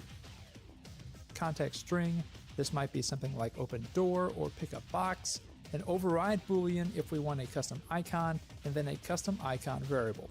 We then call the update content and update icon functions within the inRange function.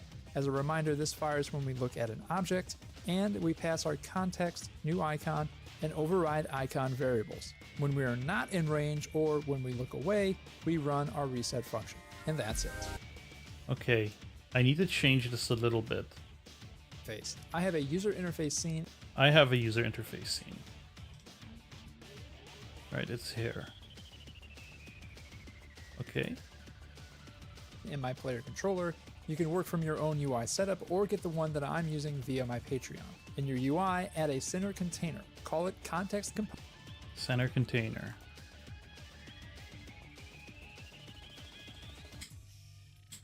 Center container. I call it interaction context. That's what I'm calling it. Component and add a script. Go to layout and set the layout mode to anchors and we're adding a script. Alright, I don't know what to call it yet. Interaction context, I guess. Go to layout. And, sorry. Layout mode. use the full rect option, which centers all children. Anchors and full rect. Layout mode. Anchors. Full rect. Yeah. Children nodes to the center of the screen. Add an HBox container into Add an HBox container. HBox.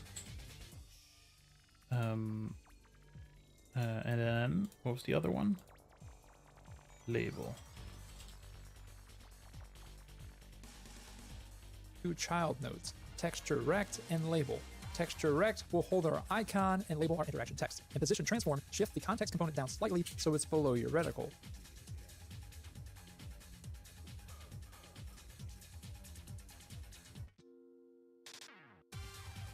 Layout. Transform. Position. Why?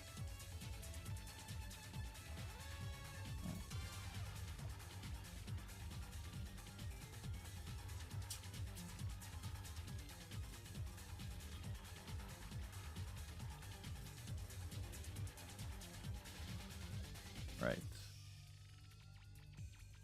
Or position it for your own UI needs. In the context component script, Okay. Okay, so we're gonna have to do a little bit of copy pasting again.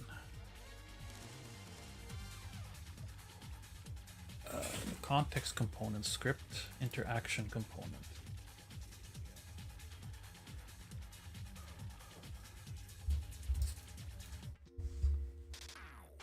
Call the class name interaction context.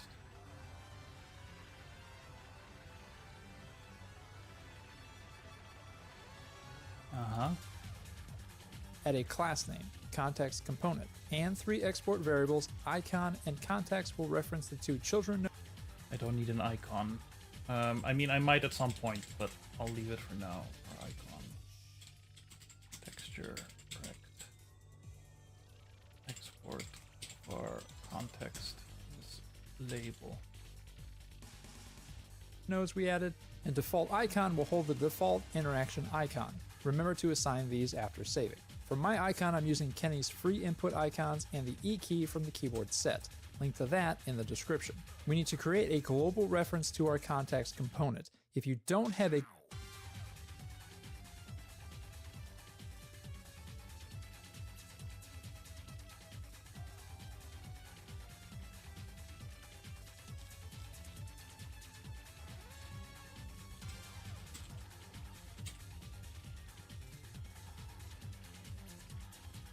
in ready global dot no, is it not called global? global script, you can add one by going to project, project settings, auto load, and add a new script. As an auto load, Project settings, auto load. Oh, add. There we go. this script will And sorry, global as far UI context, which is a shit.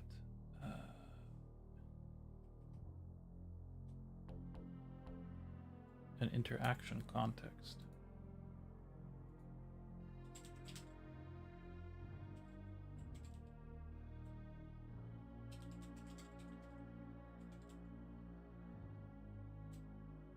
Is that not what I called it? Interaction context. But that's where I am. I need to go to global.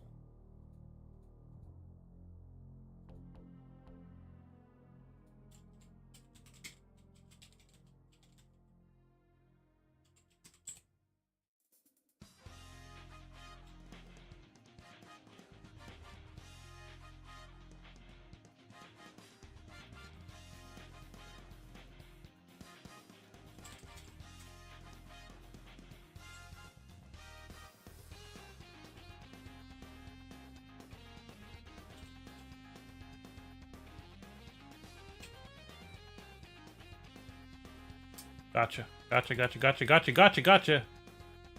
Available to reference in every other script. In the global script, add a UI context variable, then in our context component script, assign self to that variable.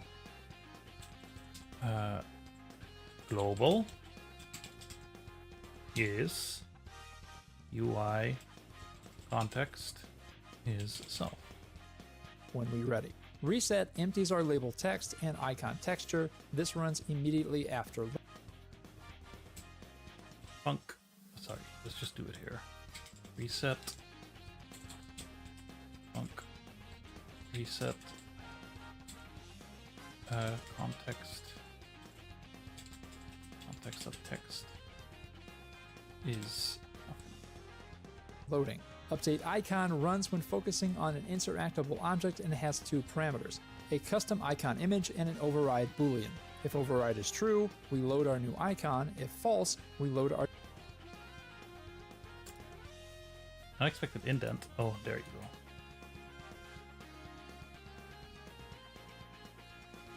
Oh, I'm missing.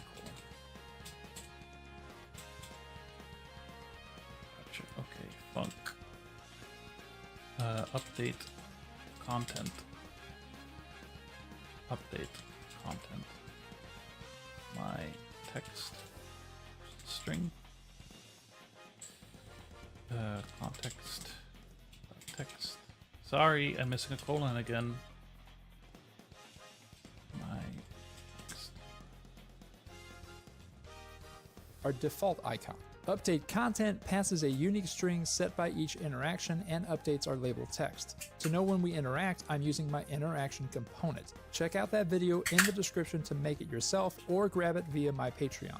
This interaction component is attached to any object we want to be able to interact with. Working from this interaction component, we add an export variable. Okay, and interaction component. Export variable. Export our context string. And the icon, I don't care about the icons. Variable for our context string.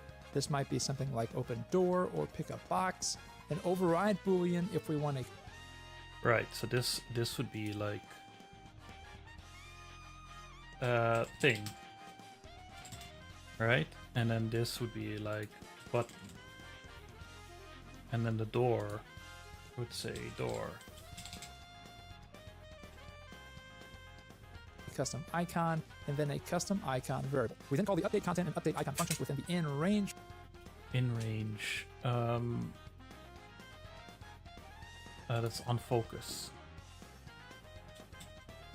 Global dot UI context dot update content context. Function. As a reminder, this fires when we look at an object, and we pass our context, new icon, and override icon variables. When we are not in range or when we look away, we run our reset function. And that's it. Oh, you think this will work?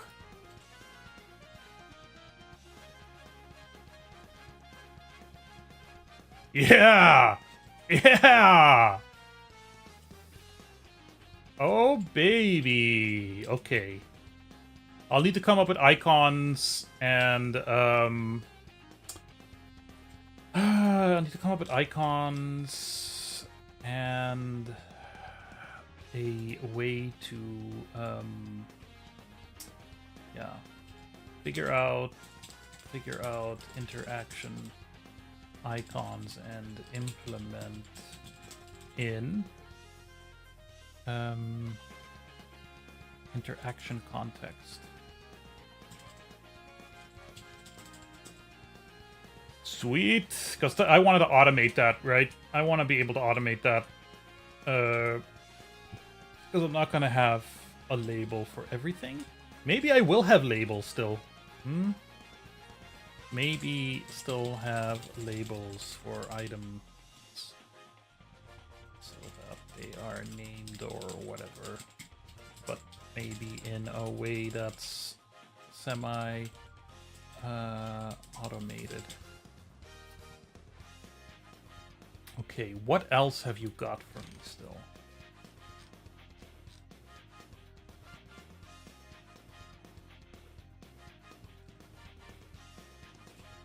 Context UI, creating a message bus. Okay.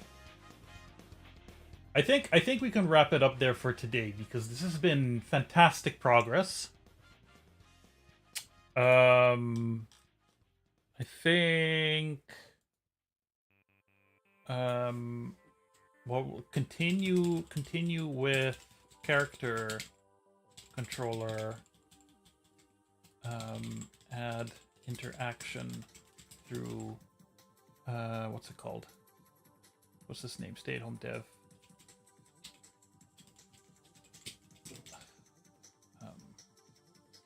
And follow the character controller to do. Character controller, follow, follow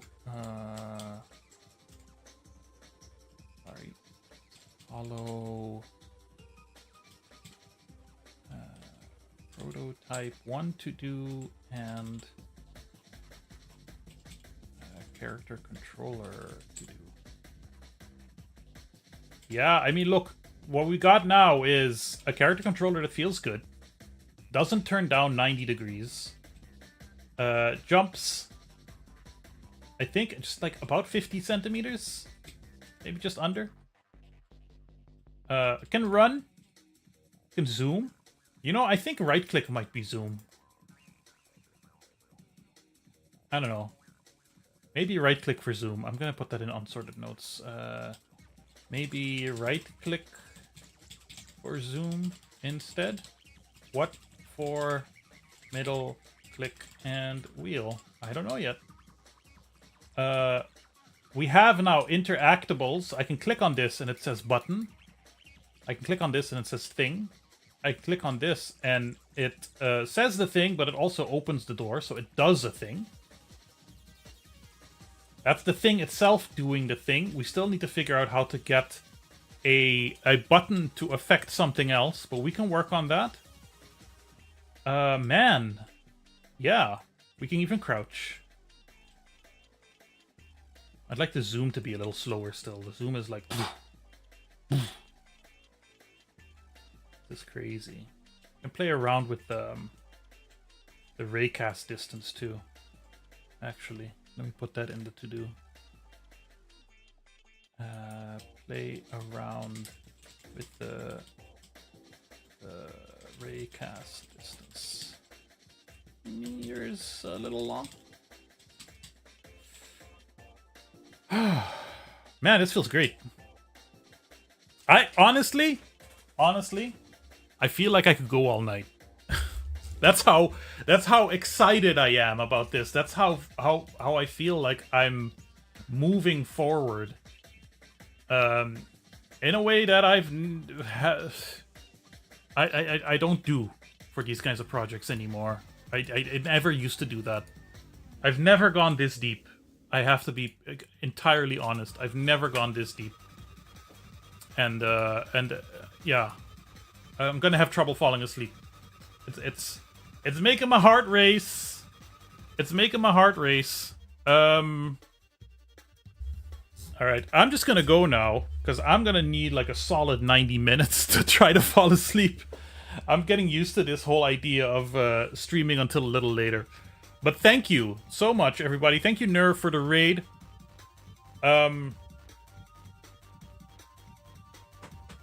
Yeah, tomorrow is April 1st. But today is the day. Thank you for enjoying the Bob stream. I love you all.